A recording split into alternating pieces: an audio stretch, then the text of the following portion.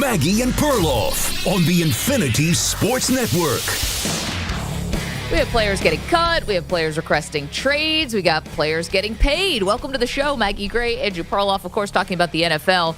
And Pearl, one of the most fascinating teams, I think, of this offseason, because I have no idea which way this is all going to go, is got to be the Las Vegas Raiders. Now, yesterday, they make Maxx Crosby the highest non-paid quarterback in league history. Highest paid non-quarterback. Highest paid non-quarterback. What did I say? Highest non-paid quarterback. You know what I mean? It was something I would say. No, he definitely got paid. So that would mean, by definition, a quarterback who's playing for free somewhere. That's not what Maxx Crosby will be. Maxx Crosby is rich, ladies and gentlemen. He was already rich. He's much richer now. Actually, no. I mean, he'd be the highest free quarterback. So the quarterback who smoked the most weed who played for free. That is not Maxx Crosby. He is the highest paid non-quarterback. Okay, you know what I'm talking about. So Maxx Crosby is going to be with the Raiders now for a long time.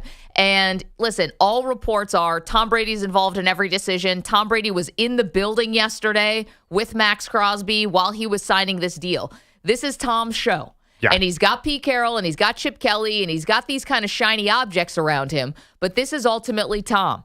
So Tom deciding that they need to retain a Maxx Crosby, I think, is very telling, because there is a thought out there that maybe the Raiders should be in a rebuild.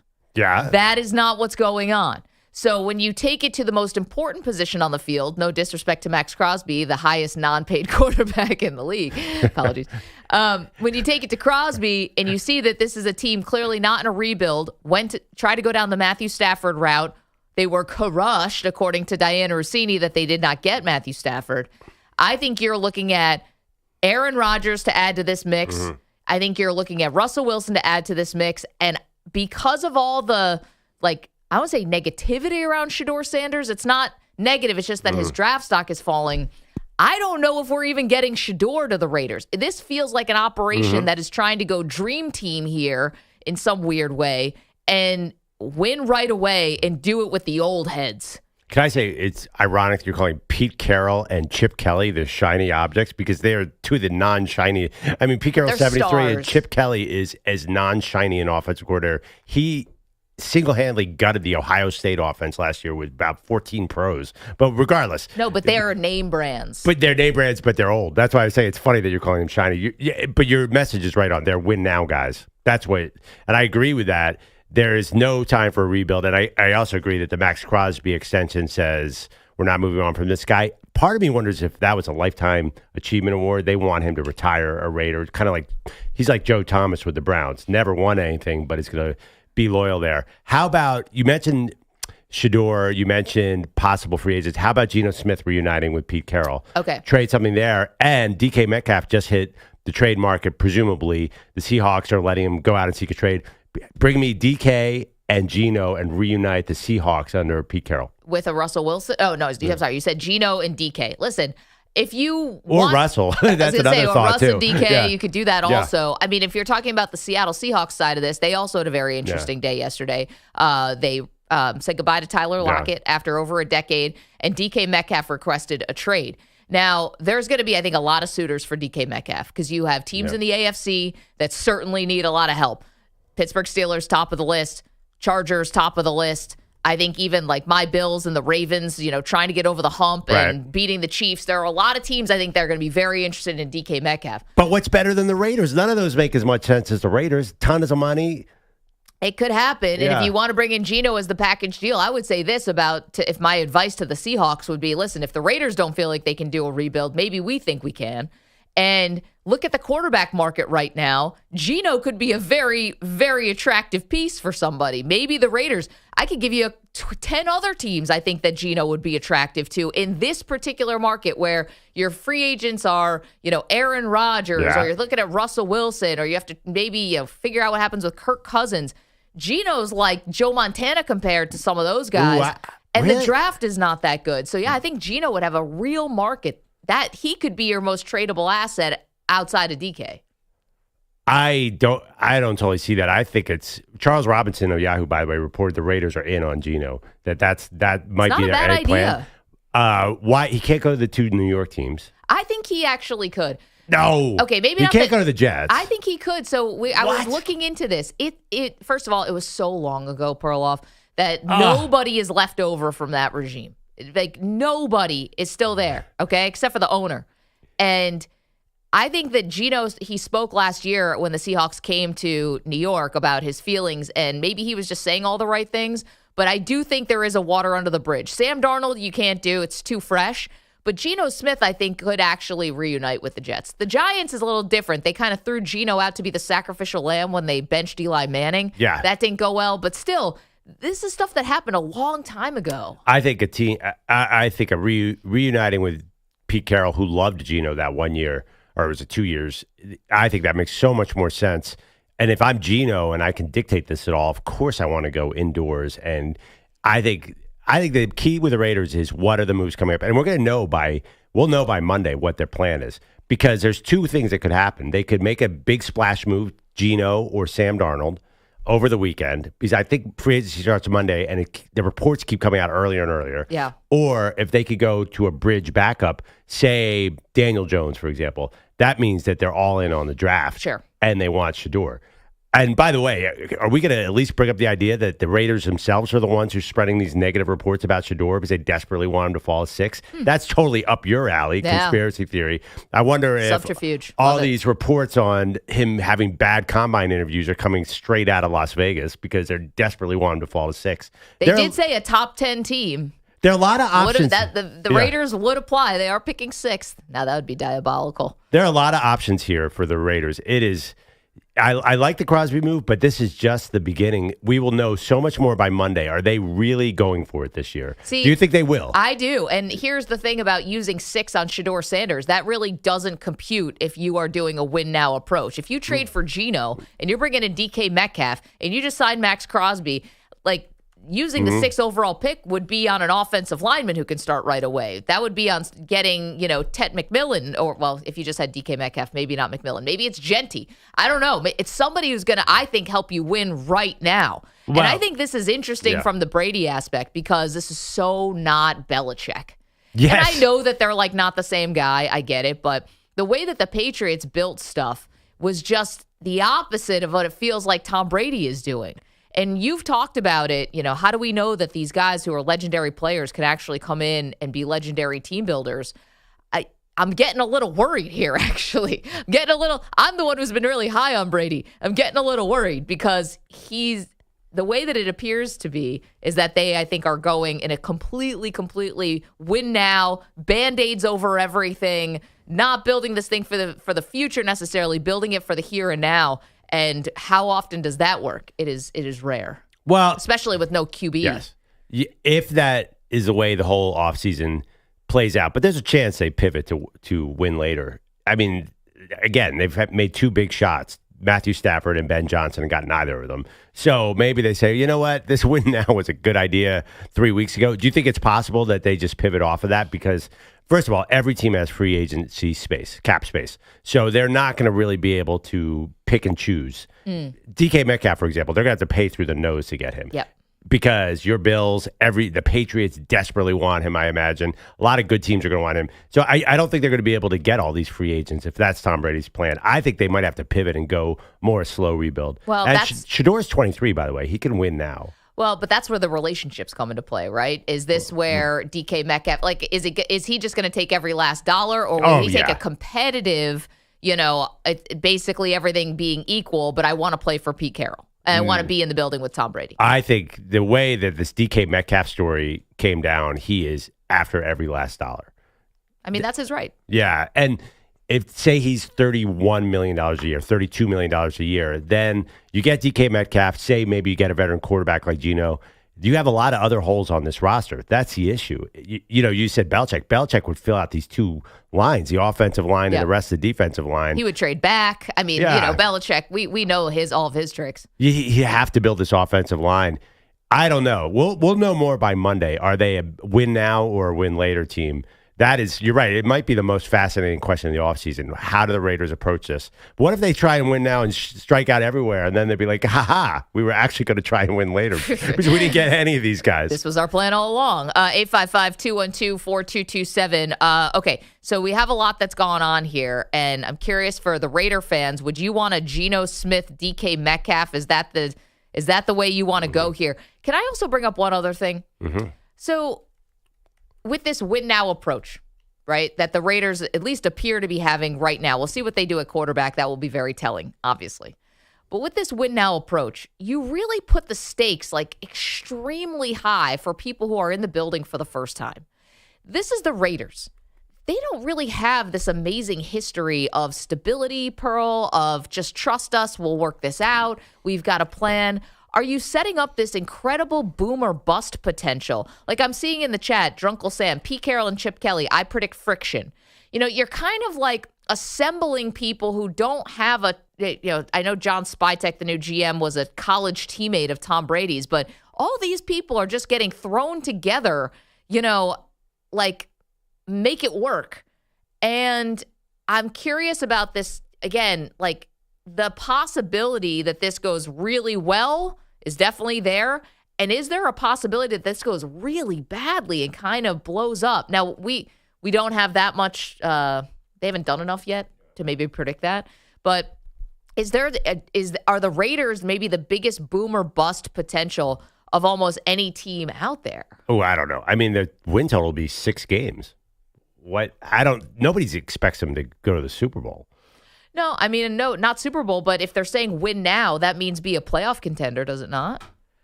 Yeah, but I don't think anyone's going to kill Tom Brady and this team if they don't make the playoffs. Because, again, I think the expectations are so low because of all these years.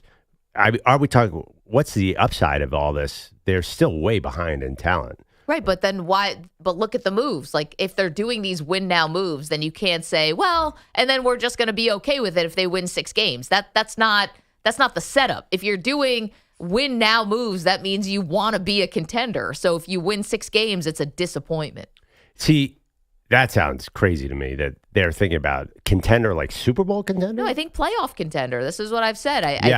Super Bowl is, that's a whole other tier. I mean, that maybe they sneak in like the Broncos and the Chargers did last year. That would be a wildly successful season. So that doesn't sound like a lot of pressure to me. Say they're going to have, 6.5 or 6 game, it'll be the win total. If they show progress from last year, isn't that enough? I would say there's not a lot of pressure. Okay, but here's the thing. Say it's a Rodgers situation where you're bringing a guy in for 1 year. Yeah, you have 1 year.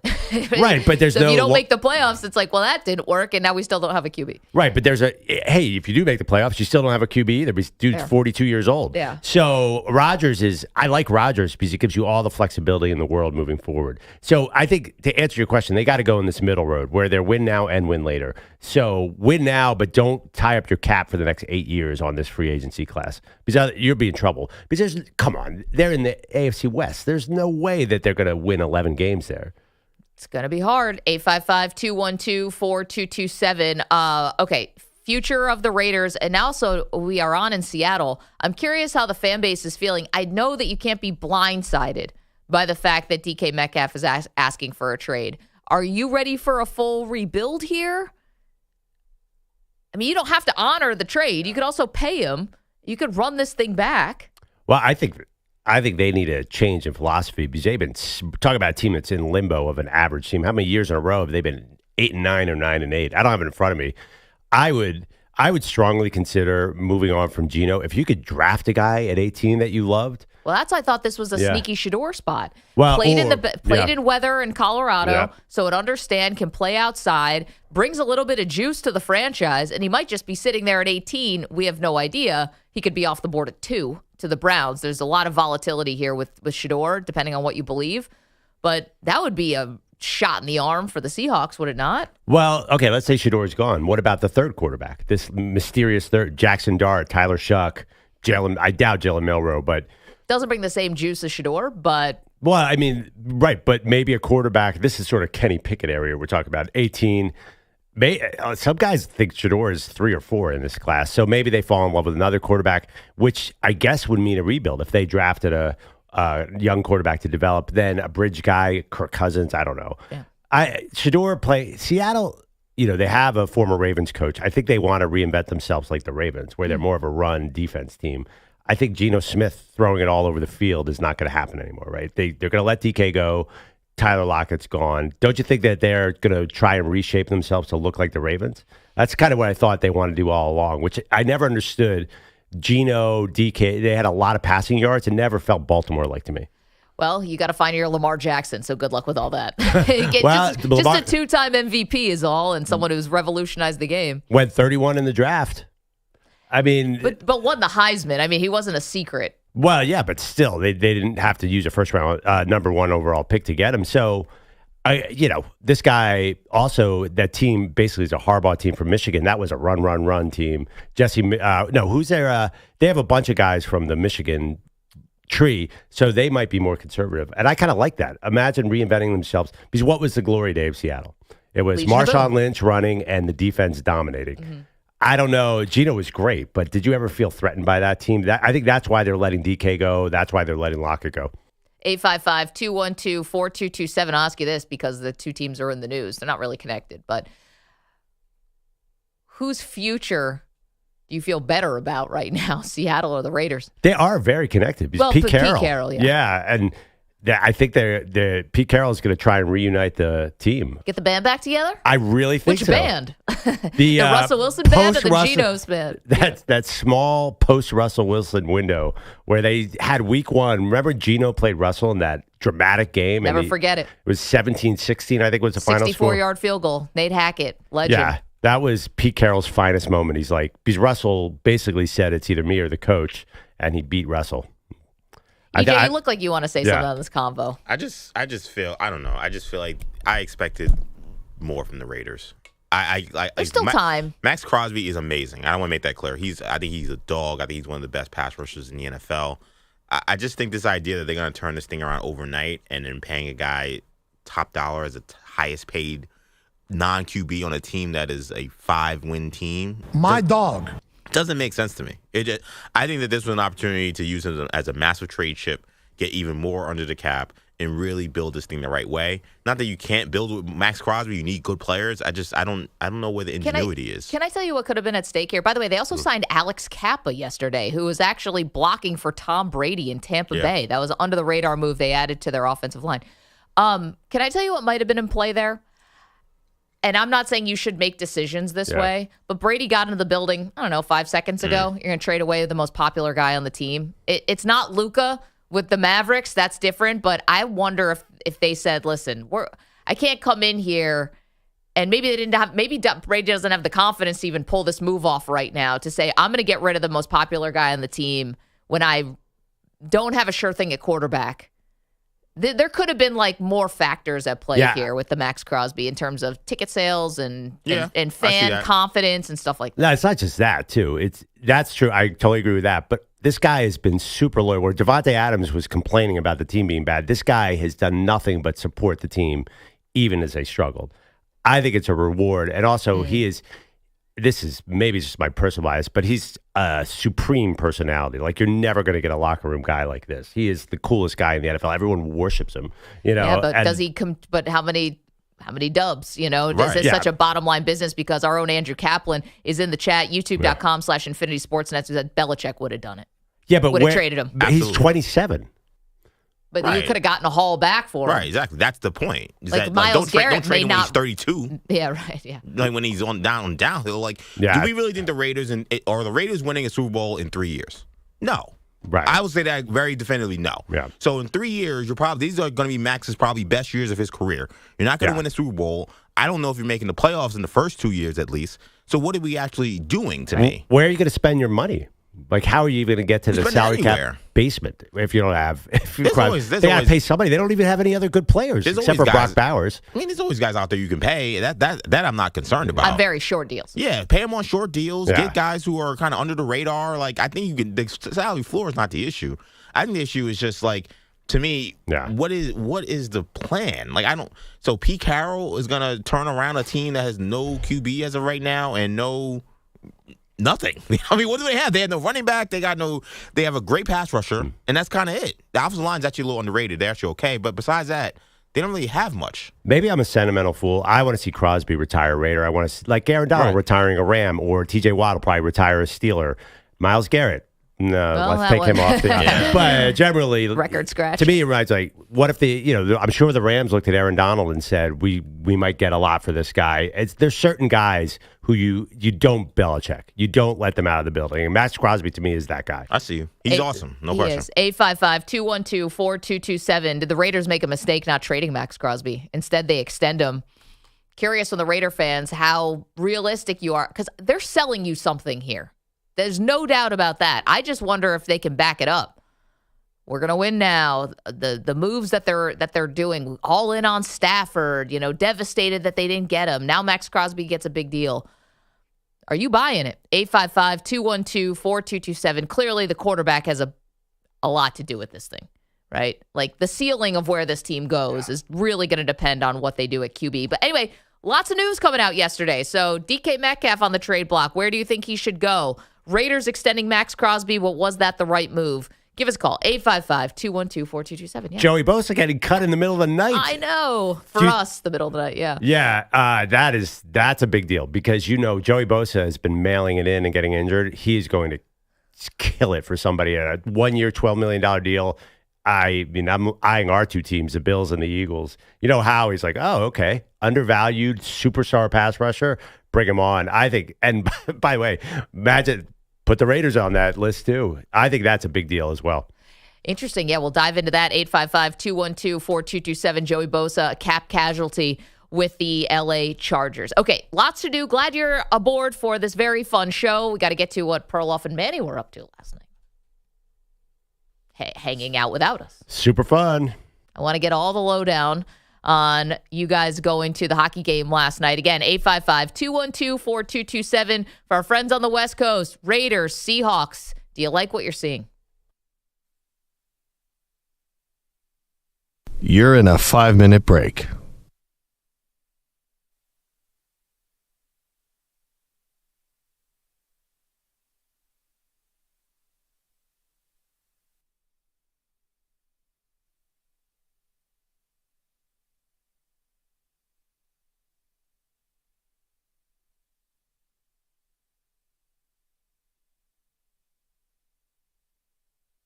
Four minutes, 30 seconds remaining.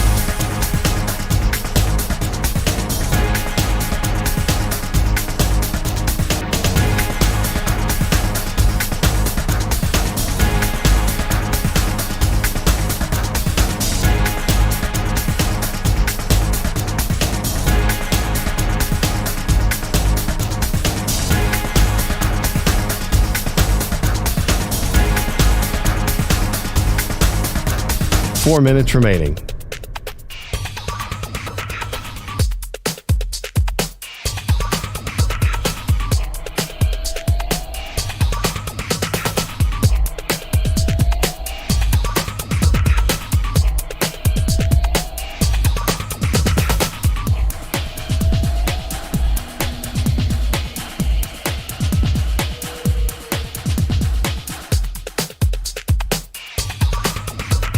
Three minutes, 30 seconds remaining.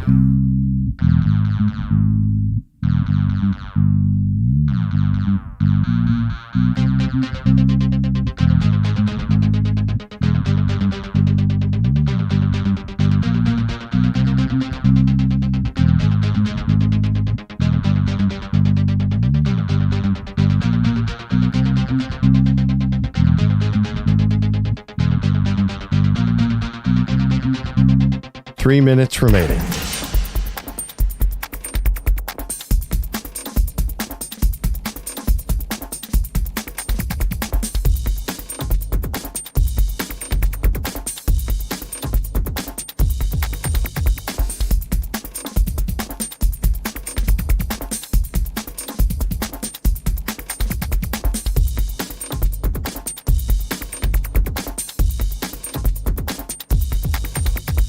Two minutes, 30 seconds remaining.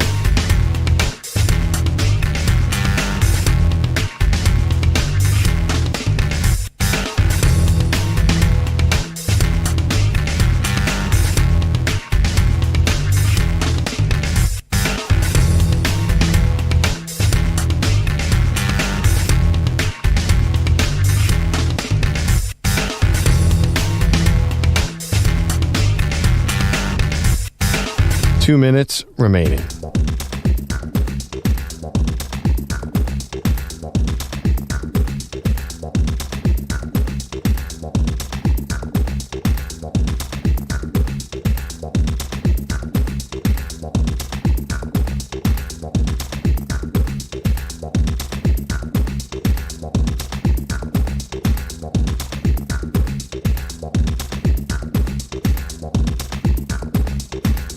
One minute, 30 seconds remaining.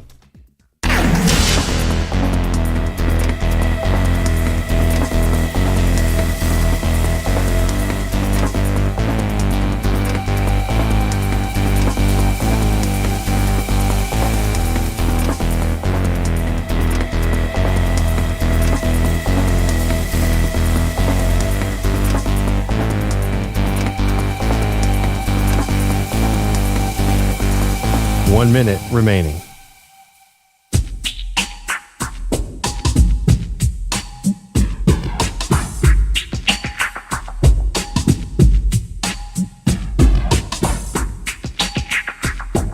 "45 seconds remaining.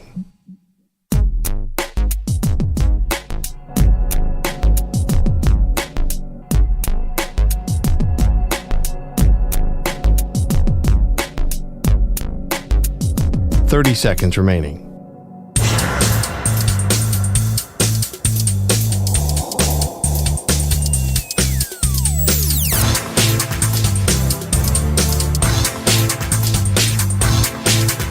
"15 seconds.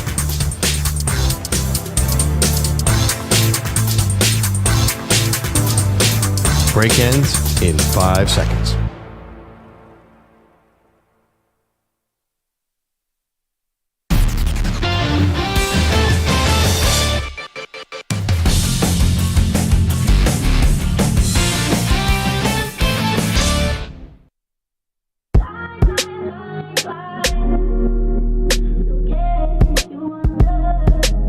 Welcome back, Maggie and Perloff Show. So NFL free agency starts sometime next week, but it feels like it's already just started. Nobody even cares anymore. All the agents are out making moves. Last night in the middle of the night, I keep saying that, it was, 10 o'clock Eastern, Joey Bosa got released by the Chargers. I immediately went onto the internet and said, next team list. I think fans all over, and DK Metcalf, I'm a big next team list, and next team odds, which seem completely made up to me. But it does feel like a lot of teams have salary cap space, and there are going to be some huge moves for these guys over the next 3 or 4 days, maybe even starting as early as today. We're going to see some headlines. I'll tell you what, I mean, DK Metcalf, that's a tasty one. You know, if you have a team out there who needs a wide receiver, you know, he's been good to great, not elite yet, but you think, all right, well, with a different quarterback, could he, you know, really fill maximum potential where you're saying DK Metcalf is no doubt a top 5 receiver in the league? Wow, that's funny. I was actually thinking about you when I saw the DK Metcalf news. So DK Metcalf's one of my favorite players. He's so fun to watch. Yeah, he's great. There seems to be something maybe missing. Well, sometimes he disappears in games. I mean, JSN was their leading receiver last year. Also, too, a lot of people say that that his attitude sometimes, if he's not getting targets, he might disengage. Yeah, so I was wondering. Shocker, he's a receiver. So, yeah, if the Bills, for example, who could definitely use DK Metcalf, offered some $35 million a year deal to him, I'm not sure that he is exactly the kind of gritty player the Bills need to get over the top. I think he's incredibly talented. I just don't know if a team like that wants a guy like that. I don't know if he's a winner. Well, I mean, that's interesting. I think you got to see him maybe with an elite QB. Yeah. Would be number one. And no disrespect to Russell Wilson when they were together, and Geno's a little more middle of the pack. Russell Wilson throws a great deep ball. I know, that's what I'm saying. Yeah. No disrespect to Wilson, but you put him with Lamar Jackson, or you put him with Josh Allen, or even Justin Herbert, I think it could maybe look a little different. Well, I don't know. Lamar Jackson, his numbers would go to nothing because the Ravens spread the ball around so much. But you're right, he could go there. That'd be a nice little fit. So a couple things happening yesterday. As we mentioned, DK Metcalf asked for a trade. Maxx Crosby gets signed to a massive extension with the Raiders, and Joey Bosa becomes a cap casualty for the LA Chargers, and he's going to be on the market. Let's go to Dakota, who's in San Diego. Dakota, you like this Maxx Crosby signing because he could have been a very interesting trade chip for the Silver and Black. Yeah, I do like this signing. I understand we could get a big haul for the guy. But, I mean, he's a huge locker room presence, like you guys pointed out earlier. He's voiced in the past that he wants to play for the Raiders. I mean, how many guys want to do that, you know? And I think that, you know, we just can't start from scratch again. It's just been years and years now of you know, I know we're not close now. We have a long, long way to go. But he's a good guy to build around, and I just don't want to see another guy go that we're just going to get all these, you know, good trade pieces. You know, we can definitely free up some space, but the guy wants to be there, big locker room presence. Dakota, I get it. I get where you're coming from, and thank you. And I think this was a calculation made by the front office, even with Tom Brady does not seem to be as cold and just, you know, purely about the bottom line as maybe Bill Belichick was. There is a reality here that the Raiders have not won a playoff game since 2002. I mean, that if you're a fan base like Dakota and you're living and dying with this team, you don't want to see good players like Maxx Crosby leave. Yeah, and also, too, is he going to? Would he really gotten that big of a haul? Because he's an expensive player at 27. And I'm curious because even Myles Garrett, like, it doesn't feel like they're easily getting the 2 number ones that they might want for them. I mean, Khalil Mack got you 2 number ones. Yeah, I know, and I think people look at that trade and say, "Ooh, that didn't work." I don't know because these guys are really expensive. Maxx Crosby just became the most expensive non-quarterback in the league, or as you said, I botched that. highest non-paid quarterback in the league. I actually have an answer for it's early. There's a 2-way competition for who is the highest non-paid quarterback. It's either Jake Plummer or Johnny Manziel. Thank you, Pearl. Let's go to Mark's in San Francisco. Wants to talk about Joey Bosa and where he could land. Hey, Mark, what's up? Well, good morning. How are you folks? We're great. Yeah, West Coast is real nice here the last day and a half. We've had some light rain, and so I actually live a little outside of San Francisco. Oh, that's fantastic. So it's been a nice rainy area. I mean, it rained there today lightly. Yeah, and, lovely. So it's been nice. Yeah. Oh, so, good. What'd you whip up for dinner last night? I'm hoping that's good for all the grapes that I will eventually be drinking and the wine that you will eventually be exporting to New York. Yeah. What I would like to say about Joey Bosa, I believe he should actually come to San Francisco. We could probably get a good deal on him, and I think if he comes here and he could rejuvenate his career a little bit, playing with his brother and the psyche of that might help him out a little bit. Mark, love it. Enjoy the balmy weather. I'm sorry, I didn't mean to hang up on you, but enjoy the nice weather. Wish we could say the same over here. We'll take a little of that. But the Bosa brothers getting together here is a very it's a popular one, Pearl. Yeah. Here's my question, though. Unless you think Joey Bosa is really going to take a big pay cut, which he did last year for the Chargers, so it wouldn't be unprecedented, where are the 49ers finding money? Well, for Bosa? Well, it's I gotta read the story. Isn't he a free agent now? Yeah, I'm just saying they're cap strapped. They're getting rid of Javon Hargrave. You know, they're having to make some real serious decisions. Is Brandon Ayuk on the trade block for as ridiculous as that may sound? You know, trading away Debo because they wanted to get out from that $17 million. Like, where in the couch cushions is there money for Joey Bosa unless he takes a really, really team-friendly deal? Well, with his injury history, I think it's short-term. Maybe $20 million. I think that he's not going to be an expensive piece at all. I think because of the injuries, nobody's going to pay up for that. He is not going to get a long-term deal. So I'm looking at a contender who wants a guy for 1 year. And I think Joey Bosa, San Francisco, will be amazing.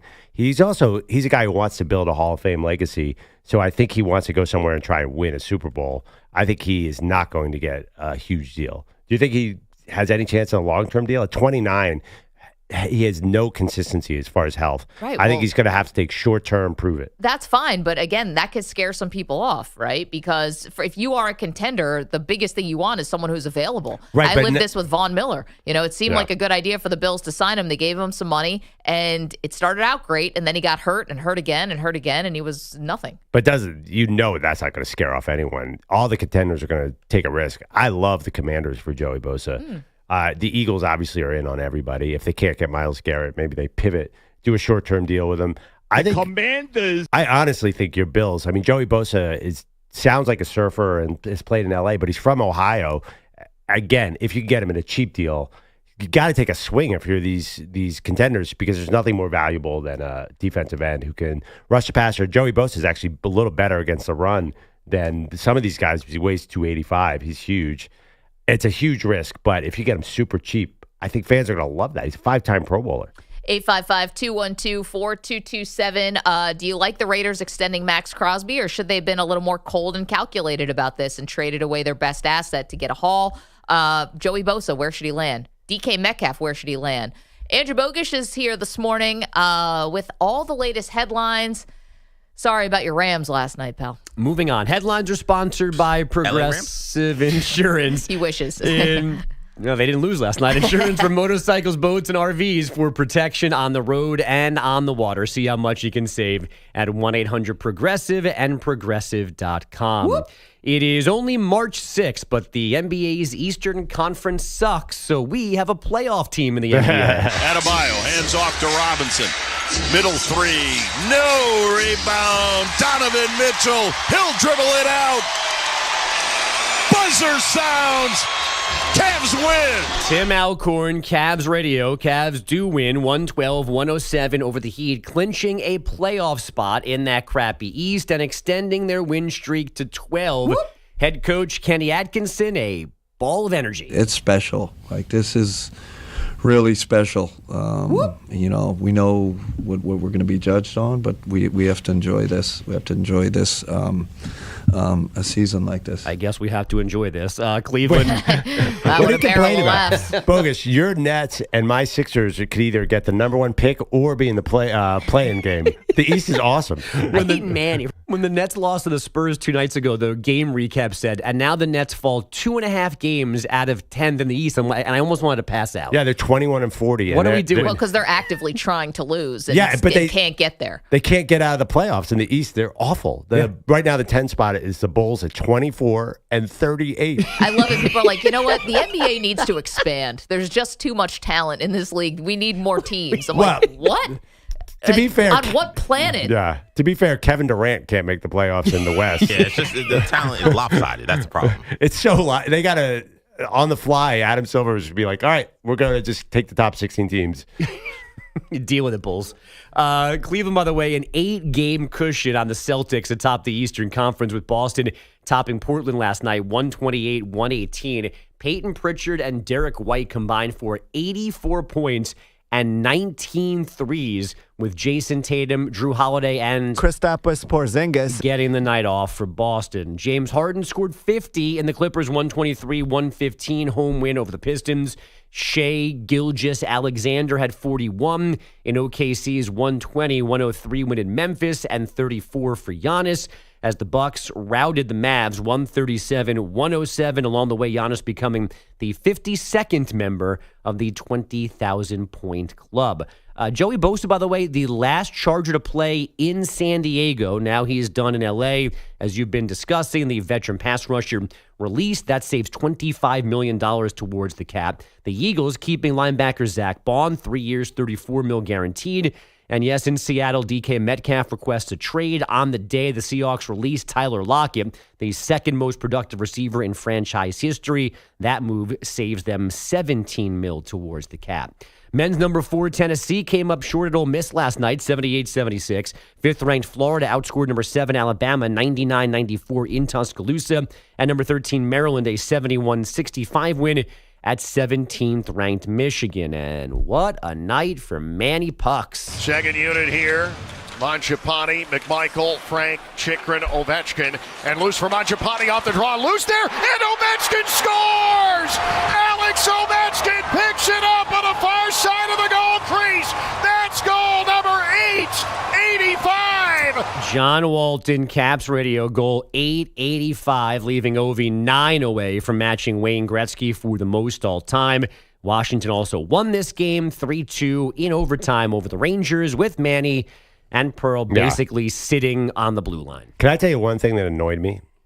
It's my friend. Manny? No, Manny was great. Manny is so beat up today, it's like he took a shift last night. I am every definition of exhausted. Manny's a puddle. We're going up to the game. We're walking up to our seats, and I'm like, this is so special. Walking up? Or escalator up. Well, no, we didn't have to go very far up. They were really good seats. Thank you, Dr. Rock Positano. Yeah. How many rows up were you guys? 0. 0. You were on the glass? Yes. I saw your photo, but I wasn't sure if you went down to get the photo near the ice. No. It was actually quite dangerous. Manny had to pay attention because he was sitting on the glass and guys were ramming into him or pucks. But we're going up to the amazing seats, and I'm like, this is very special. We get to see Ovechkin chasing the record. We're going to tell our grandkids about this. And my friend John goes, Gretzky did it much younger than him. Does this even matter? I did hear that. Yeah. Those So I'm like, wait, no I'm front all row about seat Ovi. for you. I'm all about Ovi, but then hockey purists, I think, are with John that he's doing it, but he's a compiler, and Gretzky is really the true one. I mean, sounds kind of familiar. I know you keep calling LeBron James a compiler, Pearl. Well, I didn't really care that much about the points record. That was a bit of compiling. I mean, the rings are a thing in the NBA, but. Do you think is there any legitimacy to what John said about Ovi? Is this less important because Gretzky did games. I thought that. Am I wrong about this? That Ovi was doing it in fewer games, but I gotta take a look.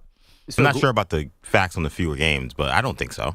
But I also know Gretzky was a St. Louis Blue and played 3 years as a Ranger. I mean, he didn't retire at 31. Yeah, I don't. After 895 goals. Well, there you go. The John might not have even been accurate, but I, of course, as a sucker, bought it. I'm like, yeah, you're right. Perloff will follow any compiler argument right down the rabbit hole. It's like your catnip. It's like, ooh, compiler. Like that gets the hair standing up on the back of your neck. Delegitimizing current stars. Whatever. That's Perloff's boner. You guys, your favorite basketball player is the Frank Gore of the NBA, LeBron James. Man, even Stephen A. was talking about this yesterday. Says you got to hand it to LeBron now. Just something. I think you said you had to retire the conversation. Stay off the weed. Dude's going to be the next president of the United States, and it's going to be like, President Smith, do you think that Michael Jordan still had the better career than LeBron James? Like, forget Ukraine, politics, farm subsidies. It's going to be all about these sports debates. The weed. By the way, they're basically on the same number of games, Ovechkin and Gretzky. So I thought that this was not a huge. I thought that was not the thing to take down Ovechkin. No, and Ovechkin is having a better end to his career than Gretzky did. Definitely. He's 32 goals right now. I know. So Gretzky played 1487. What is Ovechkin at? 1472. And Gretzky's last 3 years of goals were like 23, 20, and 9. And Ovechkin is on 42, 31, and 32. How old was Gretzky? He was same age as Ovechkin?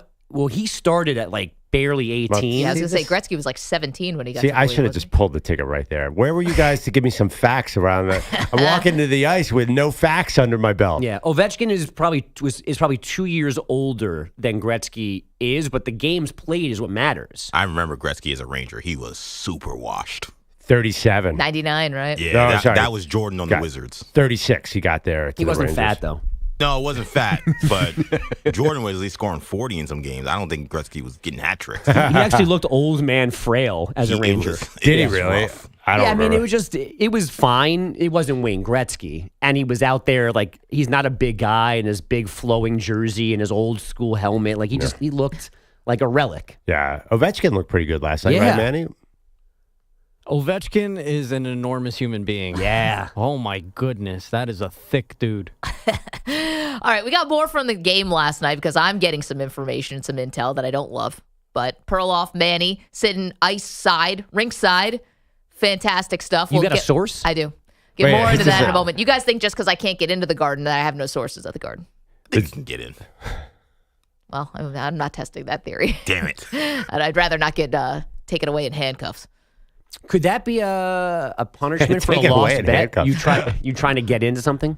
I could see about that. Is that a bet where I have to actually go to the Garden? I'm on dicey terms with the owner. Do you think they could actually handcuff you? Is that an option? Is that in play? Depends if I pull a Charles Oakley on him and refuse to leave. But I think once you get there, it's kind of Dolan's rules. Yeah, which means I end up in a gulag. It's a different set of laws. Now you hogtied, being thrown out of the Garden. All of a sudden, we're in international waters and nobody can really save me. Okay, so we'll get more into Manny and Pearl sitting ringside at the Garden last night. We see you guys on the phones. You want to talk about DK Metcalf. You want to talk about Joey Bosa's future. And you want to talk about Maxx Crosby. We're going to do it all. Don't move. You're in a 5-minute break.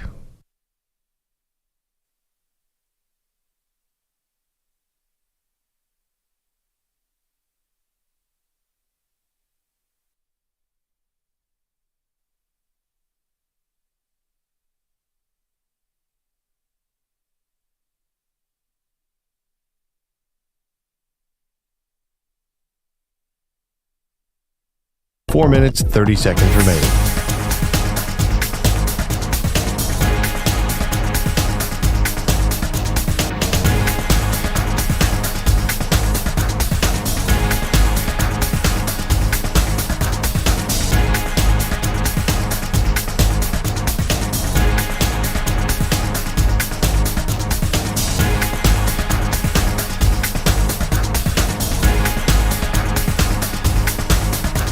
Four minutes remaining.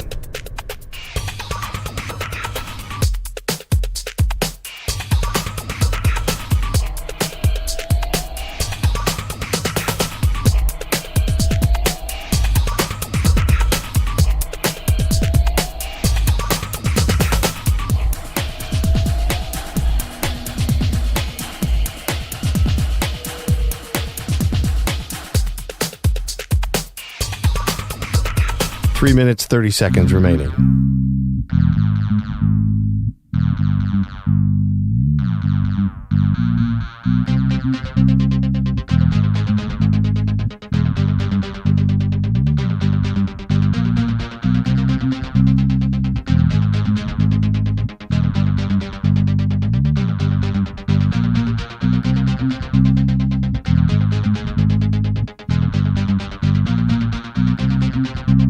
Three minutes remaining.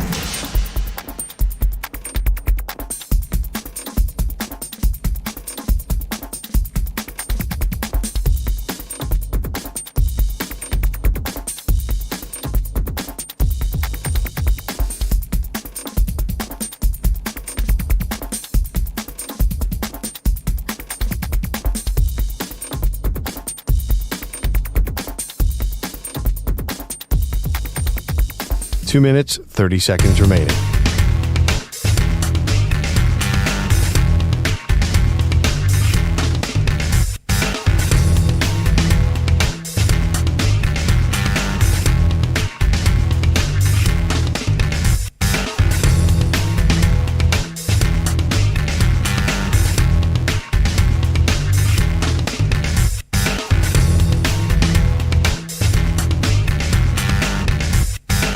Two minutes remaining.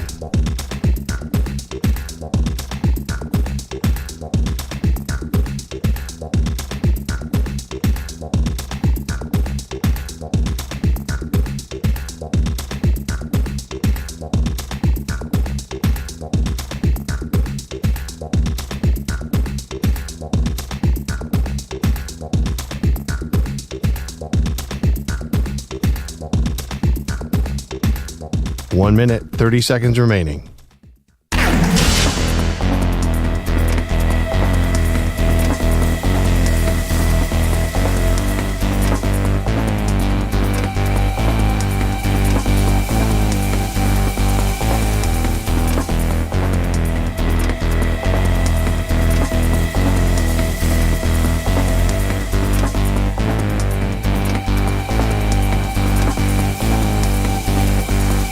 One minute remaining.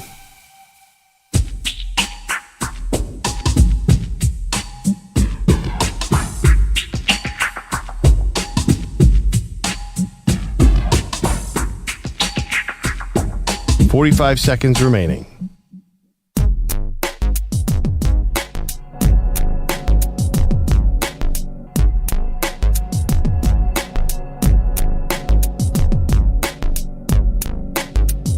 Thirty seconds remaining.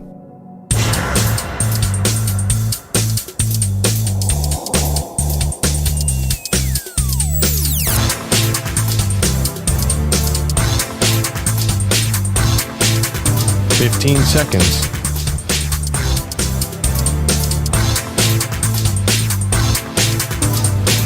Break ends in 5 seconds.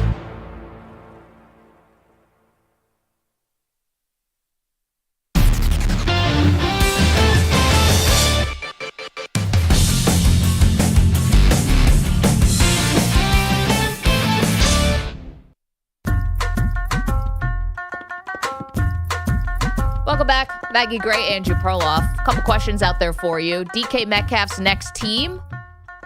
You asked for a trade yesterday, so what would make the most sense? Obviously, it's going to matter on the return and whether the next team wants to pay him and all that. But if we're just going like fantasy football here, where do you want to see him? And then secondly, can the Raiders actually win now? They signed Maxx Crosby to a big deal yesterday, and we still don't know who their quarterback is going to be. Pete Carroll's talking about winning right away. He's 73 years old. Tom Brady's in the building making decisions. But is this realistic for them to even be a playoff team? 855-212-4227. Paul's in Delaware. Good morning, Paul.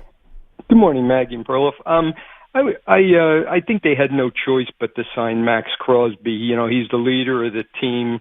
You know, being a Raider fan, you know, he's the face of our franchise right now. And he's only 27. The only thing I worry about, he plays an insane amount of snaps, and I think they're going to have to, you know, watch that a little bit. The other thing is you guys talking about trading for Geno Smith and Metcalf and stuff. The NFL, to me, is a young man's league, and I think you have to build through the draft, and I'm hoping Tom knows that. And, you know, the draft is pretty deep, especially with defensive players and stuff. You know, we made a mistake last year signing Wilkins to a huge contract, and that didn't work out. So I really hope they build through the draft, and, you know, even if it takes a year or two, you know, just to see what they can do. But, yeah, I think the Maxx Crosby signing was good for the organization and for the fan base. You know, Paul, though, if you think about it, not to be super cold and calculated, but if you had traded Crosby, you're going to get a lot more draft picks there. I mean, you know, but I don't know what you know what you're going to get. Like there's Myles Garrett out there. There's a couple of guys out there, and I know he's only 27, but I just think you had to keep him. I mean, your edge rusher next to your quarterback is one of the most important players on the team. Yeah, Paul, thank you for the call and Raider fan perspective there. And Paul's a Raider fan who's willing to be patient. He sounds like he's going to be more patient than the people in the building. The people in the building do not sound like they're being patient. Well, I have a question. If you didn't say you traded Maxx Crosby, there's only really one, name a player that the average NFL fan knows on that team, other than I think you're going to go Maxx Crosby and Brock Bowers. Who's the next player? Say the average Joe fan in some other city that's nowhere near Las Vegas. Like, who is even on this team? Like, who?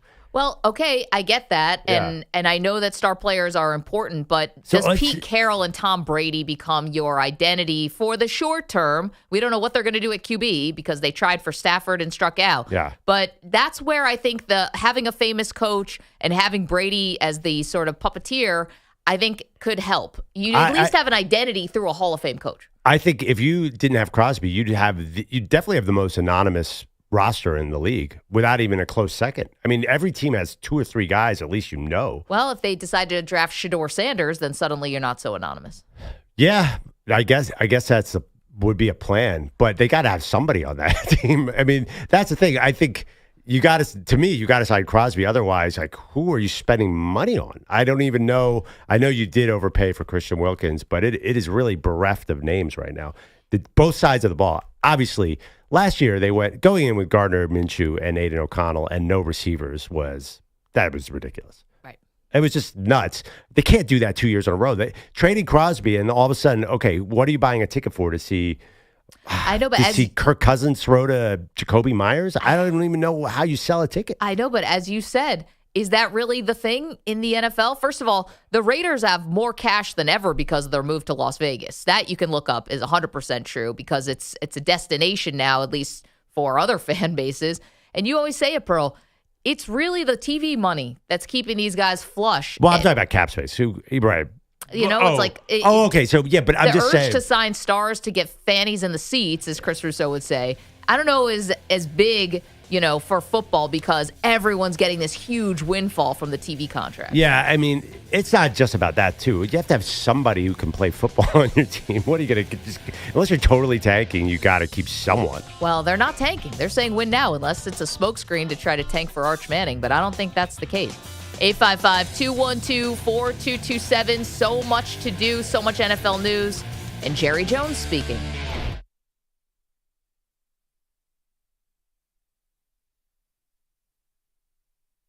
You're in a 5-minute break.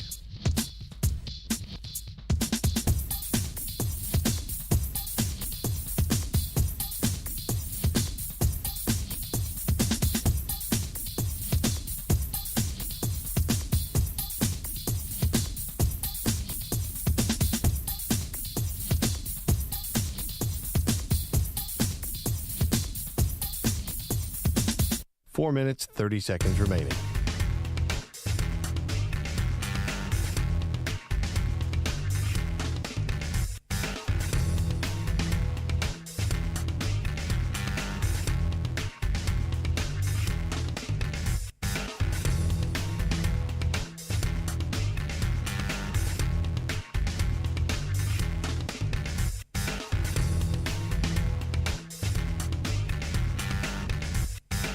Four minutes remaining.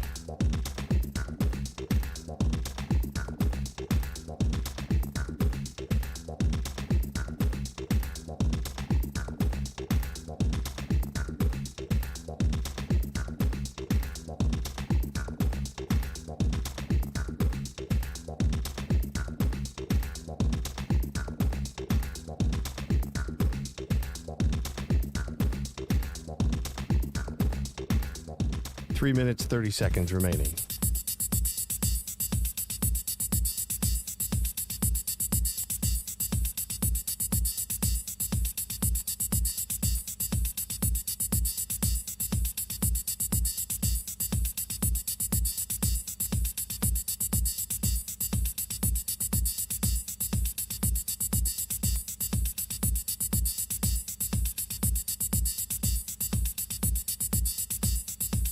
Three minutes remaining.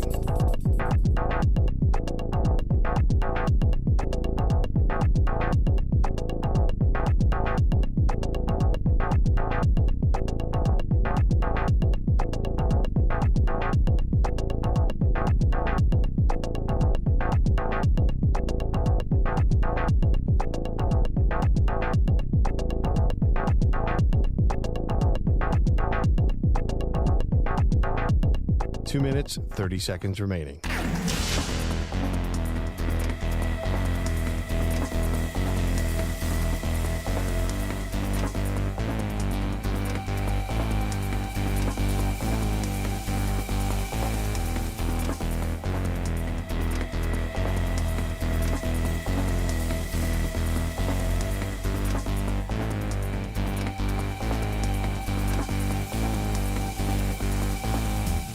Two minutes remaining.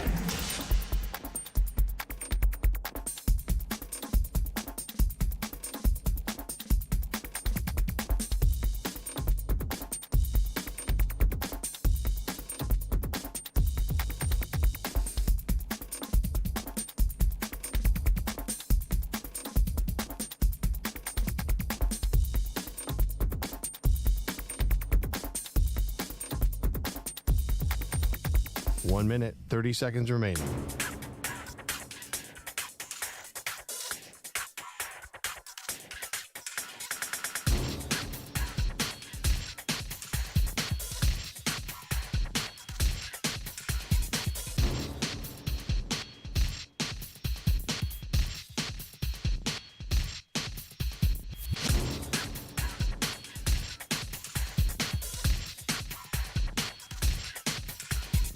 One minute remaining.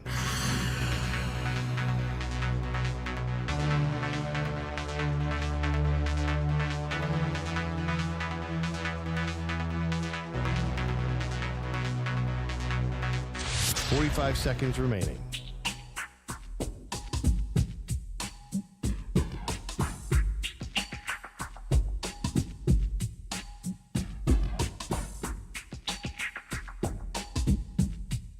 30 seconds remaining.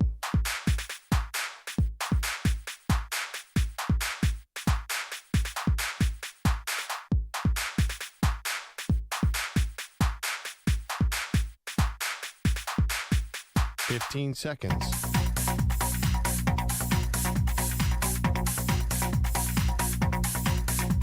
Break ends in 5 seconds.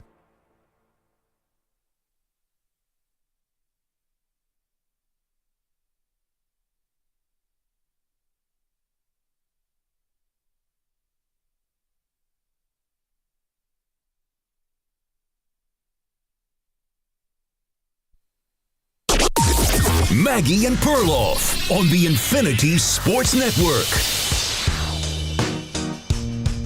A difference maker in the NFL could be on the move. Welcome to the show, Maggie. Great, Andrew Perloff. Not Maxx Crosby, Pearl. He's staying with the Raiders in this win-now approach that the Raiders are seemingly going for here. Had Maxx Crosby, could have been a great trade chip, but instead he becomes the highest paid non-quarterback in the entire NFL. So he's with the Raiders now. They're trying to win right away. Meanwhile, the Seahawks could be in some limbo because they said goodbye to Tyler Lockett yesterday. That wasn't too much of a shock. And DK Metcalf requested a trade. Do you believe that Metcalf could be a difference maker for another contending team? Absolutely. I mean, I think obviously he could be a huge difference maker. I do have some questions because he's going to want a lot of money. I think that's why he wants a trade. Yep. Going into the last year of his deal. Yeah. Does he have that mentality, that winning mentality? Look at the two Ole Miss receivers, A.J. Brown and DK Metcalf. Mm-hmm. I feel like if you gave A.J. Brown's mentality to DK Metcalf, you might have the best receiver in the league. Because I just feel like A.J. Brown's a dog? I think he's a selective dog. I think at times he's a dog, but at times he's just not. I feel like cornerbacks sometimes get in his head. He gets into some arguments. I feel like he's had friction with his own team. So is A.J. Brown, by the way. Yeah, I was going to say, who's reading motivational books on the sideline trying to keep calm? Yeah, that's A.J. Brown. But here's the thing. Can I defend Metcalf from this standpoint? Sure. You know, we're seeing now that Russell Wilson is a different player, right? So he gets Russell Wilson at the back end of Russ's career.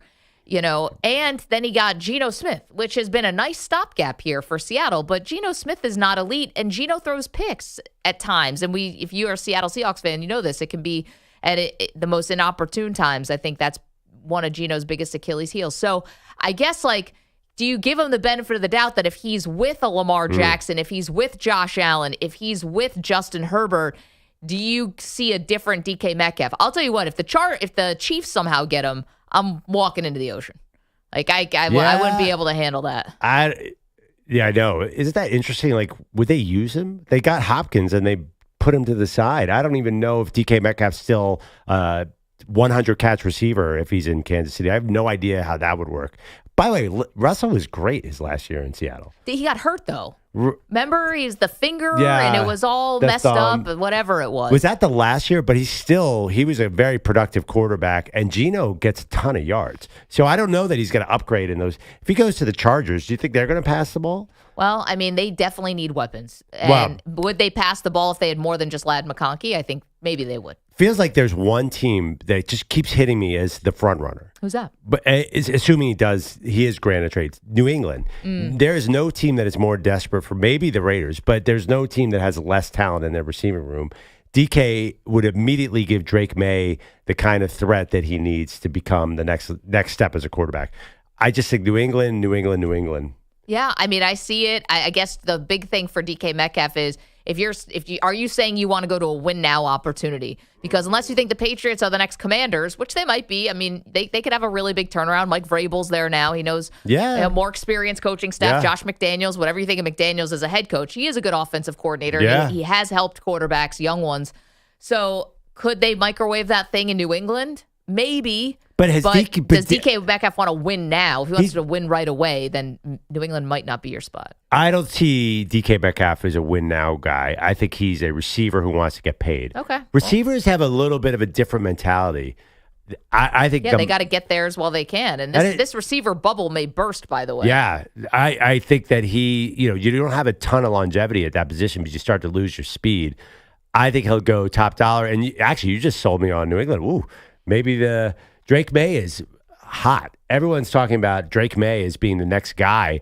That makes a lot of sense to me. The cold weather, not ideal for receivers. They've never really, except for that one Randy Moss year, when have they ever had a top-end successful receiver? They've had the slot guys who've got a lot of production.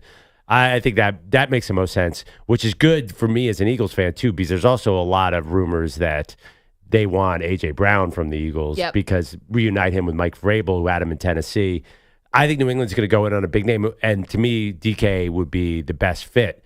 The other one, obviously, T. Higgins is still working his thing out in Cincinnati. I think the two of them are linked. Because they're both big, tall, strong receivers. I'll bet you a lot of teams who are looking at DK are also looking at T. Higgins. I think it's going to happen. I think he's going to get traded and make a big impact. But how about the Bills, by the way? I'm sorry, I did back to. I mean, here's the thing about Buffalo. Buffalo with DK Metcalf, it was clear that they were missing a number one receiver last year, obviously. But here's the thing. The bigger thing they were missing was actually pieces on the defense. So if you're going to trade for somebody or if you're going to sign somebody and give them a lot of money, is that more of a DJ Reed or a Charvarius Ward or someone who can help you out in your secondary as opposed to another receiver? I think Buffalo would tell you, listen, they got to the AFC Championship game last year with everybody eats mentality. Yeah. So I don't know if all of a sudden they're going to pivot off of that and say, all right, well, let's give $30 million a year to DK Metcalf. Yeah. I don't know if I see that. I see right now they're at 9th. They're listed in the odds on bookies.com below the Chiefs, the Bucks. One team that's really high is the Packers and DK Metcalf too. That's been floated out there a lot. Yesterday we talked about Devontae Adams going back to the Packers. Reunion. That Jordan Love and DK Metcalf makes a lot of sense too. Yeah, I think the NFL is really excited about the opportunity. I think a lot of teams are in. No, I think they are too, and maybe this helps a little bit where the wide receiver draft looks like it's Tetairoa McMillan from Arizona is kind of like the top guy, and then everyone else is kind of bunched together. Wow. Matthew Golden, I know from Texas, ran this really amazing 40. And he's productive. No, he was awesome last year for Texas. I get that, but I wonder if maybe that helps. Let's be honest, though. Is Tetairoa McMillan the top guy? You're forgetting another guy. A Heisman Trophy winner. What do you mean? Travis Hunter's the top receiver. Yeah. I know, but is he going to play receiver? I know, but it's funny you said that. Travis Hunter is the best receiver in this class. That's true. But which is totally. Well, by the way, maybe the Raiders trade up for that guy. But you're right. You're right. It is not a strong receiver class like we've had the last several years. So that gives more value to these Metcalf and maybe a few other guys. Yeah, 855-212-4227. And to be honest, if I'm Seattle, you knew at some point you were going to have life after Geno Smith. And I'm looking at this quarterback landscape right now, and I think Geno would be a pretty attractive piece to a team out here who's looking for help at QB. Are you looking at, let's say Cleveland doesn't love Shedeur Sanders. And so I'm just going to kind of assume that Cam Ward's going number 1 to Tennessee. Say Cleveland doesn't love Shedeur. Could Geno be stabilizing there? Yeah. The New York Giants need help. The Raiders obviously need help at quarterback. The New York Jets, I think that is water under the bridge with everything that happened with Geno. It was like 7 coaches ago, 4 GMs ago. There's not the same faces who are in the building. I don't think it's out of the realm that one of these top teams would say, well, Geno Smith, we could do a lot worse. And maybe we get him cheaper and on a shorter deal than Sam Darnold. Ooh. That's a question. How short-term a deal are you going to be able to get him? I think he becomes a free agent next year, right? So he's got one more year left on his contract. What if you have to pay up and you sort of clog your quarterback room with Geno Smith? Because then you're in limbo, where same thing with Seattle. He's good, but he's not going to get you where you want to go. Listen, Geno's taken some really team-friendly deals. And I don't know if that was a thank you to Seattle for believing in him and all of that, but he has been really, really team-friendly with them. I think that's the market for him. Or that, but let's see. 855-212-4227. So DK Metcalf requests a trade. Could Geno Smith also be out the door? And maybe Seattle starts over with a young quarterback. They definitely should, by the way. There's no reason for them to keep Geno Smith. Then on the flip side, you had Joey Bosa, who was also released last night, cap casualty for the LA Chargers.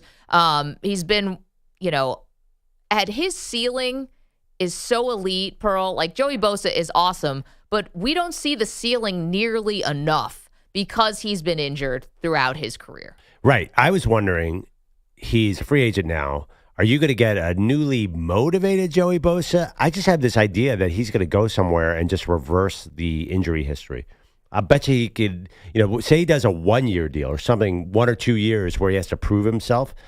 I think there's a chance a team might get a slightly rejuvenated Joey Bosa. Okay, but is it want to? I just think his body might be breaking down a bit. So last year he appeared in 14 games, started 9. The year before that, appeared in 9 games. The year before that, 5 games. You have to go back to 2021 when he actually played in 16 games. I mean, what's the trend here? Not awesome for Bosa. And even if you don't pay a lot for him, can you expect him to be, with the season getting longer and longer, can you actually expect him to be a difference maker for a contender when you need him the most, which is December? But if you're January. a contender, don't you have to take a swing here if it's within some kind of financial reason? Say he said, okay, there's no long-term deal because of my health. I'll do 1 year, $18 million. I think contenders would be lining up to do that. Yeah. And obviously the idea that he could play with his brother Nick would be very fun. Yeah, I mean, I don't know where they even get 1 year, $18 million. We keep hearing from the Niners we have no money. Yeah, I know. But true. that would be fun because of the cap. That doesn't totally make sense as a perfect fit for me. I actually am looking at some of the other. Washington, to me, is the team that keeps on coming up with Myles Garrett as well. They need a defensive star. Maybe if they can get him for cheap, they take a shot. 855-212-4227. Yeah, EJ, are you going to bring up the Cowboys?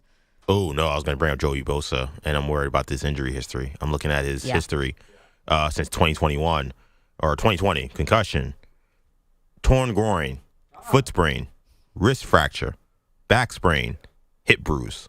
That's why they're releasing him.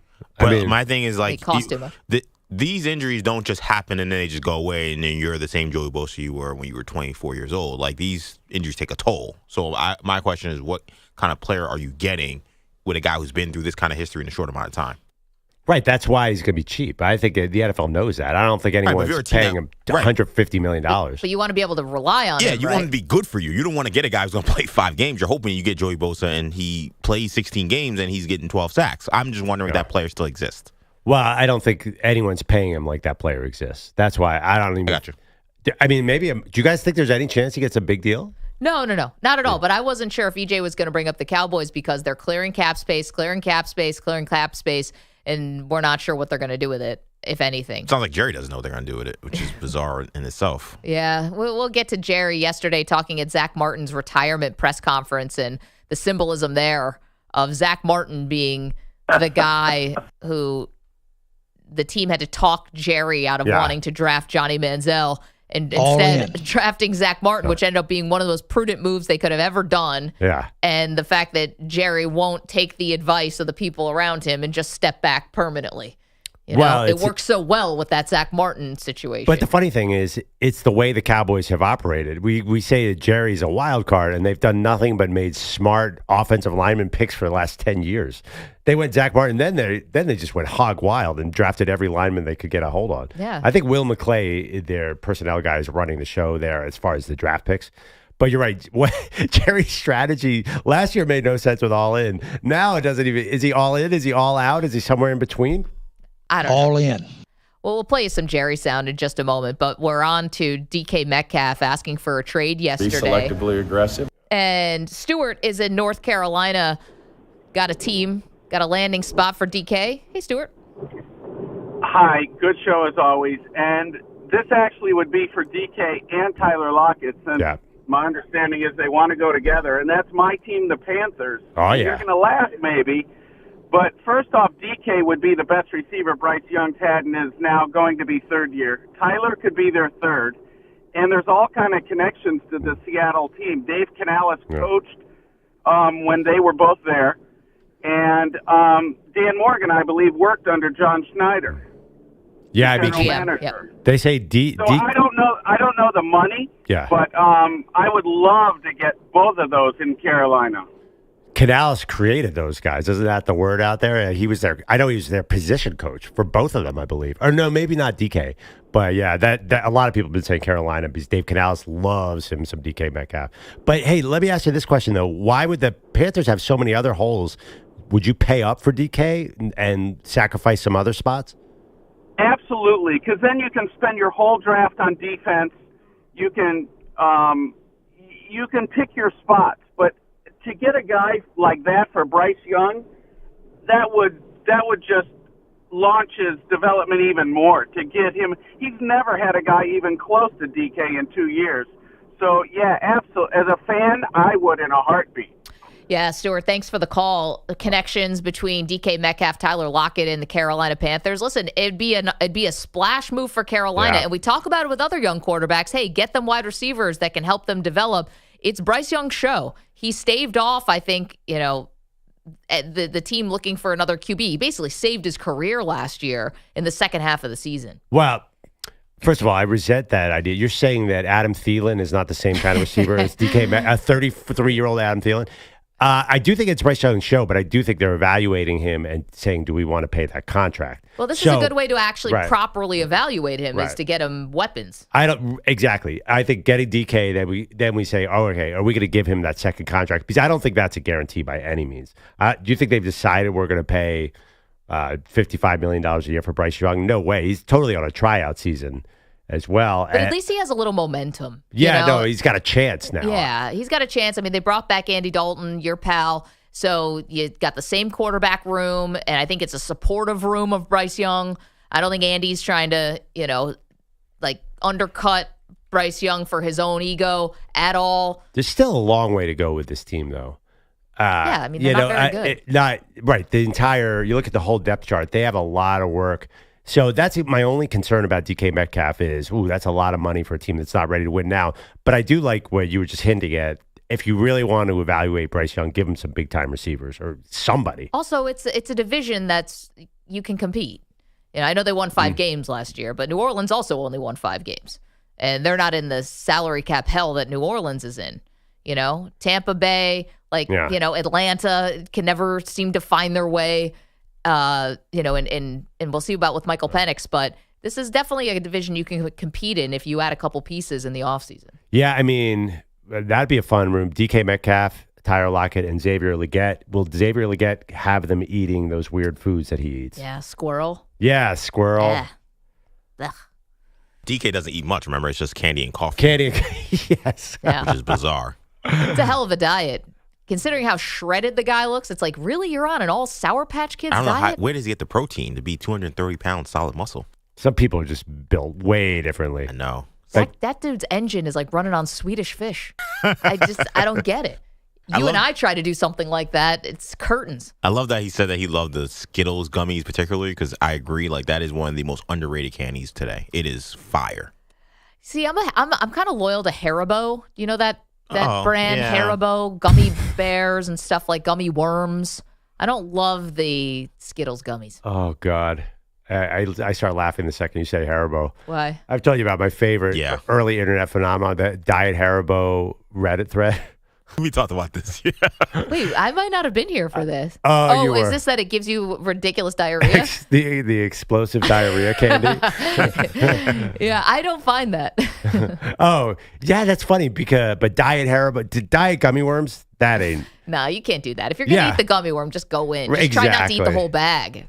Easier said than done. By the way, we're going to talk more about the hockey game. When you get into where we were sitting, there's free food, and they had all these jars of candy, Halloween-sized candy of every candy you could ever imagine. It would have killed you. They had Swedish Fish. They had Kit Kats. What about Mike and Twix Ike's? bars. Mike and Ike's. Oh, got to do Mike and Ike's. Josh Hart's favorite. I don't think they had Mike and Ike's. I don't think they had Mike and Ike's. Yeah, because it's not a 1967 movie theater. There were no Mike and Ike's. It's also not a Knick game. Maybe that's true. I don't know. I feel like a Mike and Ike's, if you're going gummies, it's got to be there.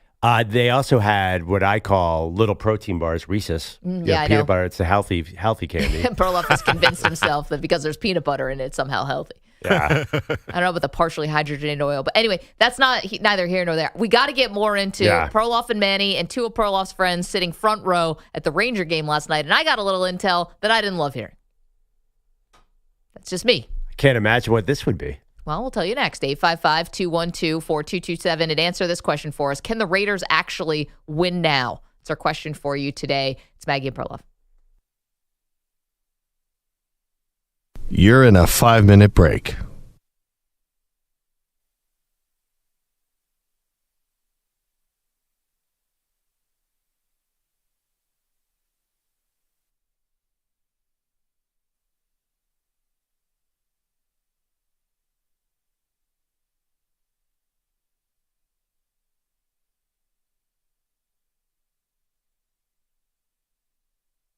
4 minutes, 30 seconds remaining.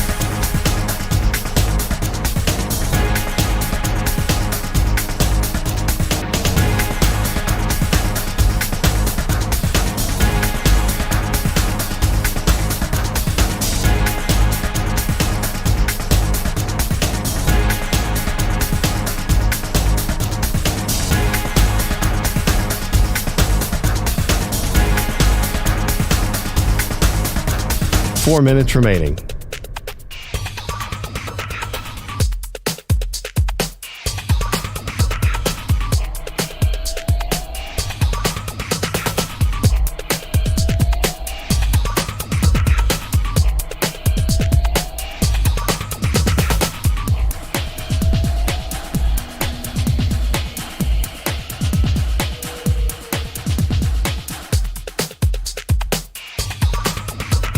Three minutes, 30 seconds remaining.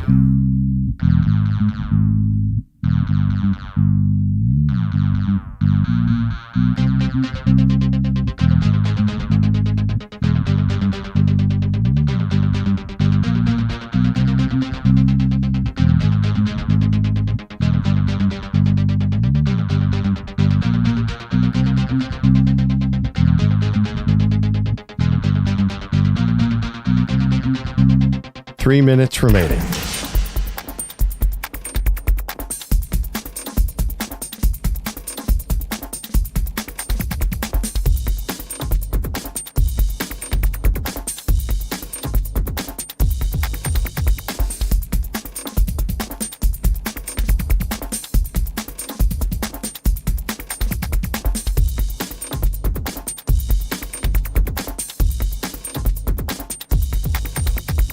Two minutes, 30 seconds remaining.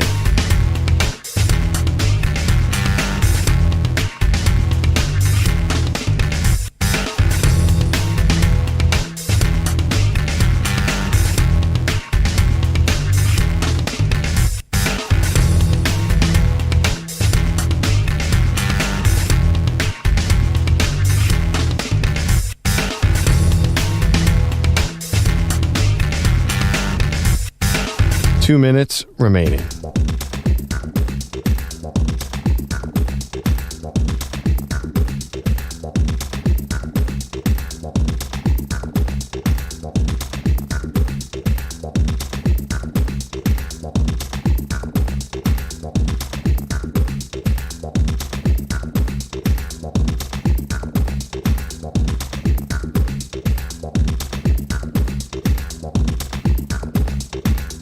One minute, 30 seconds remaining.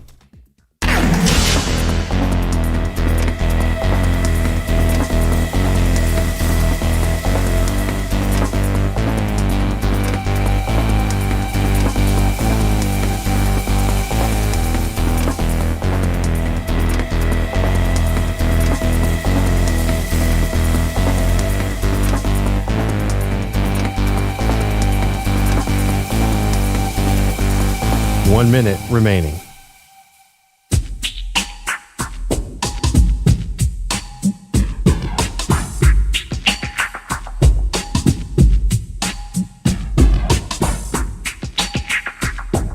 $45 seconds remaining.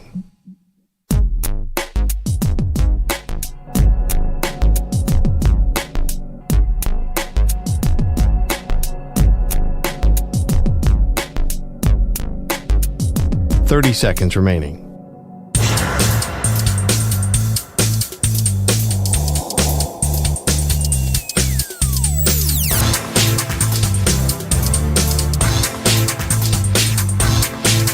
$15 seconds.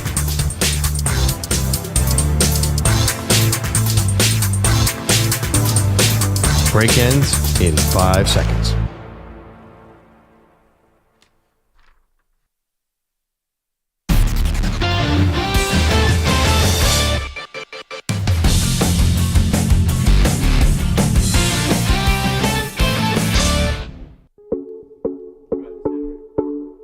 This portion of the show is sponsored by Hyundai. The Hyundai Getaway Sales Event is going on now. Get deals so right, it almost feels wrong. But don't wait. Visit your local Hyundai dealer today. Oh, man, what a night for the Maggie and Perloff show. Not only did Manny and I get to go to the hockey game, apparently it was rivalry night in college hoops. Hit it, Manny. There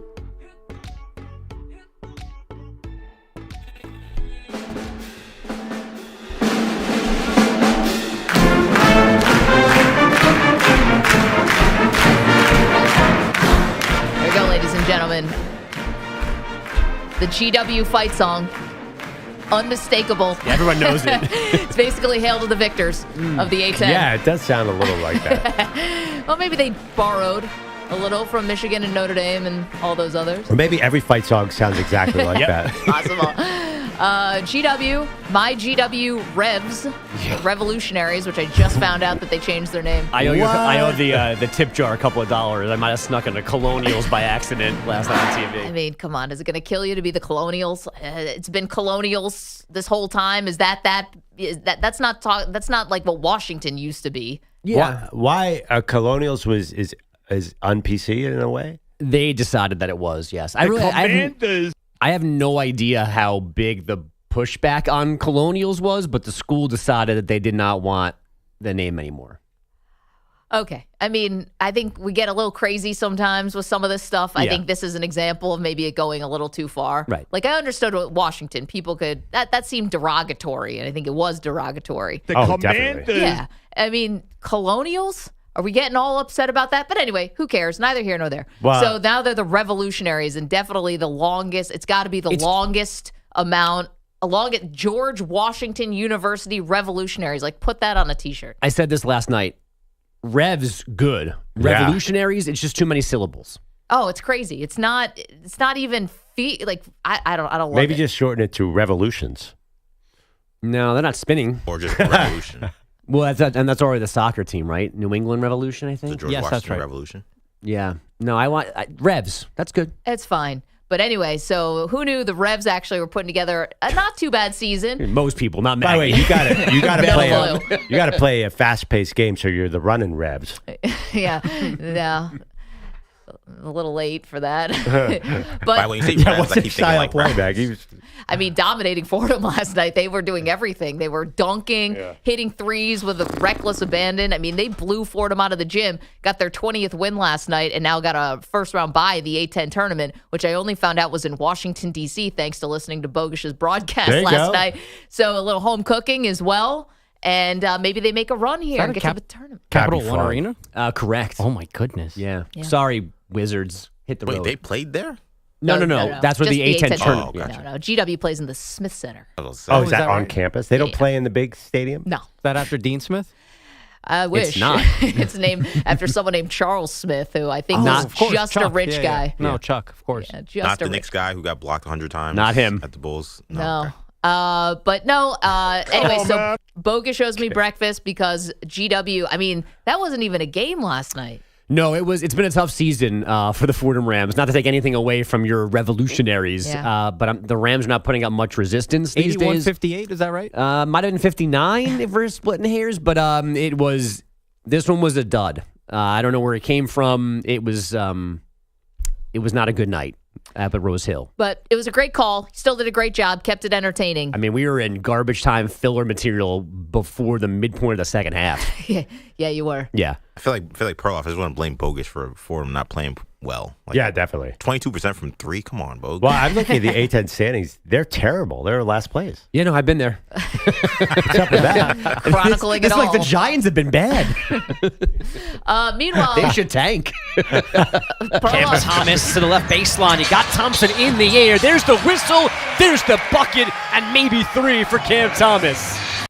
well, that's a Nets highlight. could have used Cam Thomas I'm like, last wait, night. I know that It name. might not have helped. I know that name. That can't be Fordham. I'm thinking that there wasn't a Thompson in this game last night. What was that? Cam Thomas is a baby, too. He probably has some eligibility. Oh, man. So, all right. So I'll take the surf and turf for breakfast. I know it's not generally a breakfast order, but Yeah. No, that's fine. My boy, Chris Caputo, somehow in all the garbage time, I didn't tell, he was my Little League baseball teammate. Very cool for me to watch him. coach of GW? Yeah, he's a Queens native, went to the esteemed Malloy High School. yeah, fancy, famous high school. Wow, Another buddy of Malloy. ours, Ed Cull, used to be the Fordham AD. He's now the St. John's AD. So a couple years ago, the three of us were in this game, me on TV, them running programs. And nice. He's liked my tweet this morning, so I think he is going to actually reimburse me for breakfast. So get whatever you want. Okay. Wow. And everyone gets fresh squeezed orange juce on the Revs. Believe me, if there's one thing I know, it's that GW can afford it. Well, if there's one thing I know, if you order breakfast, you need a Bev. We learned that. You know what I love about EJ's brother. What I just found out about my I'll do lobster rav, by the way. Yeah, it's great. It's 7:30 a.m. What I love about, because I finally tuned in to watch my alma mater last night because now breakfast was on the line. But what I love, and I think this is the key for any college basketball program, the players have to look twice as old as the coach. Like, I tuned in, I was like, damn, we got old guys. Maybe we have a shot. The guy who had this really great game, Rafael Castro, for them last night, who was a Providence guy who then ended up transferring to GW, looks 30. And Chris Caputo, the coach, looks 22. And I think that's the secret sauce, winning in modern day college basketball. Yeah, I mean, I would argue being good at basketball is super helpful.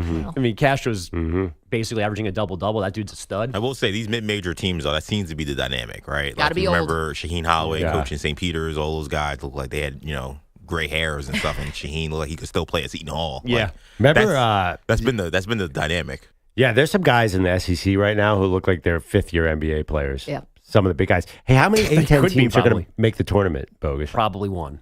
You serious? VCU is really good. VCU is very good. VCU should be a top 25 team. I'm not sure why they're not. But I guess love for the A-10. If they lose the A-10 final, they probably get two teams in. But otherwise, it'll just be VCU for winning the tournament. Ridiculous. Thank you. The Rams have to, turn the tables over here. George Mason's having a good year, too. I don't know if they get it at large, but. No, they just who did they just lose to? They lost to a kind of one of those bad loss games. Yeah, they lost to LaSalle. They just scored 20, Duquesne. They just scored 23 runs in the second inning the other day. Let's just get some of those runs on over to the basketball team. It's a baseball school. Oh, yeah. Transfer them. I made a Jai Lewis reference back here, and Manny did not know what I was talking about. Did not know anything about the George Mason Final Four team. So Really, Manny? You don't know that one? The GW coach was an assistant on that team. He was under Larinaga. Yeah. Chai what? Latte. I think we're going to have to pull away from the A-10 breakdown a little bit to get the You want to audience hear about back in Dayton the stuff mix. season or no? I mean, listen, I'm bad this season. I really want to know about Rhode Island season, but maybe You don't. Yeah, there are other They conferences. lost to Fordham. I think they've been relegated. All right, fine. Lamar Odom's not walking through that door. I think they're now in the MEAC because of that. Coming up next, the Metro Atlantic Athletic Conference breakdown, the MAC. Yeah, how many A's do you have in MAC? How many Next teams hour. get out of the Patriot League this year? We will get into more show stuff, not just Bogusch having to buy me breakfast because I watched my alma mater for the first time last night and they beat his alma mater, but Manny and Pearl hanging out outside the show, and not just anywhere, front row at the Rangers Capitals game last night. Yeah, a thing I would have, been at had I not have to go work the debacle that was last What night. a mistake you made, Bo. Only reason I took the tickets is because I thought you would want to go. And I did. I mean, but I you couldn't. watched your team get blown out to my team by like 30 points. And now I'm going to lose money on breakfast for you fools. And Manny's basically getting sweat on by the Rangers. Man, a couple all-time L's here for Bogusch. Matt Rempe almost broke the glass in front of me, and it was awesome. Man, I was visibly excited. Please shatter the glass all over my head. Okay, we'll get to what we found out last night. Perloff and Manny hanging out at the Ranger game. We got headlines to get to, though. NFL free agency begins next week, but teams still wheeling and dealing right now. Joey Bosa, a cap casualty in L.A., the Chargers saving $25 million by releasing the 9-year vet. Bosa took a $7 million pay cut a year ago. He's only played 28 games over the last 3 seasons. The Seahawks cutting Tyler Lockett to free up $17 million on the same day that DK Metcalf reportedly requested a trade. The Eagles keep blossoming linebacker Zach Bond, 3 years, $34 million guaranteed. And the Raiders and Maxx Crosby staying together through a 3-year extension, said to guarantee Crosby $91.5 million. The $35.5 million annual average value makes Crosby, and we'll say it slowly, the highest paid non-QB in the league for now. I guess this was James Harden's best night as a Clipper. James dribbles left wing, working on Schroeder. Behind the back, Harden drives to the rim, the layup, a season high, 45, numero uno. Carlo Jimenez on Clips Radio. Harden finishing with 50 in this 123-115 home win over the Pistons, his 24th career 50-point game, but number one for LA, a vintage effort from the 35-year-old. Discipline, work, a level of focus that I feel like I don't get enough credit for. And just the mental capacity to go out there and do it at a high level every single night. Does anybody want to give Harden more credit for his discipline, focus, and work ethic? I feel like I'm one of the best teammates that the NBA's seen. I wonder why anyone would question James Harden's focus or his commitment. That is crazy. He's focused on some things and committed to some things. I feel like I was surprised that I didn't see him pop up in the movie Anora. If you guys watched the Oscar winner, which basically starts and ends in a strip club, it's like we couldn't get a James Harden cameo in there to make it more believable. What are we going to do about these strippers? I was not sure where you were going with that for a second. I mean, to the place that retired his jersey before any team. I don't even know if Arizona State's retired his jersey, but some strip club in Houston did. I'm not a system player. I am a system. Sure. Yeah, missing games to go to rappers' birthdays. You know, we love you, James. He may have been he didn't miss a game to go to Lil Baby's birthday. He missed a game. Practice. Sorry. I think it was practice. Well, he was basically just trying to get himself out of town in Houston, and so he showed up to was it Lil Baby? Yep. He showed up to someone's birthday party. Now, this I can respect. I wish I had friends like this. It was a duffel bag full of cash. Yeah. That's cool. That's the best gift. You have to write that off. Is there a tax thing? Yes. Especially because you put it on the internet. Yeah. Now he's gonna have to. I mean, it was like 3 years ago. I don't think you have a duffel bag full of cash and an accountant sitting right there counting the ones that W-2 went real out. quick. I think if it's up to $10,000. I think if he had like $9,999, I think he's safe. But once you get to 10 grand, Mr. Taxman comes for you. Can you have multiple bags of 9,999 and together it's 50 grand, but they're set 5 separate gifts? Feels like a loophole, right? That now could be circumvented because apparently no one works at the IRS anymore. Good times. Well, I'm just saying, by the way, that 10,000 threshold, that's in Vegas.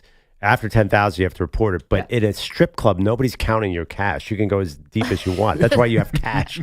Nobody's reporting. Strip club rules. And by the way, not that I know anyone who can go over 10,000 except an NBA player, but... Yeah, no, there's some high rollers out there. But you're like, well, he's got a key. Here's $9,700 for you ladies, but I can't go over 10. I'm sorry. I love it. There's a guy like with a visor following him around, like some kind of accountant. With like, all right, armband all right, things. Diamond, you get 4 Gs, Ivy? and then Nevaeh, you're gonna get 2. And we make sure they all spread all this around. Listen, that was a great move, but I'm at the threshold right now. Appreciate that you were just upside down twirling and somehow landed in a split, but I am fresh out of cash. I mean, Ira, my accountant, would be so upset if I gave you this 20 right now. Just come back to me after midnight. New day. New 9 grand. Everyone's counting down like it's New Year's Eve. Yeah, but James Harden, the commitment to excellence across the board. We should go to one of those. What's that? A Clipper game. I was going to say, I don't know if we're doing a company outing. Oh, what a Clipper James Harden does. What was the place in Denver we almost went to? Oh, Shotgun Willie's. Right. Yeah. Yeah, I think John Morant ruined that for everybody. There's still gun holes in the front. That spot. I love that their best night at Shotgun Willie's, was a famous strip club in Denver where John Morant got in trouble, is actually amateur night. What's that about? Why pay the talent if the best night is amateur night? Is it the best night? Do we know that? I think it's their most popular night. Oh yeah, because it's the cheapest. I didn't think about that. Yeah, you're not paying top dollar for amateur night. That's like that's a silver dollar. It's because silver dollar menu. Yeah, I can see the value in amateur night because the professionals, they're so obviously mailing it in. The strippers, like... Why, you're saying they're dead behind the eyes? Yeah, I mean, like, I just think the professional strippers are, that's not for everybody either. I just feel like the floor for professional strippers is going to be a lot higher than the floor for an amateur. We're really talking about, it's like a Geno Smith comparison here. It's like, what's your floor, but what's your ceiling? Yeah, like I'm going to get at least a respectable performance from a professional. Here comes a cease and desist from Geno Smith. Amateur. I mean, you're going to see something you're going to never forget in a bad way. Is any of it bad? Isn't it kind of like pizza? It's like even the bad stuff is good. You're talking about amateur night at a strip club. It's not like, Can it really be bad? That's our next poll. Which is more interesting to you, amateur night? When you say professional, that means, oh my God, she is totally going through the motions. Like she's just trying maybe to. She sells it. She could be the Meryl Streep. But you're being sold. Well, but okay, you walk into that room, you got to have an expectation. She might like you. You never know. But amateur night, you're much more likely to find a date. She told me her real name. Was that the goal, though? You're much more likely to meet someone on amateur night than professional night. That's not the goal, going to a strip club, though. Not for us, but have fun introducing her to the parents. I saw Honora. That's what I'm basing all of this on. We saw every part of Honora. Half of Honora. Yeah, you didn't even stay for the whole thing. Tell your parents, I met Sally at amateur night. She was the main event. Like, oh, where? Stand-up comedy? No. You didn't even meet her at professional night? What a screw-up. Yeah. By the way, not a fan of strip clubs. I'm just going to put that out there. Your wife's not listening. No, I just find it so awkward. Like Neither is yours. The conversation. Never. Just the idea. I do not. Some people know how to talk to strippers. I do not. It's kind of funny. I've been to two. I think that it's kind of funny that it's not. Maybe I'm just this is the woman's point of view. There was no part of it that felt very sensual or intimate or anything like that. That's because you were a professional night. So mailing it in. They weren't trying hard enough. I was like, ha ha. Everyone's kind of in on this, wink and a nod here.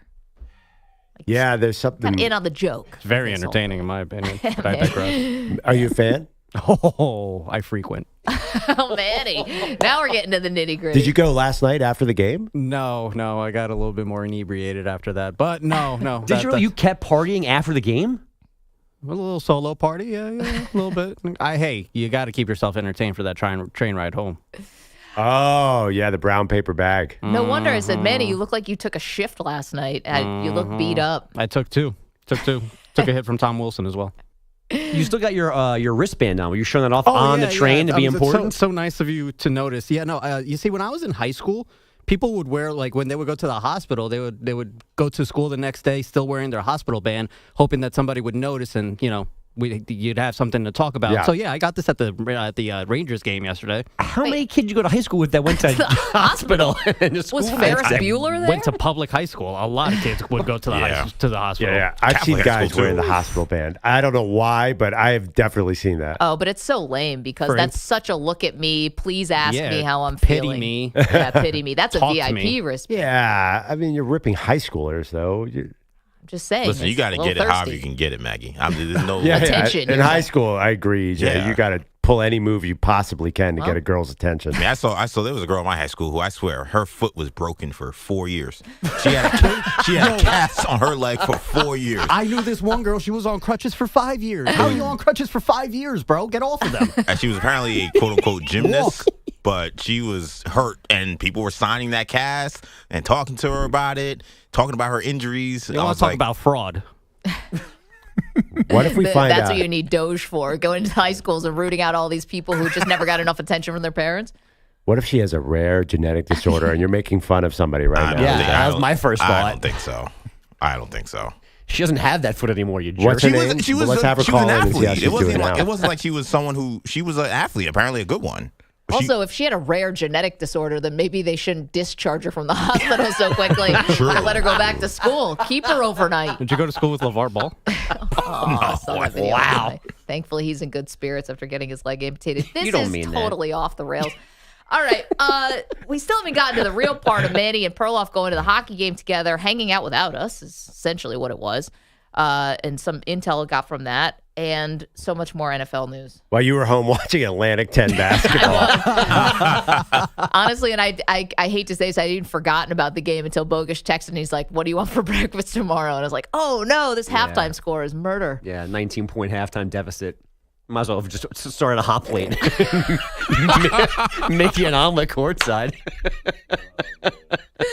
Oh my gosh, that would have been more entertaining than what your front court was delivering. Should have had Manny bring you a doggy bag from the garden last night. Okay. Or some old sushi. Thank you. Day old sushi.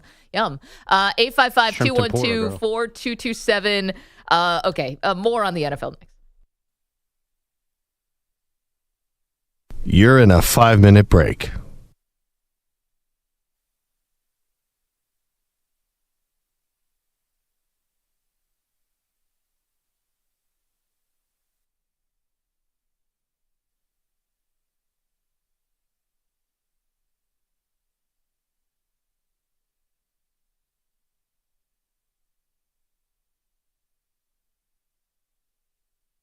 4 minutes, 30 seconds remaining.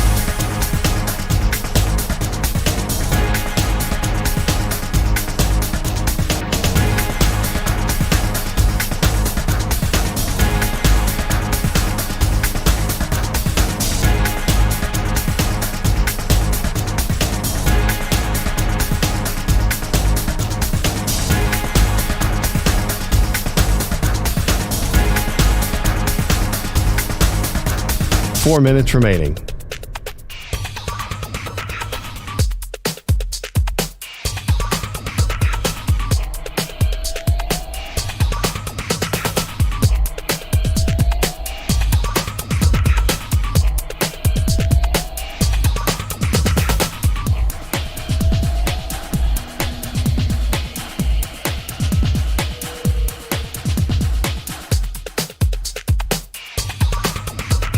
Three minutes, 30 seconds remaining.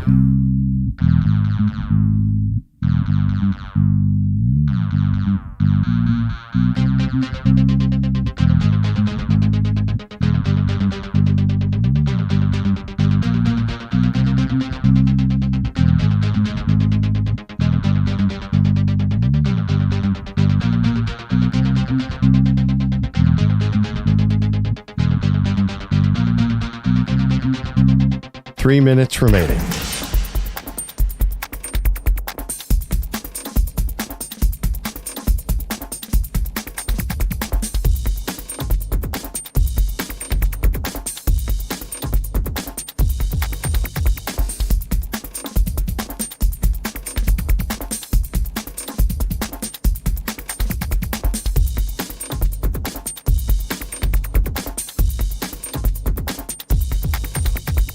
Two minutes, 30 seconds remaining.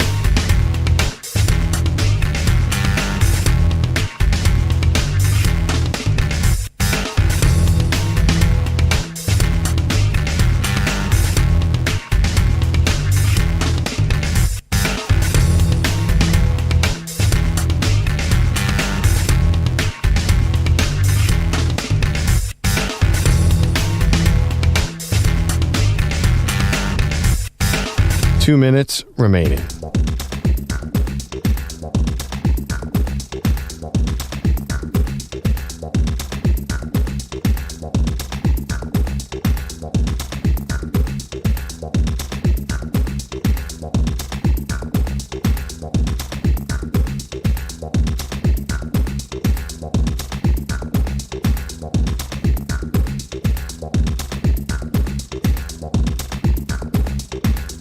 1 minute, 30 seconds remaining.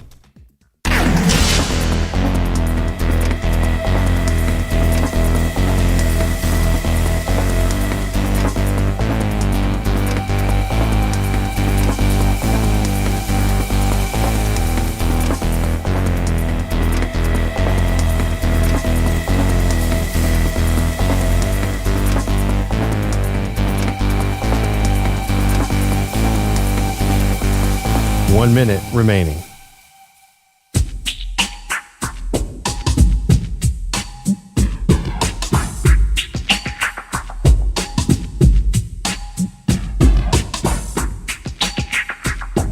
.45 seconds remaining.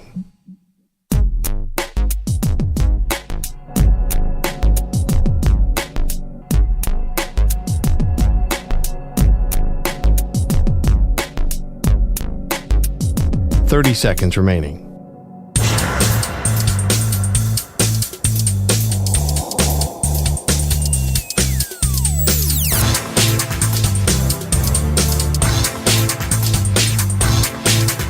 .15 seconds.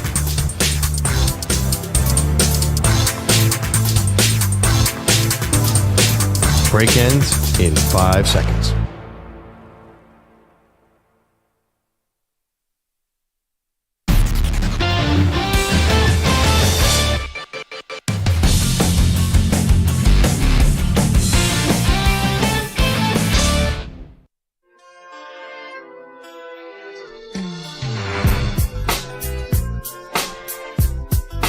Got some more intel for you from our pal Diana Rossini, the best in the business. DK Metcalf asked for a trade yesterday, and according to Diana, Seahawks are asking for a first and a third-round pick, and also DK wants a contract worth about $30 million per year. According to Diana, multiple teams are interested. A first and a third. A first and a third plus $30 million. Yeah, that was Diana talking about the Raiders were crushed that they didn't get Matthew Stafford. Crushed. $30 million doesn't seem too bad. You know, First it's not and the a top. third and the money, though? Well, I think you're asking for the sun, moon, and stars here, are you not? Well, Devontae Adams and Tyreek Hill both merited a low first-round pick. And that's what we're talking about. I don't know. If the third, maybe not. But I would give up, say you're at the bottom of the draft. Say you're the Green Bay Packers. Would you give up the 23rd pick to get DK Metcalf? It's close. I don't think the Packers specifically would do that. Would another team do it? I don't know. But my first thought when I saw this was, oh, that's a lot. You're asking a lot here because the other thing about Devontae Adams and Tyreek Hill, I think as awesome as DK Metcalf is, this is not a disrespect to DK, but Devontae Adams and Tyreek Hill were thought of as maybe the best receivers in the league when they got traded. Yeah, they're a little better. Yeah, Metcalf is, depending where you are, top 5, top 6, top 7. Nobody says DK Metcalf's the best receiver in the league. The best receiver is Justin Jefferson, and then your list can go from there. So, for example, let's look at some of these first-round picks. Washington sits at 29. They're losing De'Ami Brown. You would give it the 29th pick. You're right at the doorstep now. You have a lot of cap space because you're losing a lot of free agents. Yeah, but you're going to have to pay Terry McLaurin. Yeah, you're going to have to double up there. That's a good point. Or maybe you would sign DK and you let McLaurin go. Buffalo's the number 30 pick. That's a low pick. Kansas City and Philly, 31. They're probably Listen, if it was just the pick, though, but it's not. It's a pick and it's the money. So, everybody, there's a lot. I heard an NFL expert the other day talking. There's a lot of cap space out there. There are a lot of teams. There might not be enough free agents for everyone to spend on. I think I could squint and see this deal happening because $30 million is not going to kill you, and a low first is not going to kill you. And the third, I don't think they're getting the third. Yeah, well, that's what they want. Yeah, Will they get it? That's what they're asking for, yeah. 855-212-4227. Like, is somebody so desperate for DK Metcalf? I mean, should that be the Ravens and the Bills? Can you get any more desperate than continuing to lose and not make it to the playoff and not make it to the Super Bowl, excuse me? Gosh, there are a lot of teams that need a receiver. How about the Rams? They know DK really well, and they just let Cooper Kupp go. Trade him to a division rival? Yeah, I think you nailed it, though. The question is, who wants to pay for him? It's not nowadays when we're talking about all these trades. It's more about the money. For Myles Garrett, do you want to? It's not even just the picks. You want to do $40 million a year for one player. These are tough decisions. I mean, GMs are working overtime. I feel like this is the week where they earn their money. Definitely. 855-212-4227 than the draft, obviously, but it's so much more, I guess, of a crapshoot because you have no proof of concept, right? At least DK Metcalf, can be a great receiver. Myles Garrett, can be a difference maker. But in a way, Crushed. these decisions are somewhat bigger because your whole salary cap can get screwed up for 3 years this week.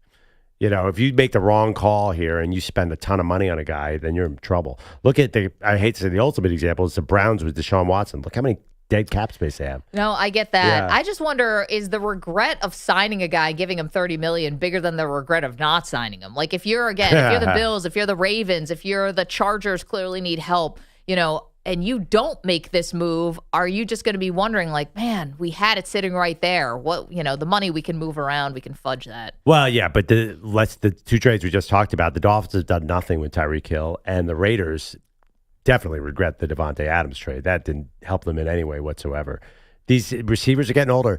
The one move that I think about, and we're going to talk about this team later in the show, the one regret is the Cowboys not paying $8 million for Derrick Henry. That's the one. They're like, gosh, sometimes you got to know when to make the splash and when not to make the splash. Again, T. Higgins, you want to pay $33 million a year for him, make an offer to the Bengals. I think a lot of teams, you got to think about it. If you're a win-now team, and I even look at your team like Buffalo, I think you guys need a big-time receiver.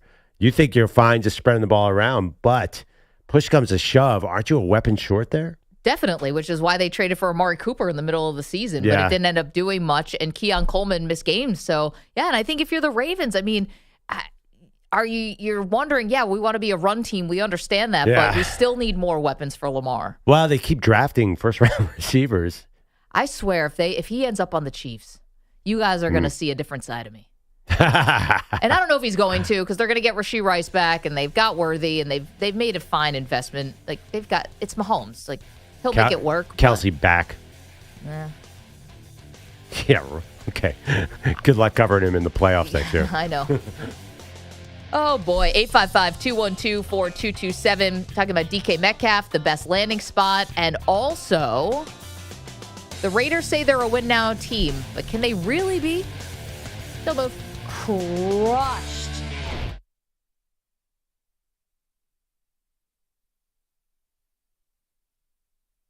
You're in a 5-minute break.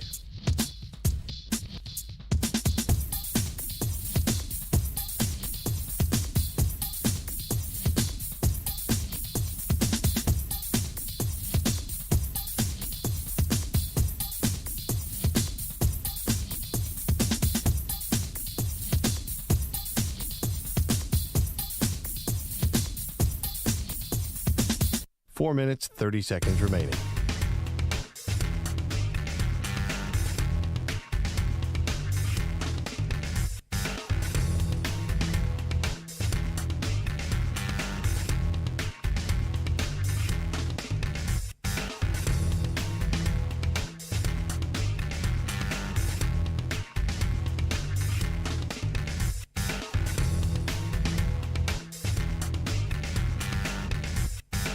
Four minutes remaining.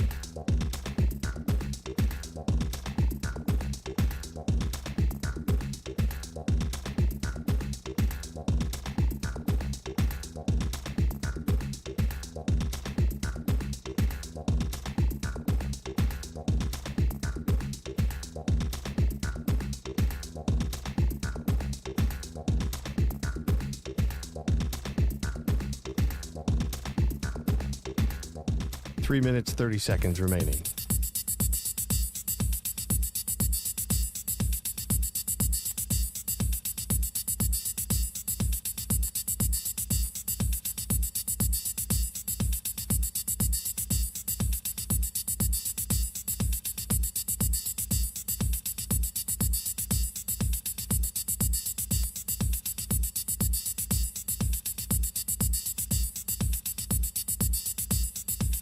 Three minutes remaining.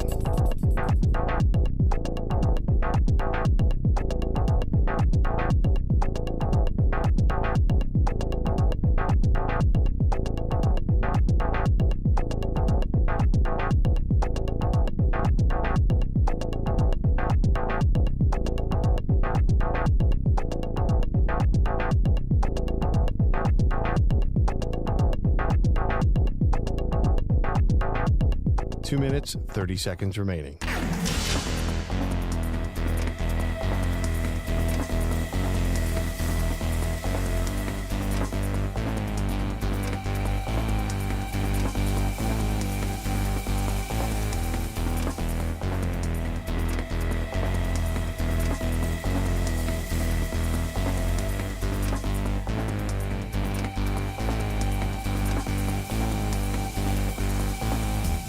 Two minutes remaining.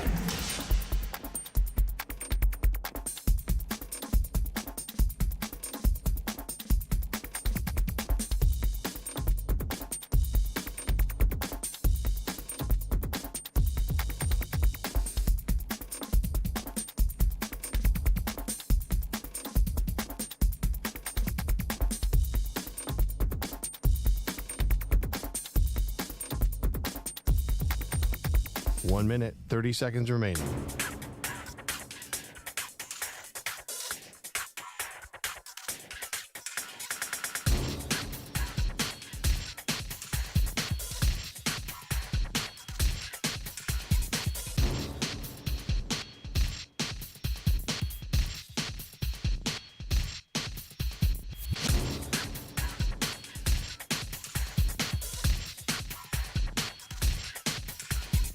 One minute remaining.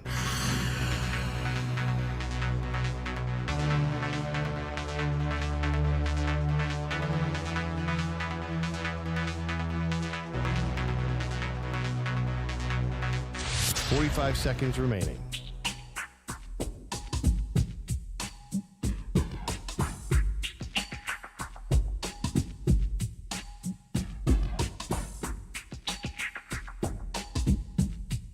30 seconds remaining.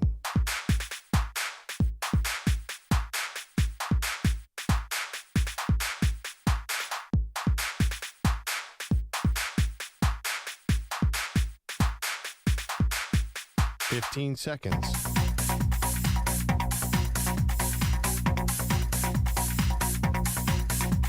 Break ends in 5 seconds.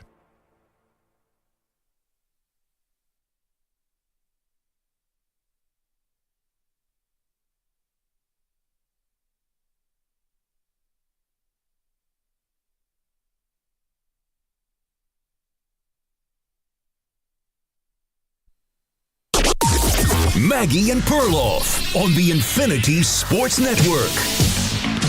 So many shakeups yesterday in the NFL. Welcome to the show, Maggie Gray, Andrew Perloff. The highlights here: DK Metcalf asking for a trade, Maxx Crosby getting an extension, and Joey Bosa being shown the door.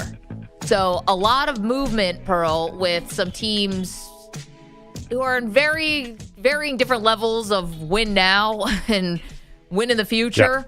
The Chargers obviously on an upward trajectory with Jim Harbaugh, and Bosa was a cap casualty, and we can talk about whether he could be effective for a new team next year, maybe teaming up with his brother Nick in San Francisco. Maxx Crosby now is a cornerstone and a pillar with the Raiders, but are they actually ready to win right now? Is this going to be more, I don't say wasted talent, but could they have done a better job if they had just traded him away for a haul and tried to use that draft capital to rebuild? And then the Seahawks obviously are in a bit of a rebuild, it seems. If DK Metcalf wants a trade, they say goodbye to Tyler Lockett. I wouldn't be surprised if Geno Smith is next. Yeah, definitely. One thing I have a little bit of a question about that you just said, why are the Chargers obviously on an upswing? What about them says obviously on an upswing? Made the playoffs last year. Not many people thought they would. They did 2 years before that. They were the same team as Brandon Staley. They lost Joey Bosa. Khalil Mack's he's gone too. Yeah. He's a free agent. Derwin James is getting old. They don't really have any skill position talent.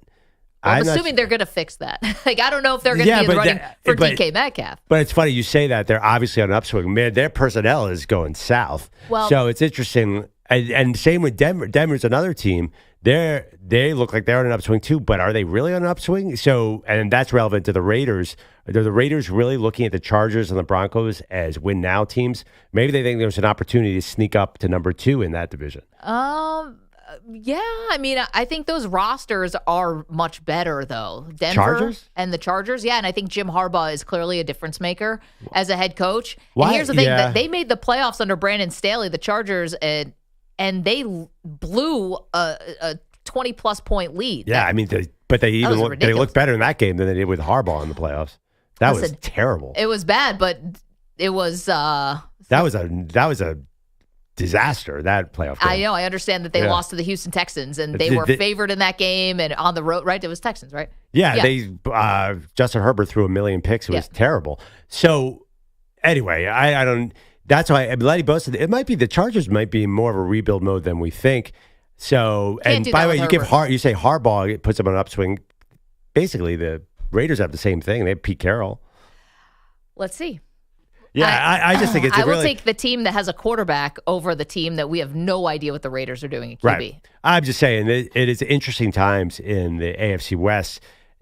I think Chargers fans are wondering, okay, what's the game plan here? Are we ever going to have a receiver here? Well, see, here's the thing. Yeah. This is where I put more faith in the Chargers. First of all, it'd be year 2 under the Harbaugh program, where this is year 1 with Pete Carroll. You took a big swing with Matthew Stafford. You struck out. And I just don't understand where the Raiders are coming from that they're saying they're going to be this win-now team, right? And Pete Carroll keeps saying that. We want to win games. I think this is the mandate from Brady. I don't think that they want to come in and be doormats and, just wait around or tank or any of that stuff. I think they feel like they've got pieces. I think I would probably disagree. I do not think this is a situation where you're going, all right, I'm looking at Denver and I'm looking at the Chargers and I feel like I've got a chance here, let alone the Chiefs. Yeah, the Chargers are going to get hit hard in free agency. So I do think that, I think the win now at least be in the mix as an 8-9, 9-8 team. Listen, they've had a couple years lately. The Raiders have had no talent. Mike Mayock and John Gruden missed on so many draft picks, and they're still they're still close to 500 a lot of seasons. Look at their year-by-year record. Last year I know was bad, but I think they can stay around 500. My question for you, and you've been asking this, like, what's the point? Why does Tom Brady want to be 9-8 or 8-9? Like, what's the long-term goal? Shouldn't they just empty out the roster theoretically and build from scratch? I personally think Maxx Crosby's a little more symbolic, but generally, I never understood the Stafford deal, and I wouldn't really understand a Geno Smith or Sam Darnold signing either. We're asking you on X, are you encouraged by the Raiders' offseason approach so far? And 62% of you would say no. And I think that's going to be fair until we figure out what they're doing at quarterback. And to be honest, I don't know if anything they do at quarterback is going to feel very satisfying outside of, I guess, drafting Shedeur because he's kind of the unknown. But you're telling me you bring in Aaron Rodgers or Russell Wilson, people are going to feel awesome about this? Rodgers, at least there's like an intrigue factor. Rodgers, they'd feel awesome. I think that would be exciting. Again, who's he throwing to? Yeah, Can he be protected behind the line? But it's only probably a 1-year deal. So I think if I was going to rank it, if I'm a Raiders fan, I'll tell you what I would want: draft a quarterback 1, sign Rodgers, no risk 2. Last thing I would do is sign Sam Darnold. I would not do that. Because you'd have to do 3 years, $100 million. Would you? That's like the last thing I want to do is commit to somebody. No, and I know this is not like scientific, but I don't think that Darnold is like a Brady guy. I can't imagine Tom Brady looking at Darnold and being like, "Yeah, I think this is the guy we want to invest in." I just don't see that. Why? Darnold's in that Kirk Cousins coaches love him kind of vein. He hasn't had nearly the type of success though as Cousins. But I think the Shanahan tree really seems to be fascinated with Sam Darnold. I think that a lot of guys could have had the success that Darnold had last year in Minnesota. I'm not trying to totally take away from what he did. They won 14 games, but we saw Kevin O'Connell was piecing it together with duct tape and fishing glue, 2 years ago where he had 5 different quarterbacks starting for him, right? Yeah, and they didn't win anything. No, they didn't, but they didn't bottom out either. Yeah. And I think Sam Darnold, the second half of the season last year, it wasn't just the last 2 games. I think you saw him start to crater a little bit. Yeah, but I do think he's a Kyle Shanahan kind of guy. As a backup, not as $100 million. Well, I think I would maybe not $100 million, but I would not be shocked to see Kyle Shanahan play Sam Darnold. There are a lot of coaches like Jimmy G and Sam Darnold and Kirk Cousins. They kind of like these quarterbacks. I don't know why. I don't know. I'm not sure why you think that, like, who is a Brady guy? Like, if Sam Darnold's not a Brady guy, what kind of quarterback does he want? I mean, I think it looks to me like they're trying to go more the veteran route here, and maybe that's Pete Carroll, and it's keeping Maxx Crosby. And I wonder if Brady would feel like, all right, I know I've had a 20-year relationship with Aaron Rodgers. I know what kind of guy he is. Played Russell Wilson in a Super Bowl. Understand what kind of guy he is. I think that Brady would gravitate more towards those guys than someone who has done absolutely nothing in Sam Darnold, and when it came to the biggest moments, cratered and faltered. Right, but we're obviously beggars can't be choosers here. I mean, I don't think they have to choose Darnold. I don't think it's that dire. No, but if they go with Russell Wilson, it's going to be. Is that going to work? Well, Russell Wilson, it has to be with. I would think it'd be Russell Wilson and Shedeur, like Russell Wilson and Jackson Dart, Russell Wilson and plus somebody else, so that you're like, all right, he would be a great mentor and he knows Pete Carroll well. Oh boy, this could be a rough week for the Raiders. I think we'll come in Monday. We'll know who the starting quarterback is. I have that strong feeling it's going to be Daniel Jones. Oh boy. No, I'm kidding. 855-212-4227. Let's get to the Cowboys.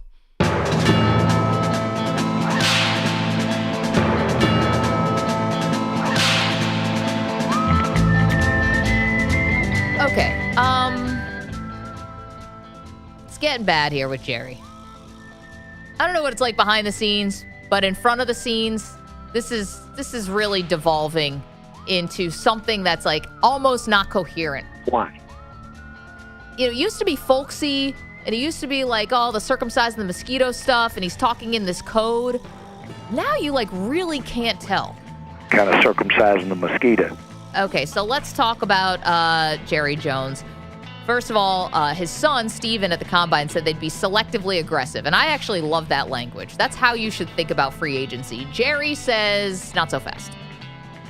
I don't think aggressive is the right word. I think when we see a part that a player that can take us in a direction that can improve where we're going to be pretty significantly from where we're going to be if that opportunity wasn't there. Be selectively aggressive. More from Jerry. As far as like filling any big voids on the Cowboys roster, he doesn't see any.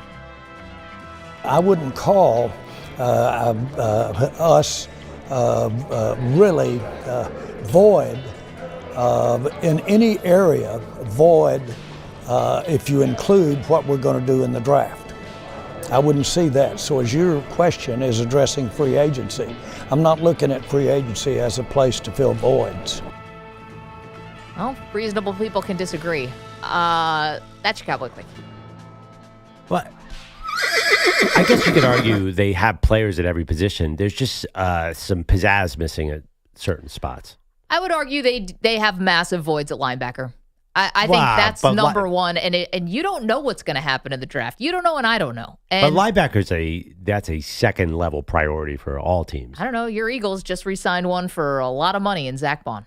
Right, who they got for nothing. But they just made a huge investment in him yesterday. But generally, though, that's not, when you look at a lineup, you're looking at, you got to have cornerbacks, you got to have pass rushers, you have to have wide receivers, you have to have O-line. Okay, well, they don't have enough wide receivers either. I mean, it's not void. You got CeeDee Lamb, but, to think that you don't have holes that could be fixed by free agency when, again, you could say you'll use the draft. Great, the Cowboys have been a decent drafting team. But you don't know what's going to be there and how the board's going to lay out. Well, right. Last year, the only move they made was linebacker, right? Eric Kendricks. Yeah, and was that really a move? Yeah, I mean, he's productive. That's what you do at linebacker. You're not going to spend a ton of money on an off-ball linebacker. I know Zach Bond had a great year, but that was ridiculous. I'm a little worried about Deron Bland may not be back. You might have to spend there. I think number 2 receiver, you just nailed it. It's been a persistent problem.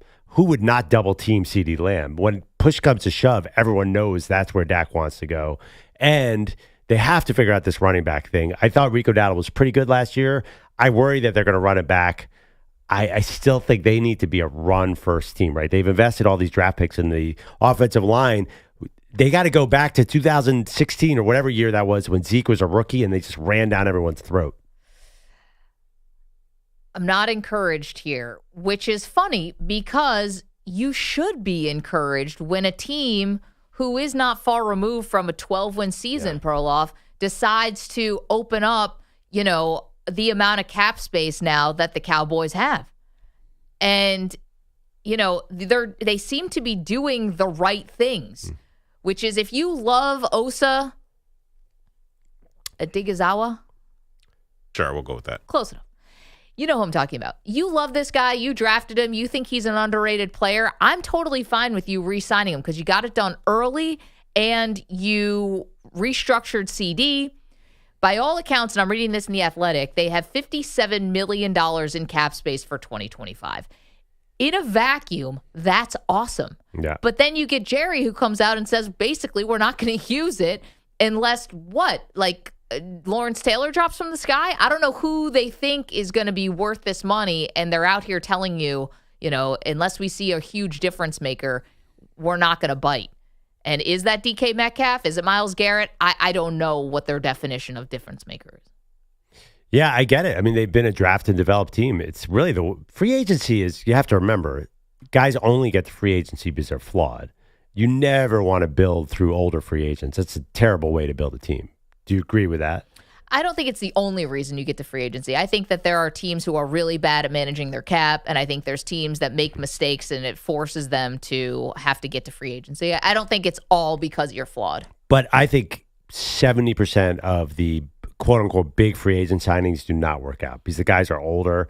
Most often, if you go to any year and pull up top 10 free agents, I think a majority of the deals do not work out well because the teams scout their own players really well. And if they don't want to pay them, most often they know something the other teams don't. And older players often are disappointing on their contract. It's the way it works in the NFL.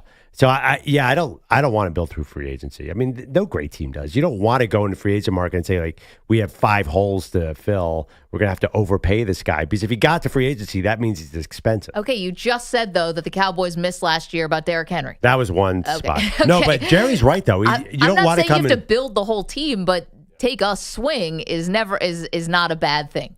That one in particular. But I wonder, I think can we all say the one name that $50 million would go well for? Who's the pass rusher who's on the trade market? Oh, Myles Garrett? Yeah, if it's for Myles Garrett, that's a swing. How about a guy who can fill 2 different holes? Yeah.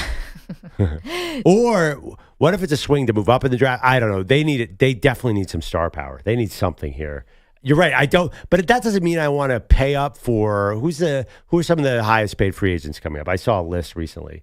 I mean, the free agent list isn't great. It's about Milton Williams, Ronnie Stanley, Sam Darnold, Josh Sweat, Chris Godwin, Carlton Davis, Javarius Ward, DJ Reed, Devontae Adams. Okay. Someone's going to pay $25 million for Josh Sweat, and it's not going to work out great. Well, I'm just thinking, I'm also looping in maybe a DK Metcalf or Myles Garrett. Those guys are not free agents technically, but it would be a trade that kind of feels like it. 855-212-4227. I just also can't get past the symbolism yesterday of where Jerry was speaking to the media.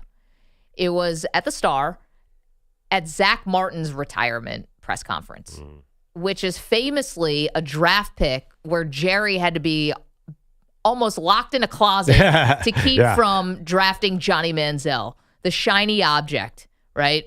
And Jerry wanted to draft Manziel, and he was talked out of it by Stephen Jones and others because Zach Martin was the better player. And I know that the Cowboys never won a Super Bowl with Zach Martin, but obviously the guy's going to be a Hall of Famer someday, and Johnny Manziel was a massive train wreck that probably would have been an even bigger disaster in Dallas. So why can't we take a look at that and say, that was over a decade ago when the people around you made a great decision. That's when Jerry should have taken the step back. And now here we are 11 years later, and Zach Martin's retiring. And I think Cowboy fans have to be asking themselves, if Jerry had just recognized then that maybe he shouldn't be making decisions, could we have actually won a Super Bowl by now? Yeah, but let me ask you a question. Whoever drafted Zach Martin got to make all the other draft picks because they kept going back to that well. They drafted another guard in the first round, another tackle. But Jerry meddles in other ways. It's not just the draft. That's one part of a team building, but it's not. I think Jerry has gotten raked on negotiations over and over again. He's always paying at the top of the market. Ask yourself why. Maybe it's because you draft really well, or it's because you drag your feet on paying guys and you end up overpaying. Well, yeah, but CD would have gotten top of the market anyway, right? Listen, but it's all timing, right? Isn't it all relative? Because Micah Parsons is going to get paid, and I know he's going to get paid. When do you think that's going to happen? But there's no way that he's not going to be one of the top 2 or 3 defensive ends in salary, no matter what time. It doesn't matter if it's April or August.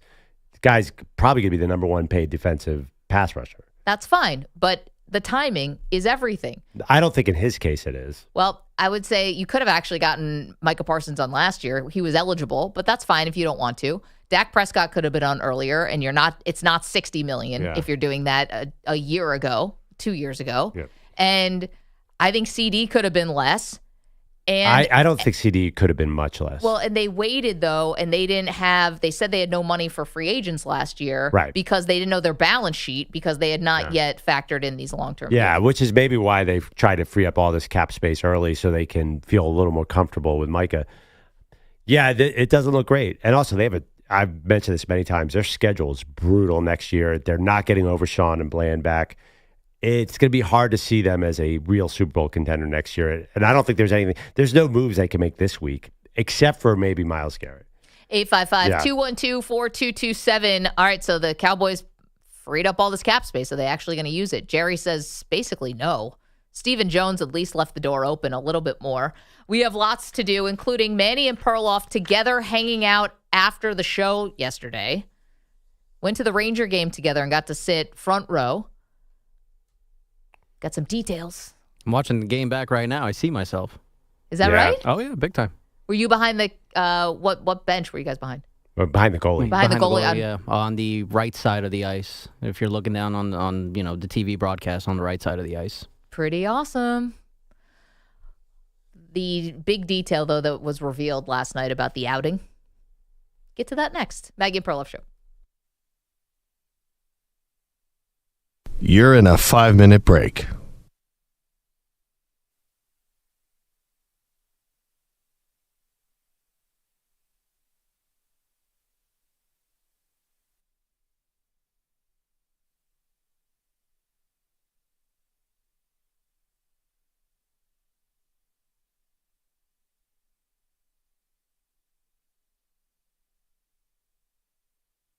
4 minutes, 30 seconds remaining.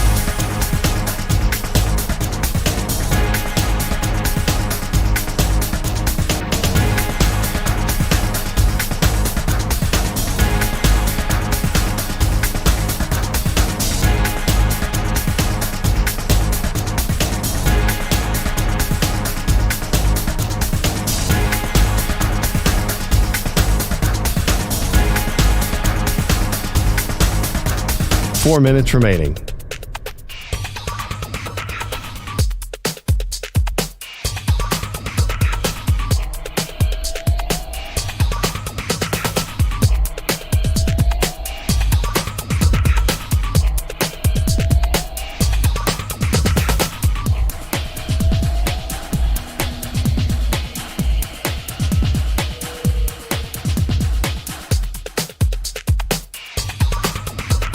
Three minutes, 30 seconds remaining.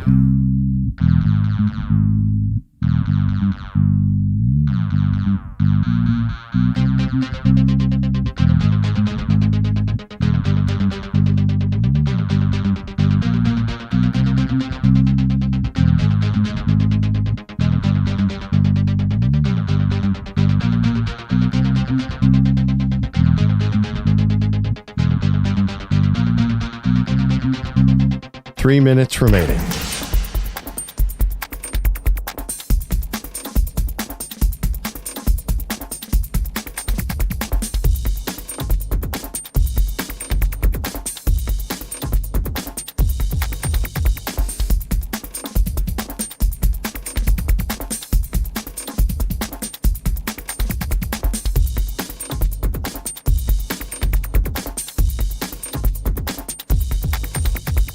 Two minutes, 30 seconds remaining.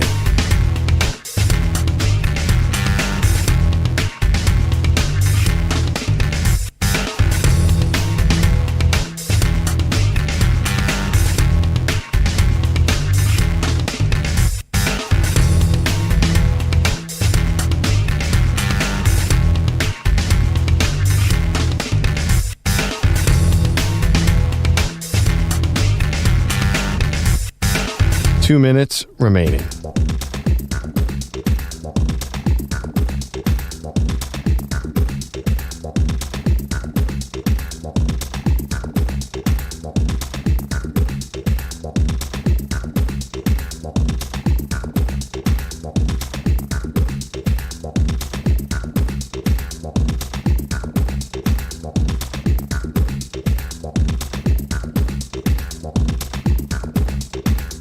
One minute, 30 seconds remaining.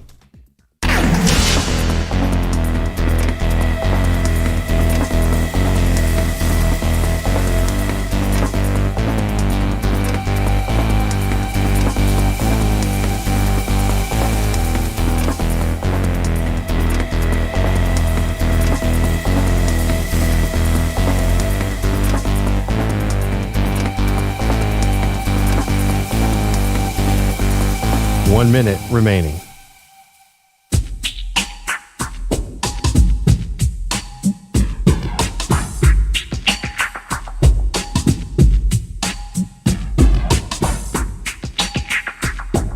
$45 seconds remaining.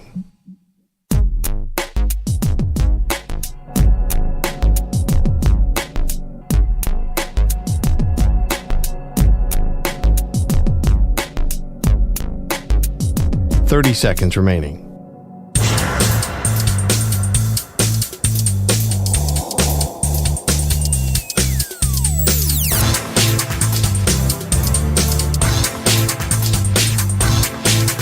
$15 seconds.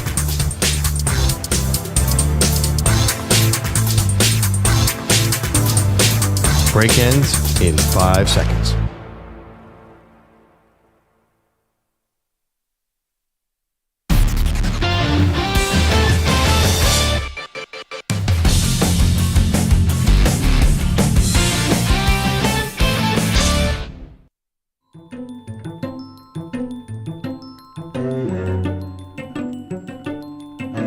This portion of the show is brought to you by Ethos Life, the easy way to get life insurance in 10 minutes. Up to $2 million in coverage with no medical exam, just a few health questions. Get your free quote at checkethos.com.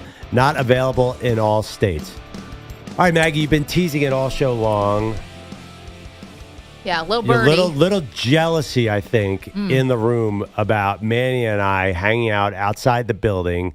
Yep. Going into Midtown Manhattan, going to see the Rangers play the Capitals. Incredible game, exciting. We got to see an all-time great Alex Ovechkin. We were on the glass. There was a particular highlight that I will save that was amazing. A great time, perfect night. Sounds like you guys got an awesome game. Overtime, unfortunately for Manny, who's actually the Ranger fan, they lost in overtime. But you did get to see Ovechkin score a goal in his pursuit of Wayne Gretzky, and all that is awesome. Except that a little birdie told me somebody left early. Manny, you left early? It wasn't Manny. Manny's not giving up the courtside, ice rink side seats. Somebody told me that Perloff, not only did you leave before overtime, I heard you left before the third period began. Prove it. Manny, did he leave before the third period began? I suddenly don't speak English. Come on. All right, Sammy Sosa. Except in that sentence. Manny was just 11 beers in. He has no memory of whether I was there for the first, second, or third period. Manny Pucks. Manny Puck's enjoying his double jack with ginger ale. Thank you very much. You left early? Yeah, I left early. I have a super 4 early. o'clock wake-up call. Wow. No, One not day. super early. I did catch part of the third period. From your phone on the train? No. But I got home the for back of an overtime. Uber. You were home to watch overtime? Yeah, it was awesome, by the way. This is I get home. This is a big deal. Like, I wonder if people feel a certain type of way about this. When you are gifted tickets, thank you, Dr. Rock Positano, yes. and they're front row, people would kill for this kind of experience. Can you leave before the third period starts? Oh, am I sensing a little jealousy over to my right here? Is that why you're trying to kill this? You just very specifically said when you get free tickets and you don't say you should not get free tickets in the future. Is that because you're not allowed in the Garden and you're not on this gravy train and you're trying to kibosh my whole thing? You know, I was wondering if Rock does he have Nets tickets that maybe I could get? No, I am I How would you want to do that? persona Probably- non grata at the Garden. No, Yeah. no, it's no jealousy. This has come up before because That was very specific, the scenario you just painted out there. well, you literally did this last night. That's why it was specific. Yeah, Front I know, row. Here's the thing. You're sitting in the nosebleeds. I think it's a little bit different. I think there's something about courtside, rinkside. That's a unique experience. You know, I've actually never had that experience. I've never sat front row at a basketball game, and I've never sat right up against the glass for a hockey game. I have no idea what that's like. But this is like those bucket list items for sports fans that you'd love to have. So if you are lucky enough to experience that, can you leave early? I'm going to say not guilty. Not guilty, Perloff. It's okay to leave early. Because he's not he loves all sports, but he's not a hockey aficionado. Like it's not his number one sport. So I feel like that is he got the experience. Like you got to be ice side, you got to see all the cool stuff, got to go back to the Delta. Like all that stuff you did all of it. Right. Whether the Rangers won or lost was not something that mattered to him. You do have a good game, though. It's a game that would end up going to overtime. You are watching an all-time great in Ovechkin. There are other circumstances that make this a special night. Yeah, but it's early. Like you said, it's early. I'm someone who values sleep. It's an early wake-up call. Someone who values sleep. You were complaining about watching Daredevil too late 2 nights ago. Yeah, but I did that from my home. I didn't have to travel from Penn Station to get back home to But do that. what time did you go to bed? Daredevil night, I went to bed at 12:10. Oh, By the way, my 12:15. God. So you could have gone to the Ranger game, by the way, gone home and gone to sleep before that. Yeah. In theory. Yeah. Well, I don't know. When did overtime end? Manny? Pretty late. 10:15ish, maybe? Yeah, I would Pretty have late. got home probably around By the way, 11:30ish. I relate to EJ because I'm not turning on episode 1 of Daredevil because I know I will be up till 1 a.m. as well. I'm a big Daredevil fan. And I got home, and I have this thing when I get home. Don't you guys have to watch a half hour of TV before you go to bed? Little unwind, yeah. Yeah, so I got caught watching TV after I got home, too, so I didn't get to bed till really late. Wow.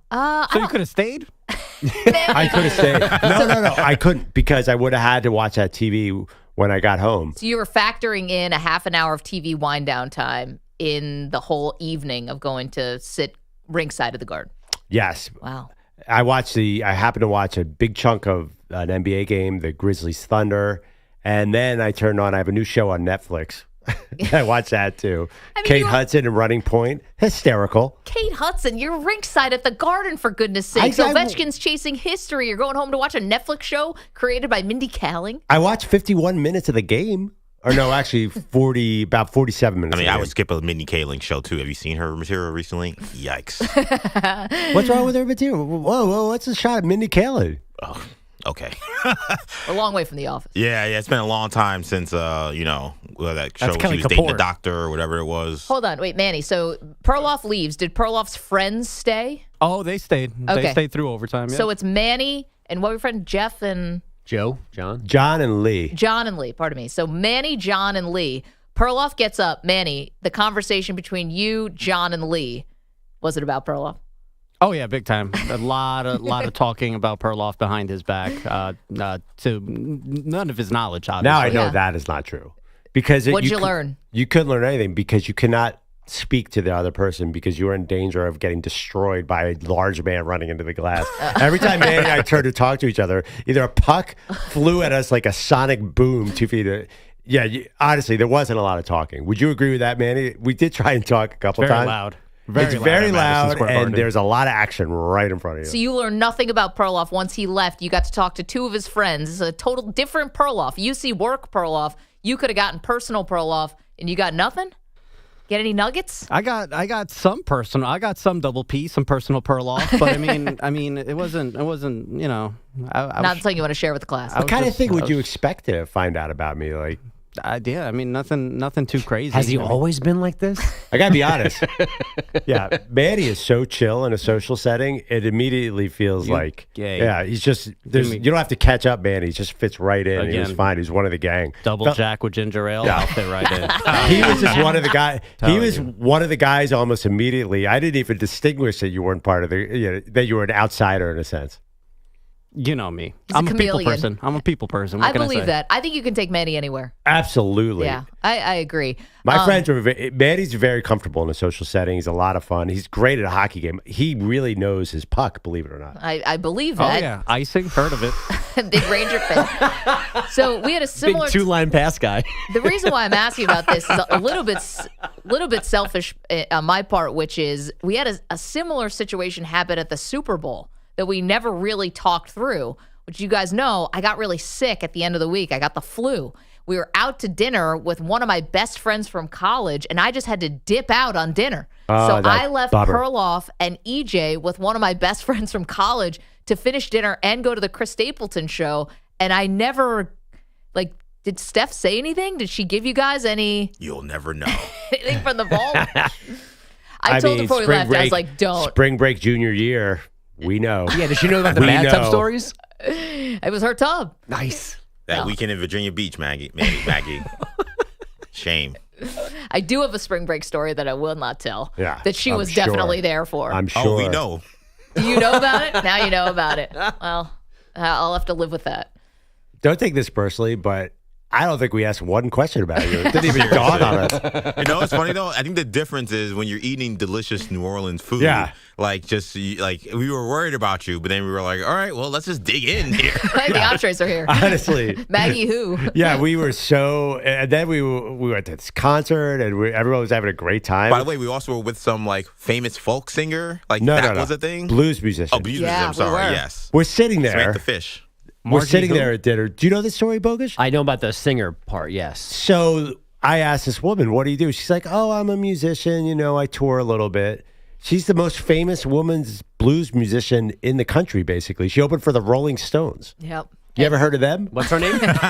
Samantha Fish. By the way, she looked like she had that cool look. Like a musician. Oh, she looked like a rock star. Yeah, she had this awesome look. She was very, very sweet. I looked her up right after we left because my friend Steph kind of downplayed her accomplishments. And she's won all these awards. Yeah, she's all over the place. Big deal. We're going to ask her about. So tell me about Maggie as a sophomore in college. Good thing Maggie left. Get her out of the way. Let's go. Yeah, I'm gatekeeping. No, she was very, very cool. We didn't know how famous she was until Dave Marinick, one of our bosses here. He almost fainted when we told him who we were hanging out with.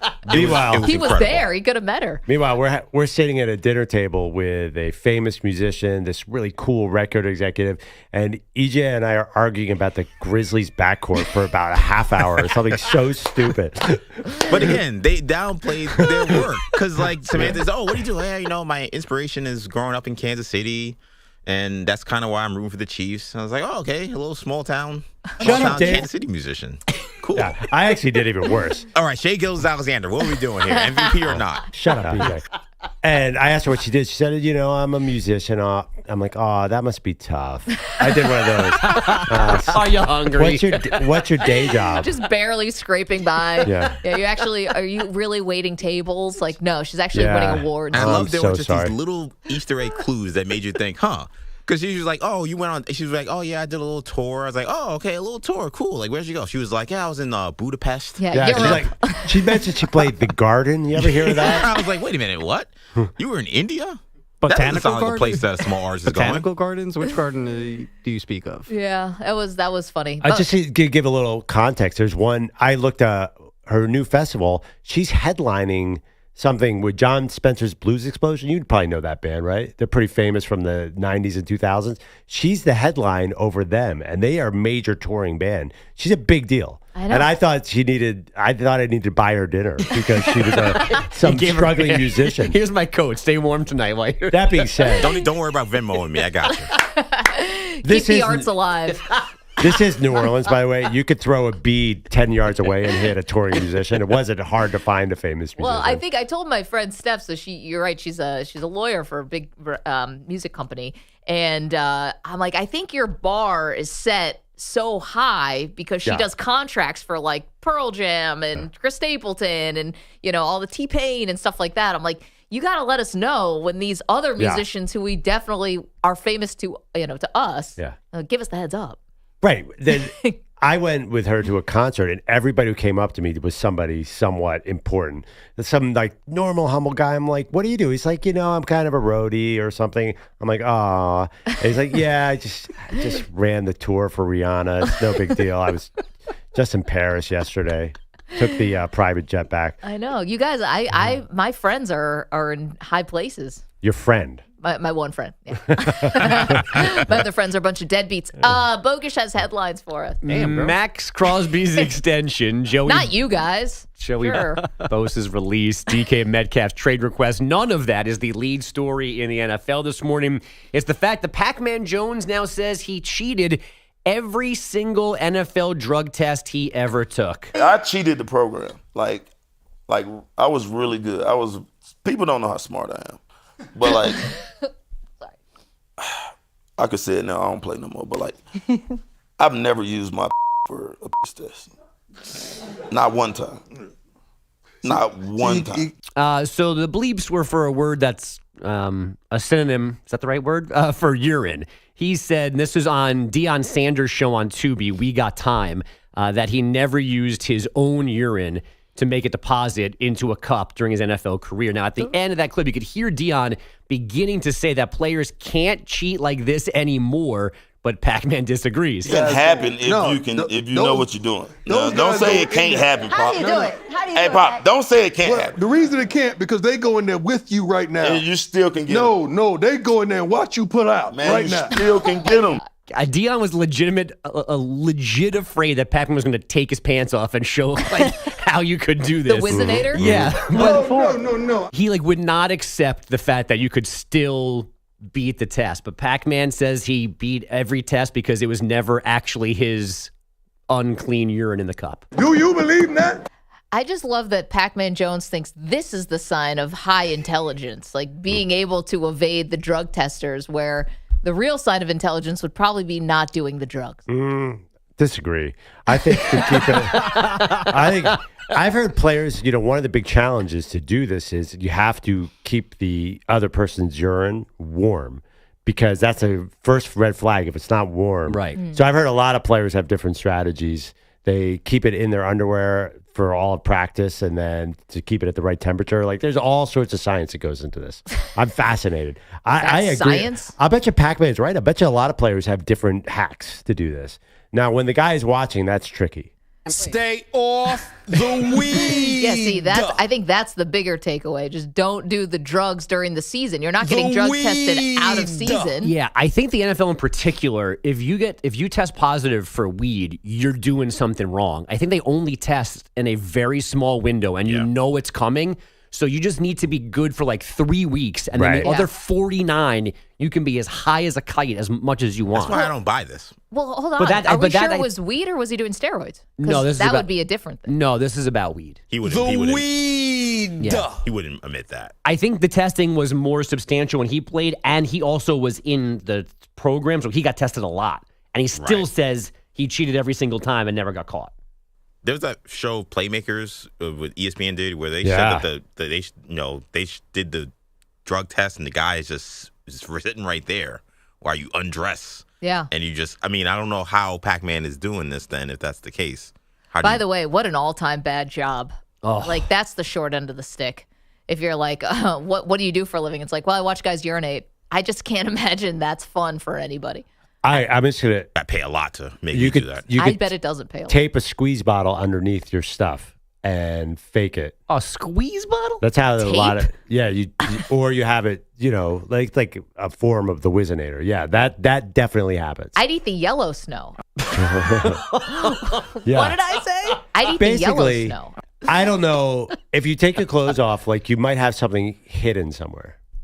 You want to put tape on your in your sensitive to areas? avoid a drug test? I think again, Pac-Man is smarter than you think. He's not. This is a sign of high intelligence. It might not be smart, but if he's got the genetics to hide a squeeze bottle in there, then congrats. I think it was create a little bit. I think there are a lot of things going on here. A squeeze bottle? Well, like, say hypothetically, you're going to like a little bottle, like a 5-hour energy bottle, and you poke a little hole in the top of it, and then you undo the tape, and you have it taped under your junk. You still think that's easier than just not smoking? You're basically like MacGyvering something on your junk. Just have a dry March and you're fine. Yeah, look at Joe Gibbs' package in these shorts right now. Anybody could just put the weed down. Actually, they can't. That's part of the problem. But no, I have a lot more respect for the guy who's going to engineer this bad boy. And I like it. MacGyver. Think MacGyver ever failed a drug test? It's like, where'd all the duct tape go? It's like, Back in time, MacGyver must I have taken PEDs in high school. NFL's got to be, they got some of the dumbest people working there if they can't catch these guys doing this. It's like, I'm sorry, is that a grape jelly squeeze bottle attached to your... Is that a 5-hour energy drink? What's going on here, sir? The eyedropper, maybe, but then it's like, all right, you just went through a whole practice. You've been drinking Gatorade for 6 hours, and you gave us 2 drops of pee. Dehydrated. They probably sent you to the hospital. It happens. Oh, gosh. Well, good for Pac-Man because they avoided the drug test. He avoided every other issue. Guy was in trouble every 5 seconds. By the way, have you ever had to do a drug test for work? Yes. I have, yeah. Yeah, me too. And I don't do drugs, but I was still nervous. I'm like, I don't know if what if I walk by a guy on the street in secondhand smoke? I don't think it gets in your system like that. Ooh. I worked at Sports Authority during college, and they cut a piece of my hair for the drug test. Nah. At Sports Authority? Yeah. The sporting goods store? Yeah. To see if you were doing drugs or not doing drugs. Like, Why which are was you here required. again, sir? Were you like driving a forklift or something? No, but and they said if you've done anything in the last 6 months or 3 months, whatever the time frame was, we're gonna know from this. And I had definitely smoked in that time frame, and then they still hired me. Yeah, I mean, you definitely don't go 6 months between Dave Matthews concerts, so. Easy, Maggie. Just saying, your opportunities. If you don't need to go, there's no drug test that lasts 6 months. Whatever the time frame I know was, the they hair said is pretty specific. In 2000, this was like the cutting edge technology, and they said if you'd done anything bad in the last whatever it was, 3 months, 2 months. Did they pluck it out, or they actually took scissors and cut your hair? No, they took. Like it was like a whole package. Like they opened it up and the scissors were in there, and then they cut in, put it right in an envelope, and sealed it right back up. Like it was. Yeah. And I was at I go to like a central office for like orientation and the test. Like it was very formal. I'd be like, screw this, I'm going to Lids. I had a friend who took a drug test, and they said he tested positive for something he didn't, and then they had to like call him back and apologize. Oh, wow! Like it was like Target or something, and they were like, "Hey, you tested positive for like marijuana and everything." He's like, "I've never smoked marijuana in my life." With some weed. Like, we're doing all of this over some marijuana. This was 2009. That's Yeah. ridiculous. It's a different time, Manny. You wouldn't have remembered. They were nervous when Bogusch says, "Does heroin count?" 855-212-4227. A lot there. Perloff left before the third period of a hockey game last night. Was he in the right or in the wrong, M&P? No, we're not doing this. You're in a 5-minute break.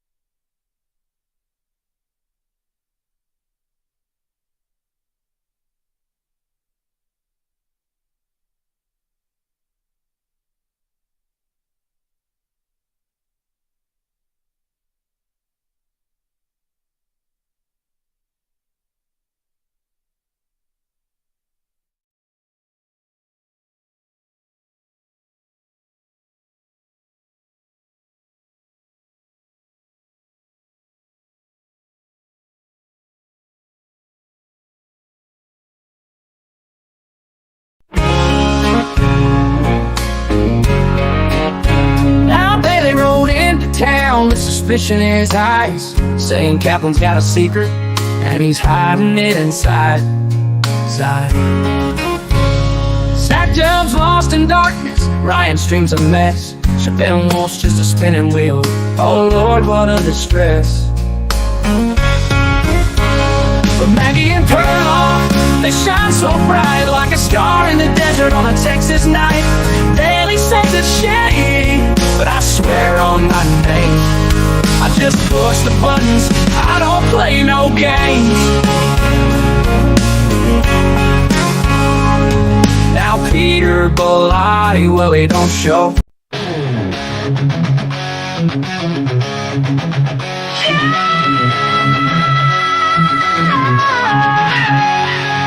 Daly's talking, running his mouth, saying I'm the reason that the streams go south. Job is crashing, Ryan's gone dark, shipping more stock like an old drunk car.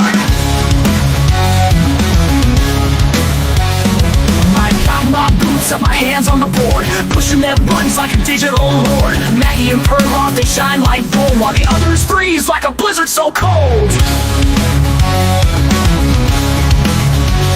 I got my boots up, my hands on the board, pushing them buttons like a digital lord. Maggie and Perloff, they shine like gold, while the others freeze like a blizzard so cold. Daily don't trust me, thinks I'm a snake, thinks I pull plugs while sipping my shake. But let me tell you, there's one true crime, the line's still out and he owes a surprise. 2 minutes remaining.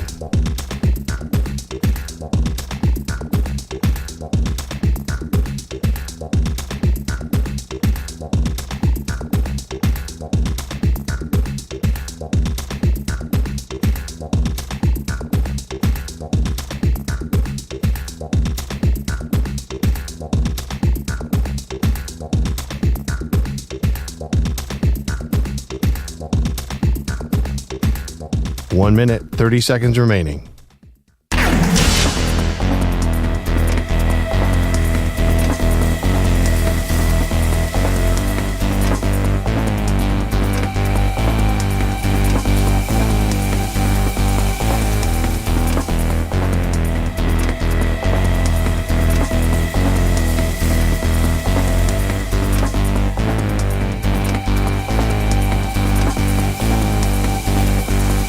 One minute remaining.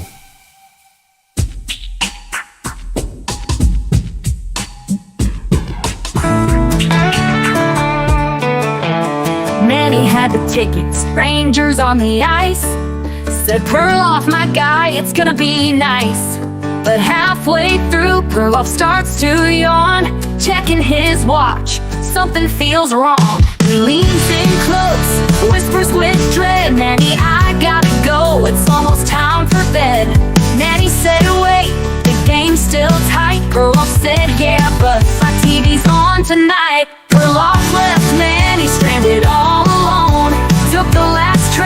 even check his phone. Rangers in a shootout, Manny lost his ride, but Perloff was home, TV remote at his side.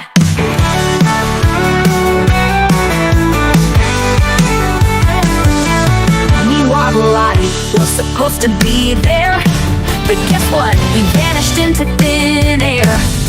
Maybe he's sick, maybe he's fine, or maybe he's just...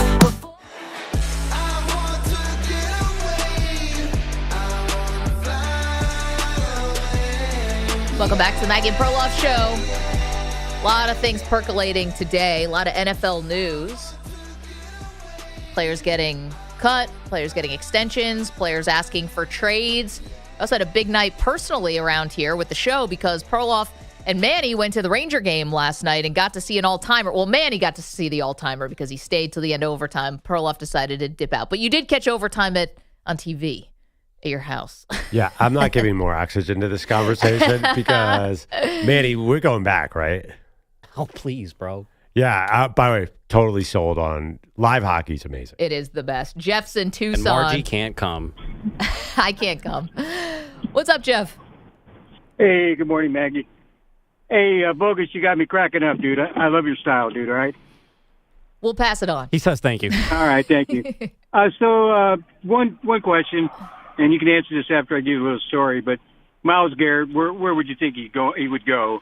And secondly, so my wife invites me out to dinner with one of her friends. So I said, okay. I said, who's her friend? She goes, oh, one of the girls I swim with. We're exercising. I'm like, okay, so we're old. I'm 71. She's 70. So I'm thinking, this ain't going to go too good. So I said, okay. So I come along, and I sit down. I'm in the conversation at the beginning. I order iced tea, and the lady across from me says, hey, Cheryl, that's her name. Cheryl says, well, my brother's probably going to show up. Is that okay? And I'm like, oh, this ain't going to go good. So I said, well, yeah, that's fine. I don't care. So I'm talking to my wife. I said, look, I really don't want to be here. So she says, well, just stay a couple minutes. So I stay a couple more minutes.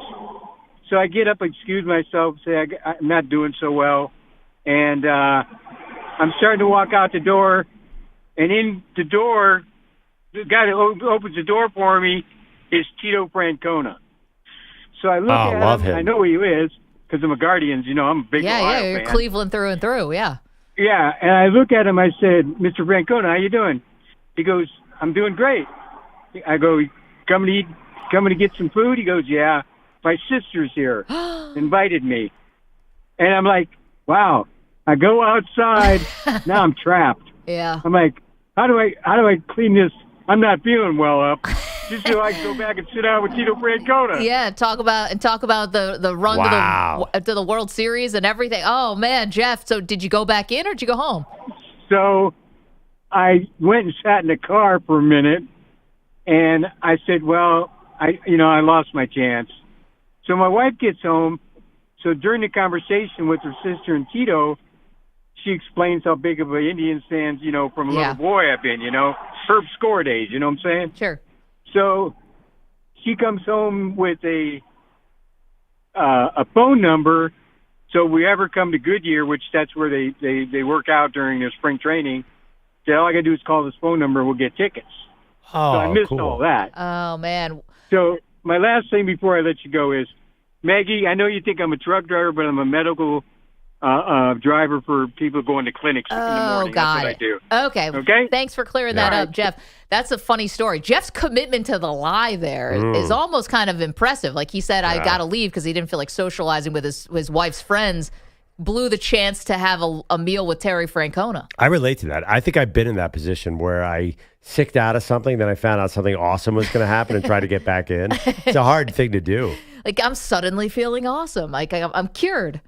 Yeah, I would have just embarrassed myself and went back in to talk to Tito. Can you imagine the stories that guy has sitting by a pool? Oh, my gosh. He was Michael Jordan's manager with the Birmingham Barons. I mean, and that's just one of the things, let alone the Red Sox and the Guardians. And... Sure, he's a good storyteller. I think Jeff should have just, sucked it up. Admitted, you know what, I'm feeling better. I didn't want to drink iced tea with you old broads, but now that Terry Francona's here, suddenly this lunch looks a lot more interesting. Tough one. I wonder where Jeff was going with that. I'm like, okay, this is an interesting story. He kind of had me. Yeah, but the until Francona entered it, it was a little bit mundane. Just took a minute to unravel something like that. No, Jeff's the best. Okay, coming up, the Raiders. What's the plan here, guys? Get to that next.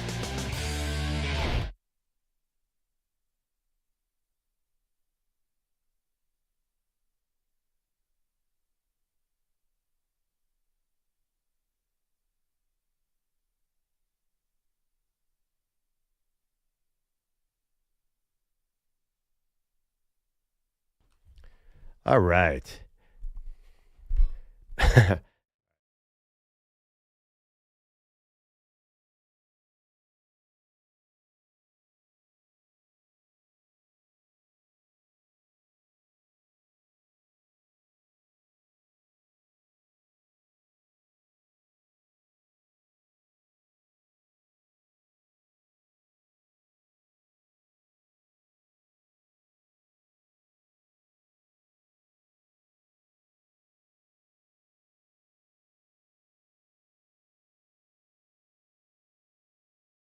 Rangers on the ice, said Perloff, my guy, it's gonna be nice. But halfway through, Perloff starts to yawn, checking his watch, something feels wrong. He leans in close, whispers with dread, Manny, I gotta go, it's almost time for bed. Manny said, wait, the game's still tight. Perloff said, yeah, but my TV's on tonight. Perloff left Manny stranded all alone. Took the last train, didn't even check his phone. Rangers in a shootout, Manny lost his ride, but Perloff was home, TV remote at his side.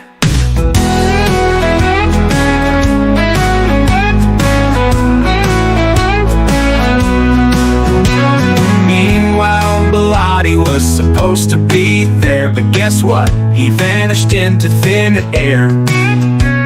Maybe he's sick, maybe he's fine, or maybe he's just avoiding the grind. Man, he's still texting, waiting for a sign. Perloff's in pajamas, feeling just fine. Bellotti's a mystery, where could he be? Probably still dodging responsibility. Perloff left Manny stranded all alone. Took the last train, didn't even check his phone. Rangers in a shootout, Manny lost his ride, but Perloff was home, TV remote at his side.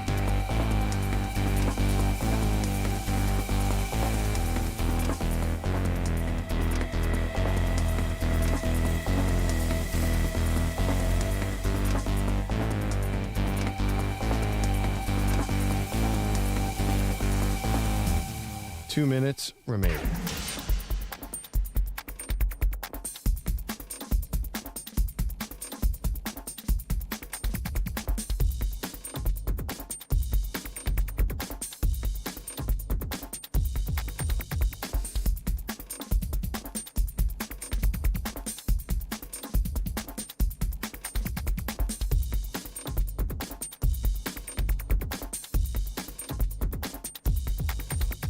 One minute, 30 seconds remaining.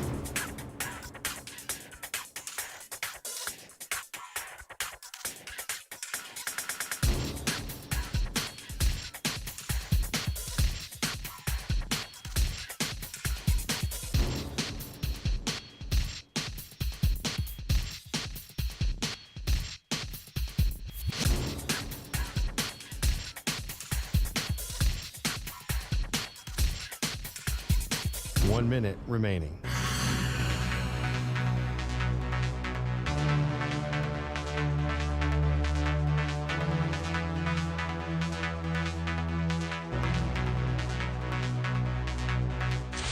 Five seconds remaining.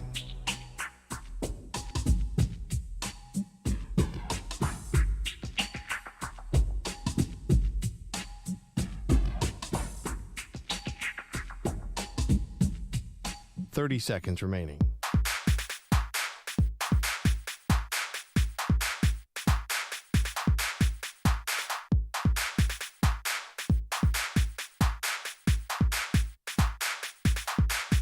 Fifteen seconds.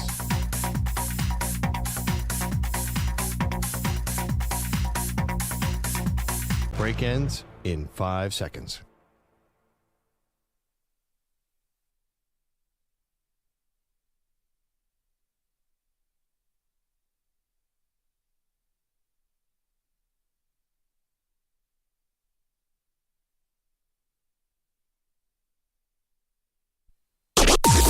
Maggie and Perloff on the Infinity Sports Network.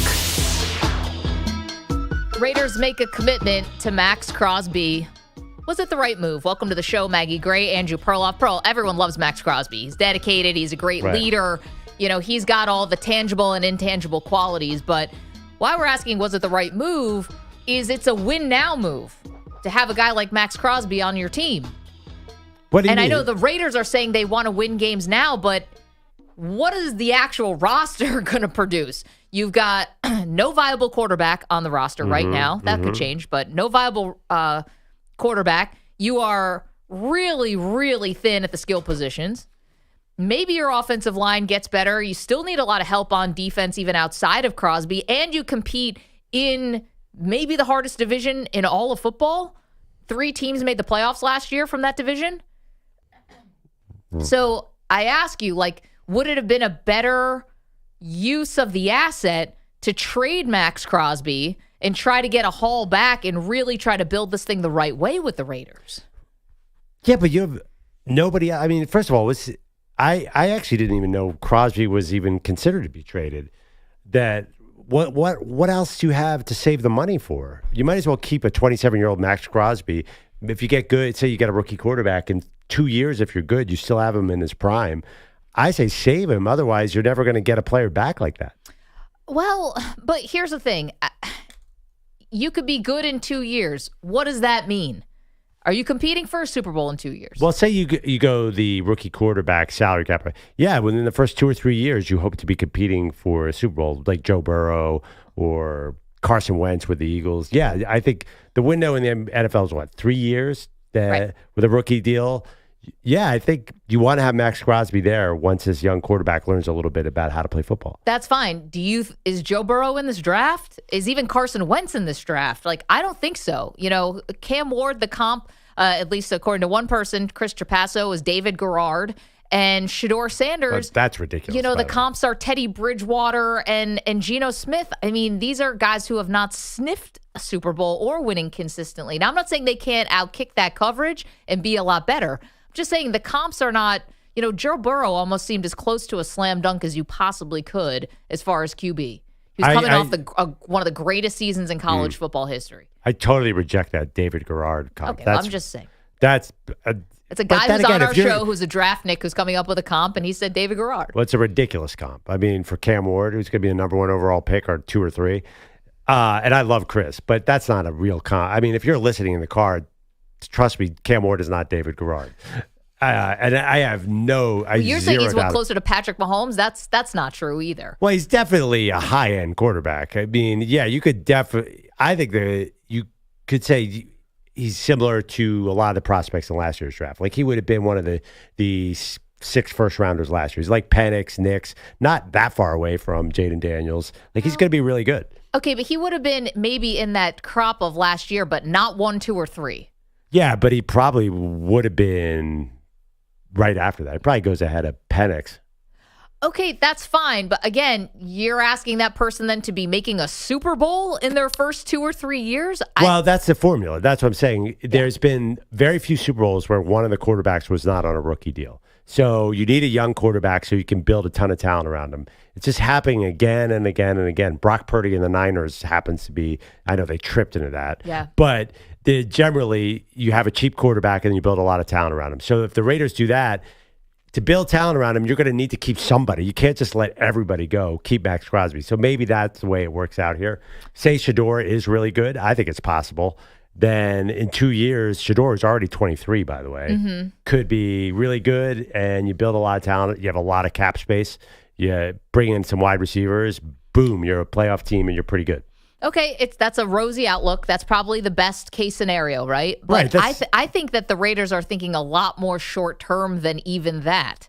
You know, they wanted to go after Matthew Stafford, which you actually said was ridiculous because even Stafford wouldn't have been able to lift this team and raise them to the level of contender. And Stafford would be gone in 2 years, and then you wouldn't have anything. Then Maxx Crosby would be sitting there alone again. Okay, well, that could happen now. Like, you bring in Aaron Rodgers, you bring in Russell Wilson. These are not quarterbacks, I don't think, that are capable of lifting you towards a Super Bowl. So, again, unless you have, you draft Shedeur Sanders, which would be totally fine, but even he would sit for a year, most likely, behind a Rodgers or a Russell Wilson or some other veteran.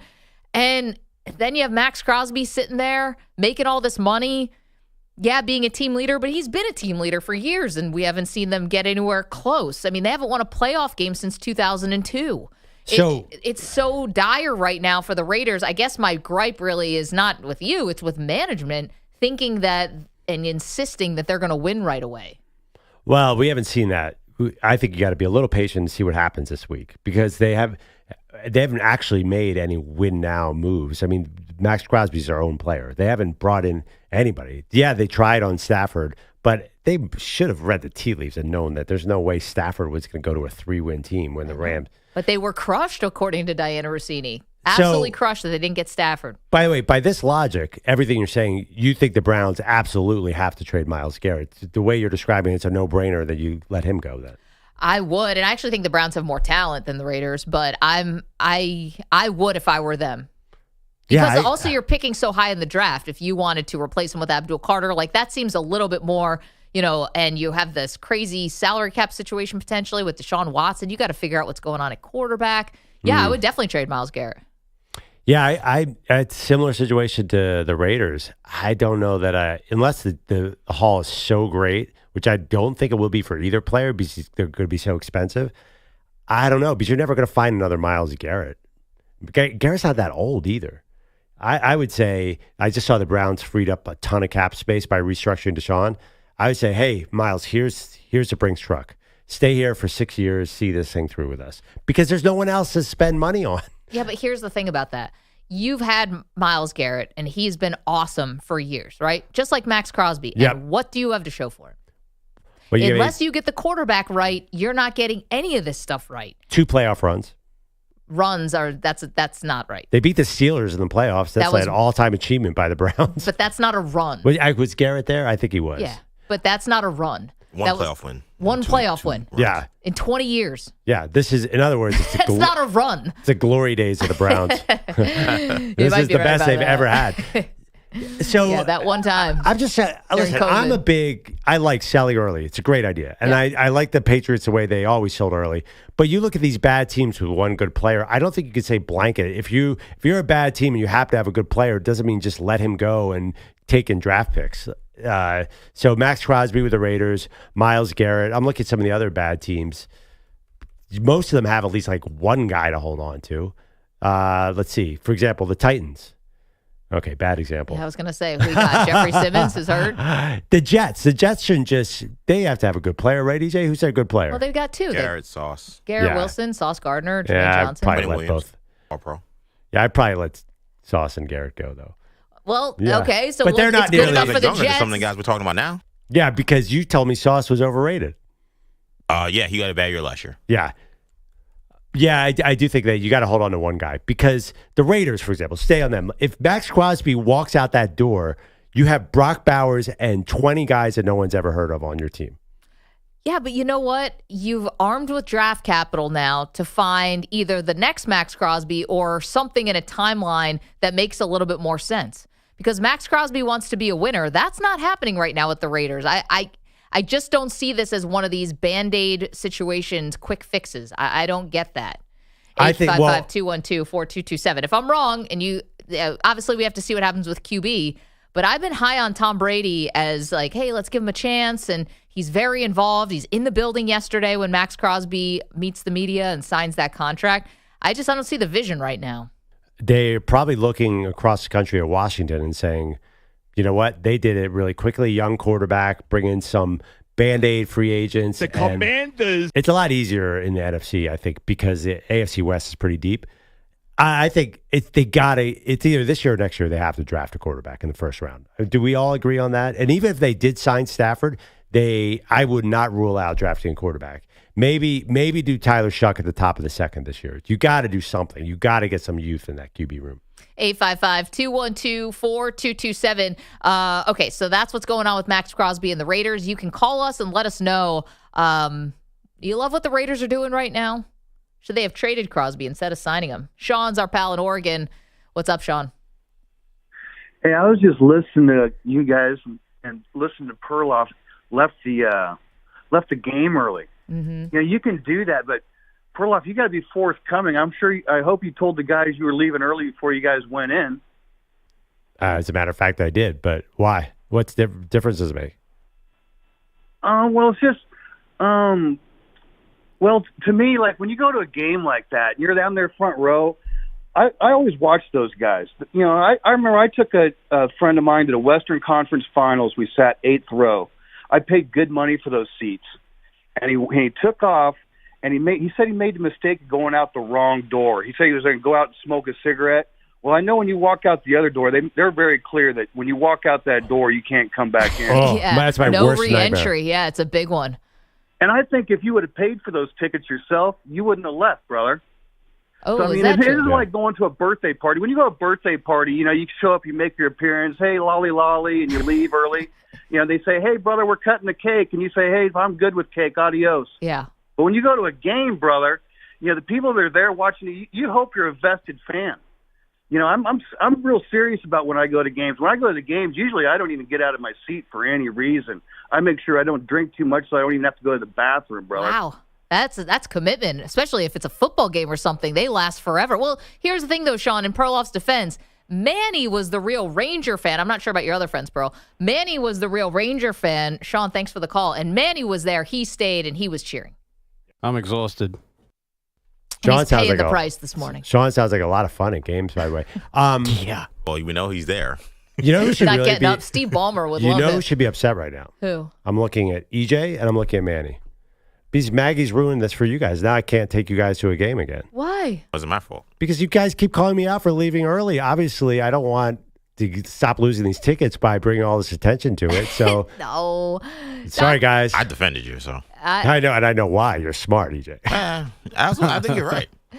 No. I left because I was actually thinking about the Chris Stapleton show. Remember, I didn't even get to see him perform. Oh, that was a nightmare. I had 3 Cokes, hoping to You use had the about- caffeine. We went to a concert. EJ had about 6 hours of editing ahead of him. He's Oh. looking at his clock. He's like, I don't know. We have a show in 4.5 hours. I have so much work to do right now. I have no idea if Maggie's going to show up the next day because she was badly sick. So I don't know what my role is going to be. Yeah, Stapleton, and they said Chris Stapleton's coming out in 5 minutes. 45 minutes later, nothing. Oh, my God. And I could see EJ's like, do I have the bandwidth to actually start editing this Emmitt Smith interview right now? Anyway, I felt it. So I've been there where it's like he's either up all night or partying. I'm closer to you, but you know how much I love those progressive "Don't Become Your Parents" ads. Yeah. Do you know the one where they're walking into the football stadium and they're talking about when they're going to leave to beat traffic? Yes. And the guy goes, "All right, we're not going to talk about leaving before we enter the building." I'm definitely, I could be a Dodger fan. Let's put it that way. I may show up late or leave early. And also, like I said, look, now if it was, J. Cole or if it was Usher, someone you love. Yeah, somebody like, I thought you were going to say if it's Game 7. Yeah, if it's, A. Marie. I mean, all right, that Emmitt Smith interview is going to edit it at 3 a.m., baby. But I'm not a Chris Stapleton guy, so I had to make that call. I think that's a call everybody got to make. We do have, and we are so spoiled and lucky to have our jobs. But there is one funny thing I noticed about, we work at a place where you can get baseball tickets.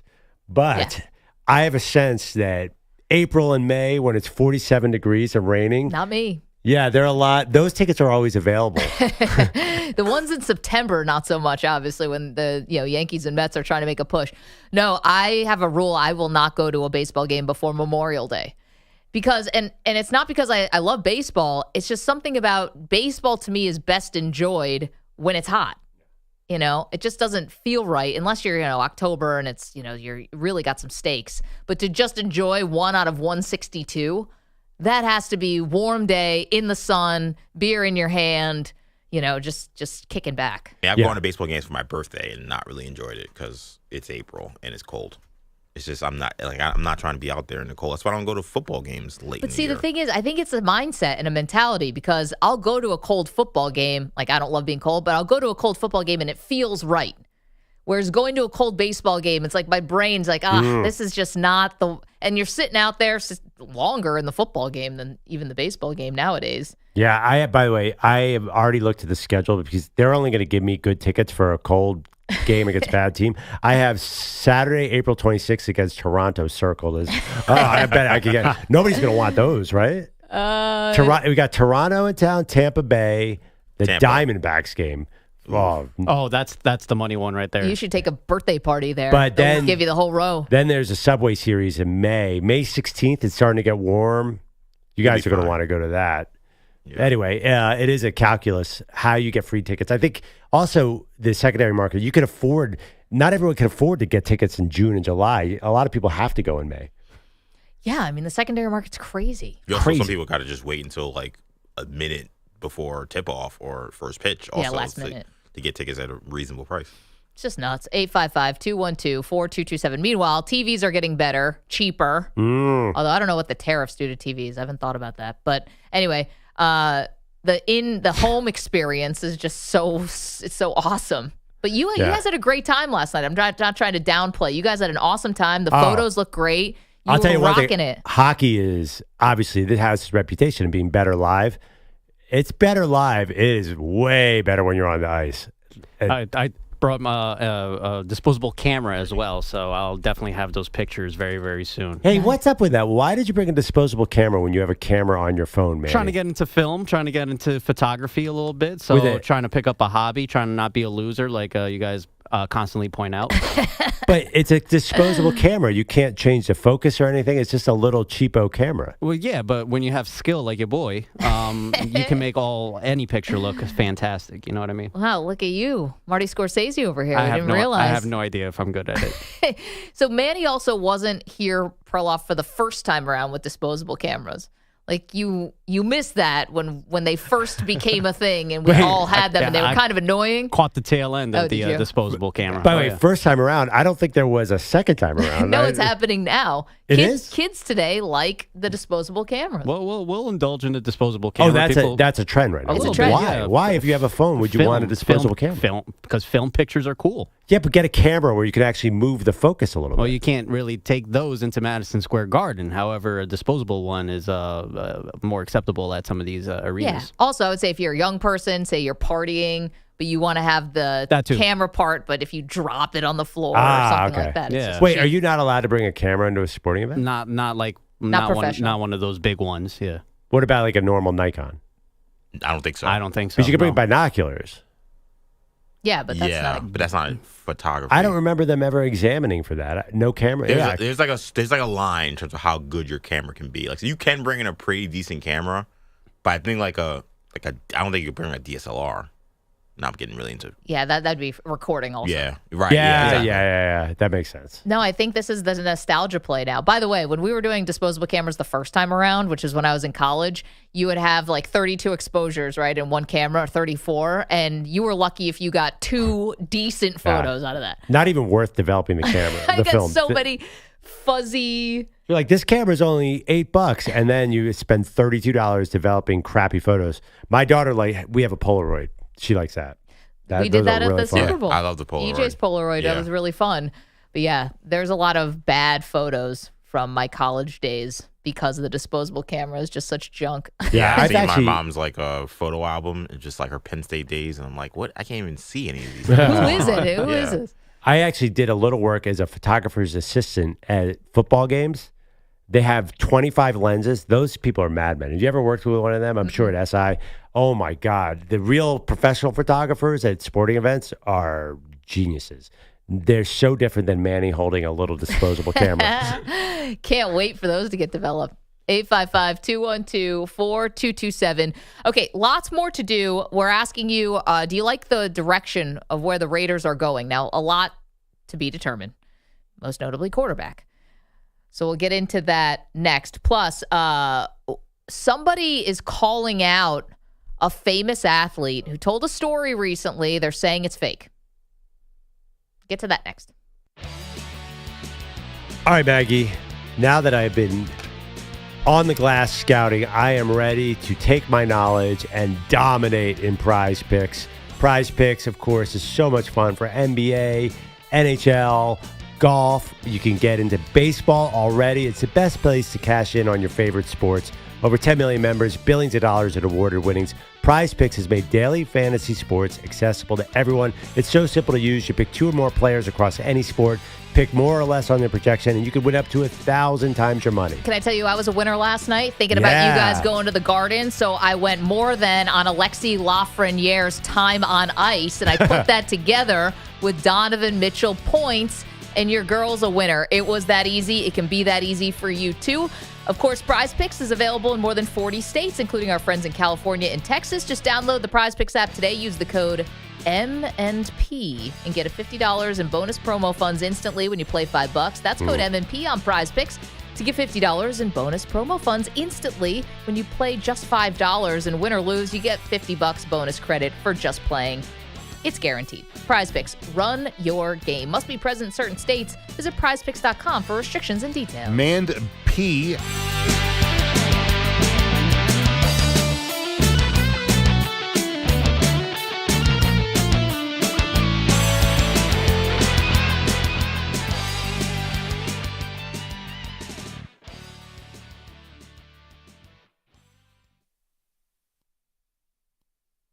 You're in a 4-minute break.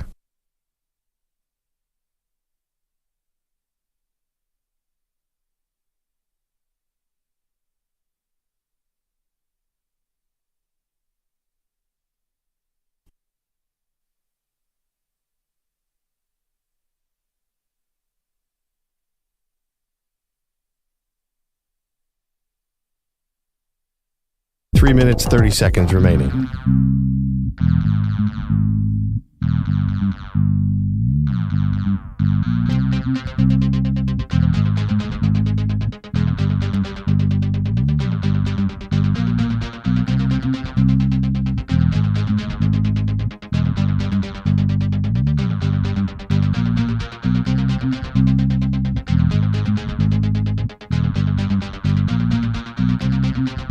Three minutes remaining.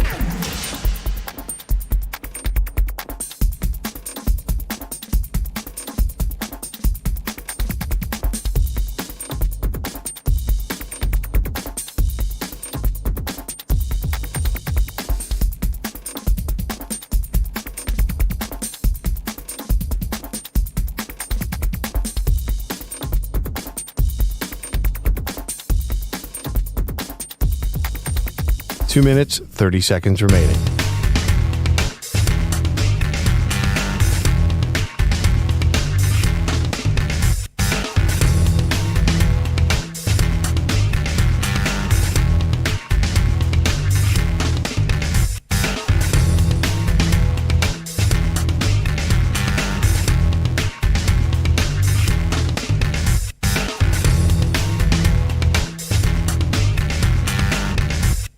Two minutes remaining.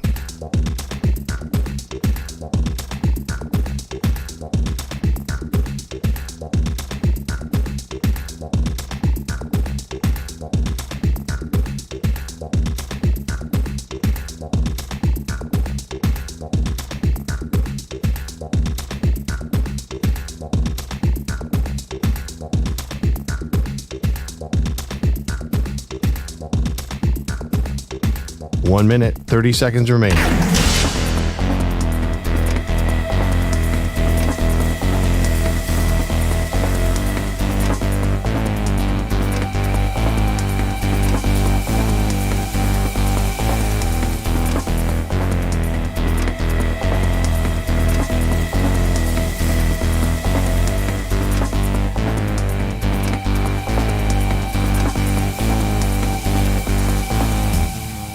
1 minute remaining.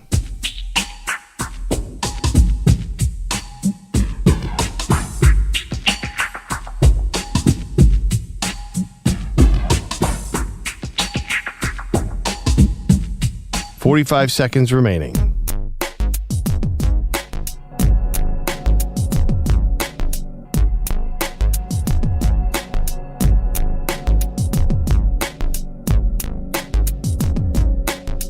"30 seconds remaining.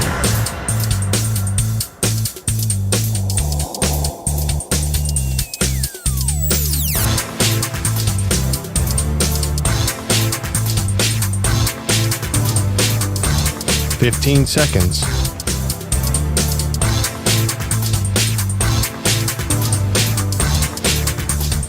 Break ends in 5 seconds.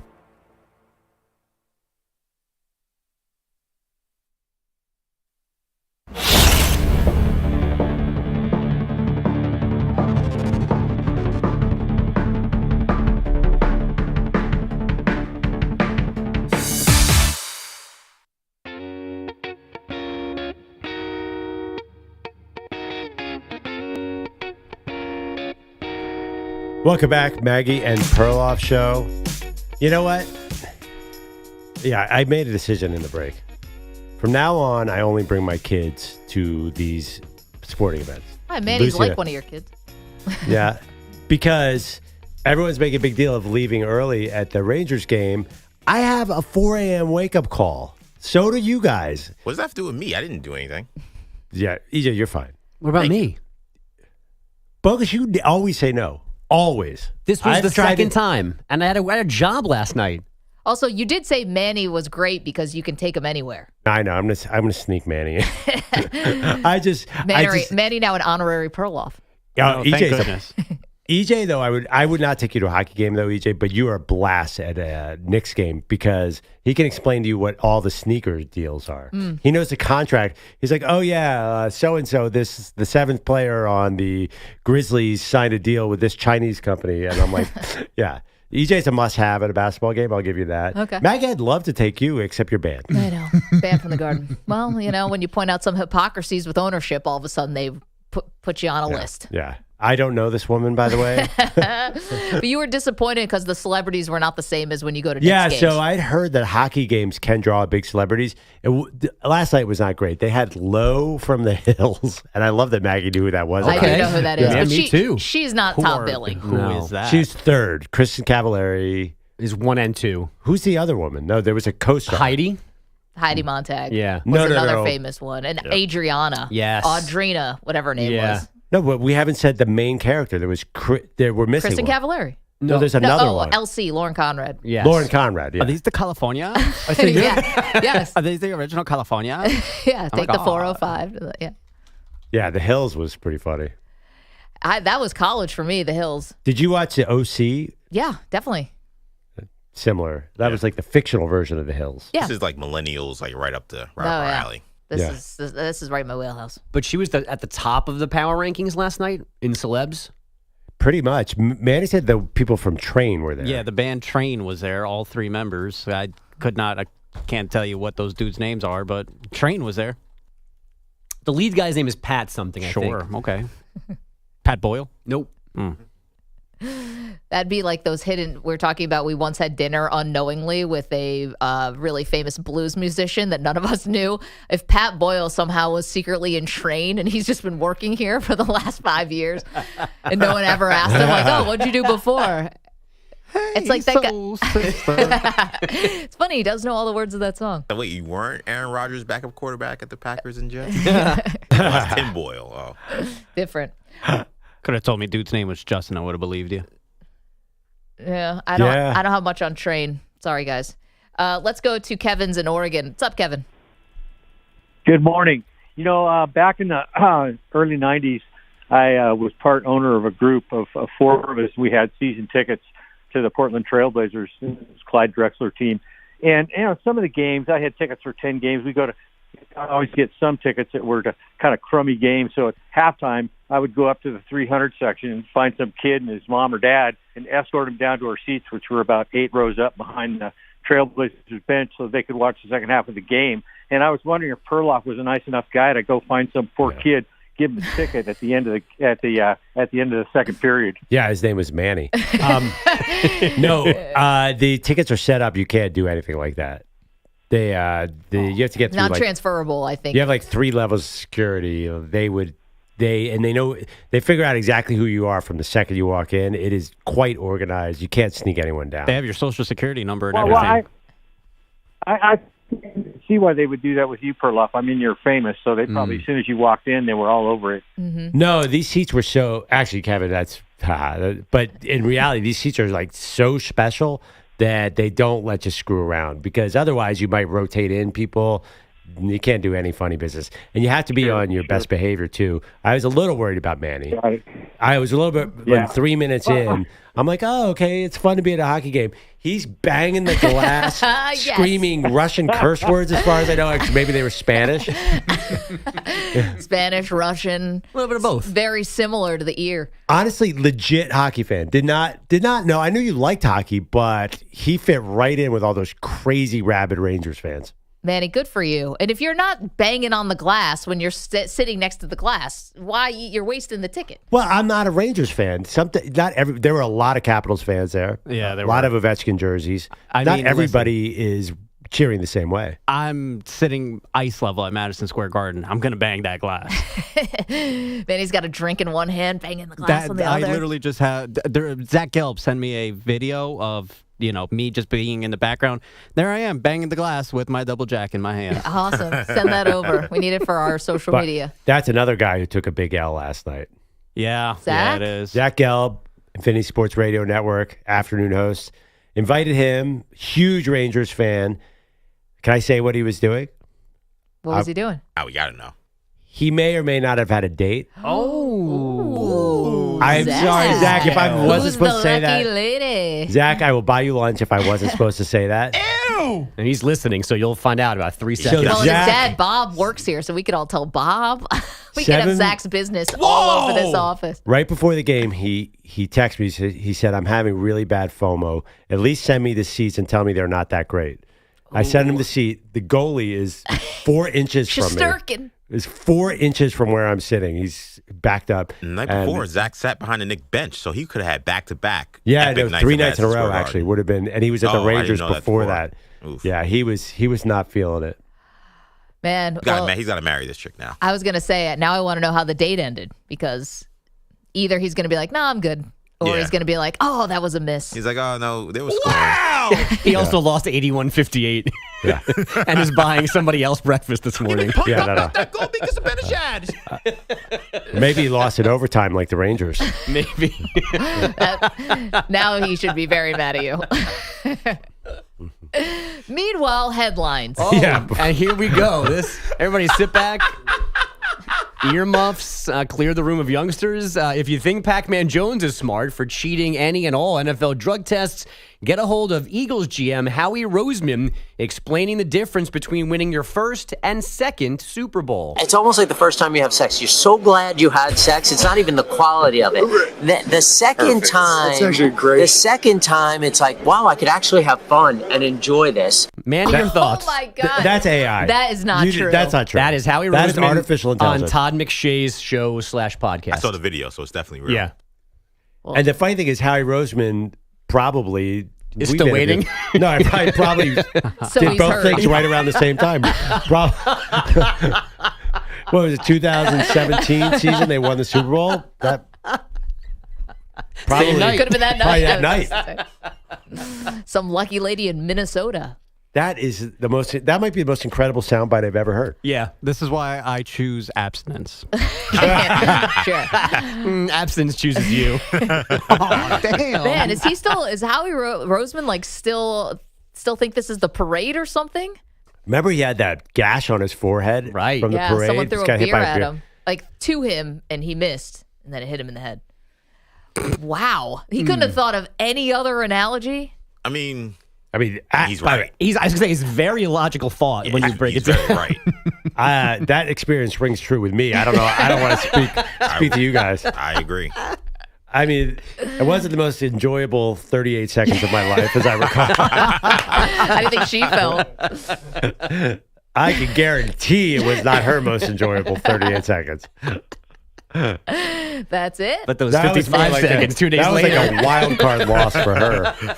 That was the Chargers blowing a lead to the Jaguars for her, not a Super Bowl win. Was there literally a sad trombone in the corner? Womp, womp, womp. Wow. Howie Roseman's supposed to be buttoned up and serious. I know. Well, now you win 2 Super Bowls. Sounds like You're out John here getting all Gruden. this action. Yeah, it sounds like was that Nice and Gruden? loose. Yeah, you win 2 Super Bowls. Just drowning in it. All right. Well, Roseman, by the way, got down and dirty with some agents this week, following up that Saquon Barkley extension with yesterday's 3-year deal with linebacker Zach Bond. He's guaranteed $34 million. It's $91.5 million guaranteed for Maxx Crosby in a 3-year extension with the Raiders. Crosby is now the highest paid non-quarterback, averaging $35.5 million a season. NFL Network and Cheryl Bosa, Nick and Joey's mom, say the boys could reunite in San Francisco. Joey is on the open market after the Chargers released him to clear $25 million in cap space. DK Metcalf reportedly wants a trade out of Seattle, and we are told that the Browns have reworked Deshaun Watson's stupid contract to clear about $35 million cap space. The large majority of this $230 million commitment to Watson has now been paid out. Giannis is the 52nd member of the 20,000-point club after putting 34 on the Mavs in last night's 137-107 beatdown. 30K is next, but it's not a goal of mine. I don't think it counts in your legacy if you score 25,000 or 27 or 30,000. I think there's more winning. Counts more in your legacy. Only shot at LeBron. Only 5 guys got the 20K, the younger age than Giannis, including LeBron, plus Kobe, KD, Wilt, and MJ. The Cavaliers clinched the playoff spot by holding off the Heat 112-107. Nikola Jokic, 22 points, 15 rebounds, 6 assists. In the Nuggets, 116-110 win over the Kings. And the T-Wolves, 125-110 winners in Charlotte. Nick legend Julius Randle, 25 points, 10 rebounds, and 9 assists from Minnesota. Attaboy, Jules. An upset last night in the vaunted SEC. Burrell penetrates. Natapadula for 3 on the way. Hits the rim, hits again. No, a tip is no good. Brakefield gets the rebound. He puts it in! Brakefield puts it in with 7.5 to play. Rebels lead by 2. 78-76. That's from Learfield. Jamin Brakefield, the putback with 7 seconds left. That was the difference. Ole Miss taking down 4th-ranked Tennessee, 78-76. Miami just officially hired Duke assistant coach Jai Lucas as their new head coach, replacing the retiring Jim Larinaga. Lucas expected to leave Duke after the regular season, which ends this weekend. Alex Ovechkin, career goal number 885 in this very infamous hockey game. Caps 3, Rangers 2 in overtime. And an update quickly, guys, on something that Maggie brought up yesterday. Next year's World Cup finale at MetLife Stadium will feature a halftime show for the first time ever, Pearl. Now FIFA has hired Coldplay's Chris Martin to come up with the act, like the NFL has given Super Bowl duties to Jay-Z. Does Chris Martin just put himself in there? I don't think so. They did. He was up there with Beyonce, right, at the Super Bowl halftime show. Yeah, that was San Francisco, I believe. Santa Clara. Yeah, I think there's like a wink that you don't put yourself in. I mean, Coldplay's got a lot of hits, and they're a pretty international band. But they wouldn't need this guy to book himself. They could just book Coldplay. He could just be on the stage on his piano while somebody else plays. I mean, that like not Coldplay, but like Chris Martin with fill in the blank. Somebody's mentioned Dua Lipa. Dua Lipa makes sense. Sure. Oh, that could be good. Yeah. Oh, yeah. I think they're going to go. I said Pitbull yesterday. Shakira, I think we brought up a couple times. Right. How about Olivia Rodrigo? She's probably a little more popular than Dua Lipa, even. I don't know internationally. Yeah, I don't know. She's kind of Taylor Swift light, maybe. Yeah. Or does Chris Martin, because he's like a British, rock star, does he go old school? Try to get the Stones or something like that. But I still think of this continent or this hemisphere. It's got to be Shakira. I agree with her. Yeah. It's got to be North American. You can't bring or South a European guy. We finally got soccer away from Europe, and we're going to have an English band play. I don't think they think that way. Yeah, the entire globe is watching it, so you can't like put Jason Aldean up there. Not Train. I'm not getting booked for Or this. Dave Matthews Band. No, have I mentioned that? I'm just throwing it out there. I know the limitations. Don't No get Pearl defensive. Jam either. No need to I get kind of thought defensive. somebody from South America where they're good at soccer, not from here. It's the biggest act from Brazil. Yeah, exactly. Who's big in Brazil these days?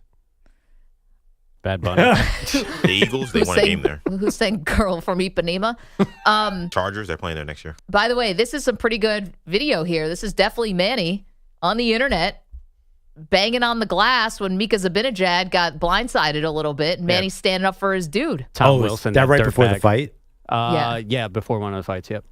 And I like the Twitter handle here is Snark Messier. Yeah. But that's you, Manny. Nice job. Good eye, Zach, too, who found this. You definitely gotta give it to the opposing team when you get that close. Oh, definitely. No, Manny, you were totally in the right here. Oh, yeah. You could have thrown your drink over the glass. Well, maybe not. Well, you see, here's the thing. My idea was I was already about a drink and a half in, so I saw Tom Wilson right in front of me and basically blindside Mika, like you said. And I challenged him a little bit. That's why I stood up, got up against the glass, and I said, yeah, my 5'8" behind is going to try to take your 6'5" behind for knocking over my boy Mika like that. Yeah, I'm sure Mika was really he's lucky, really lucky to have you. Tom Wilson was incredibly lucky that there was a partition between us. Yeah. I'll tell you that much right now. Yep. Simple. You and him, same. I would have caved his face into that ice. That's the Jack Daniels speaking. That's also about 4 years of him just bullying the Rangers also speaking. But I digress. No more hockey talk. That's all right, man. You had a fun time last night. This is cool. Perloff got you the seats. This is awesome. Perloff left after overtime as well. Yeah. By the way, give us tickets. Doing sorry, I'm going back one topic to the halftime show Sure. at the World Cup. The biggest concert ever was actually in Rio. It was Rod Stewart in 1994 played to 3.5 million people. So actually, English acts do play well in Brazil and on this coast. So I think, Little Wake Up Maggie. yeah, I think Song that I've you never could get. heard. No one's ever said that to me before in my life. I think you could get an old school act like Madonna or somebody who could play this and satisfy everybody. I don't think Madonna's in a position of playing anywhere. Let's get Paul Anka. Why not? I think she's still touring. Madonna? I think she's on a tour. Really? I don't know. Interesting. Coldplay is also gigantic internationally. You were right about that, Maggie. They're fourth on the list behind the Stones, U2, and Taylor Swift. Beyonce, very high. Beyonce's perfect. Yes, she Beyonce is. works. Beyonce would be just write the check, be done with it. Is it somebody who's going to have a new album out? I don't think that's the. I don't think you have to do that, Yeah. but There's a new I billboard mean, around. Sabrina would be the only person I could think of. can you imagine if it's how old's Rod Stewart right now? That's actually 90? 92. Coming out. If you like my body and you think Oh, I'm that's him? sexy, yes. He's 80 years old. We saw Can you Mick Jagger still- the other day at yeah, anyone see him at the Oscars? Yeah. He looked amazing. I know, but can you, when you're 80, can you still sing a song called "Do You Think I'm Sexy"? You can't. Don't you have to pass that baton on to someone just a little bit younger? No, swagger is endless. Yeah. I don't know. It gives Rod Stewart creepy could grandpa vibes. still take your girl if he wanted to. You know, I probably. saw him on the Okay. street once in New York, and it was walking down Fifth Avenue, walking down the street, saw Rod Stewart wearing an ascot. He looked debonair. Exactly like Rod Stewart, right? Exactly. I've seen him on the street Unmistakable. Yeah. And you would have went to lunch with him if he asked? Yeah, but at first I would have said thanks for nothing with the song because as someone named Maggie, it's been a part of my life for a long time. But Who the hell's Rod Stewart? have I told you lately that I love you? And more importantly, at halftime of the Don't World worry. Cup. Don't worry. I'm not missing anything. By the way, I said he paid the biggest concert. That was 1994. Is that 31 years ago now? I was 3 years old. What Yeah. venue? Where were 3.5 million people to stand together? You know and- who played? Remember Justin Bieber used to have concerts, like massive international concerts, millions of people. How about Biebs? Canada? I mean, He's from this- Canada is in the bid as well. They will be playing games in Toronto, so that actually kind of does check Oh, out. I didn't And think about Vancouver. that. Yeah, neither did I until Biebs. just now. What about Drake? No. Revenge tour No, on no. Kendrick. Oh, You got the Super if he Bowl. I got got the World Cup. that ain't The happening. FIFA, they'd be so tone deaf to put Drake up there. What if Chris Martin's secretly Team Drake? All right, Have at it, bro. And remember, like, I don't know, like, I guess it's gonna be what, MetLife is the final. Yes, MetLife Stadium, baby. What if it's a Drake Rod Stewart collab? Oh, By the way, this is 20. Just get me to the second half. 2026, right? Yes, Yeah. next year. Yeah. So there's First gonna be a halftime whole new show. set of popular acts. Yeah, I don't think a New York crowd's gonna be favorable to Drake even in 2026. That has to be into Canada. Have to be. Well, What if we own Canada by then? That changes everything now. It's true. well, as Rod would say, the first cut's the deepest. 855-212-4227. When did he say that? 1920? Oh, boy. Just about. Okay, lots more to do, including one NFL story. Oh, no, we have to get to the big story that got refuted. I couldn't believe that this is not true. Get to it next. You're in a 5-minute break.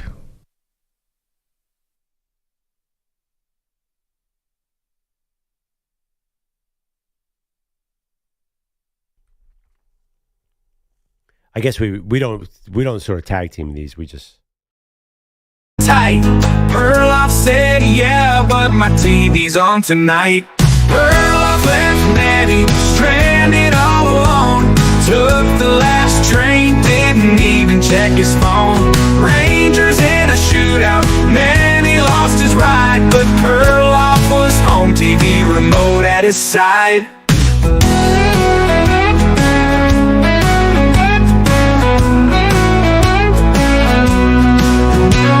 Meanwhile, Bilotti was supposed to be there, but guess what? He vanished into thin air. Maybe he's sick, maybe he's fine, or maybe he's just avoiding the grind. Man, he's still texting, waiting for a sign. Perloff's in pajamas, feeling just fine. Bilotti's a mystery, where could he be? Probably still dodging responsibility. Perloff left Maddie stranded all alone.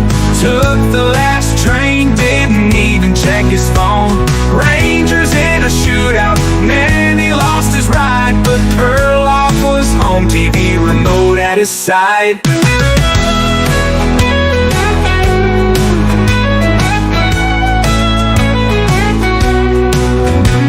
Manny's still texting, waiting for a sign.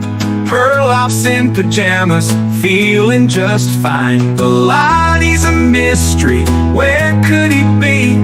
Probably still dodging Respoid in the grind. Man, he's still texting, waiting for a sign.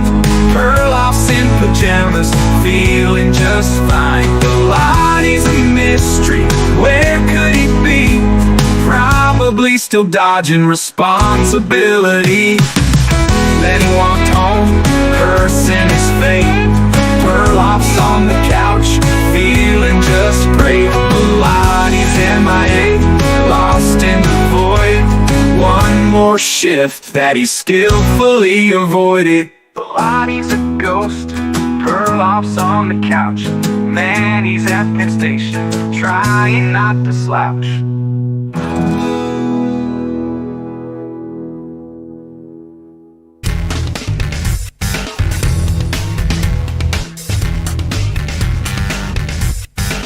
2 minutes remaining.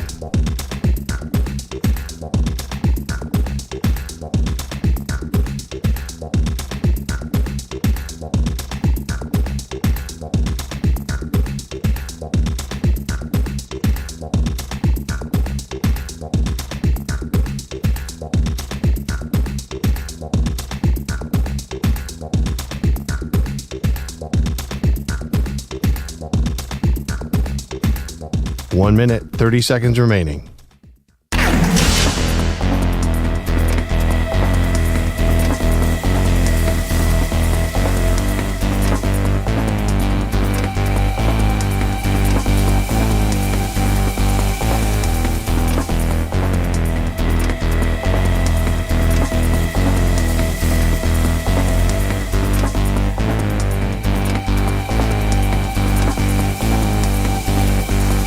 One minute remaining.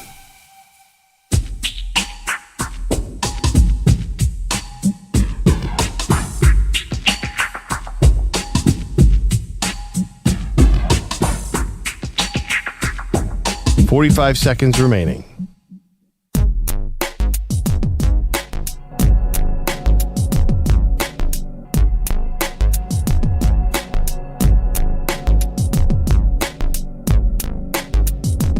Seconds remaining.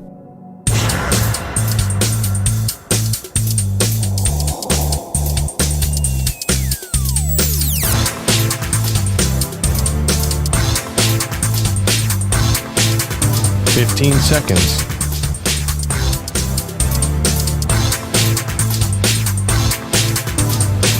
Break ends in 5 seconds.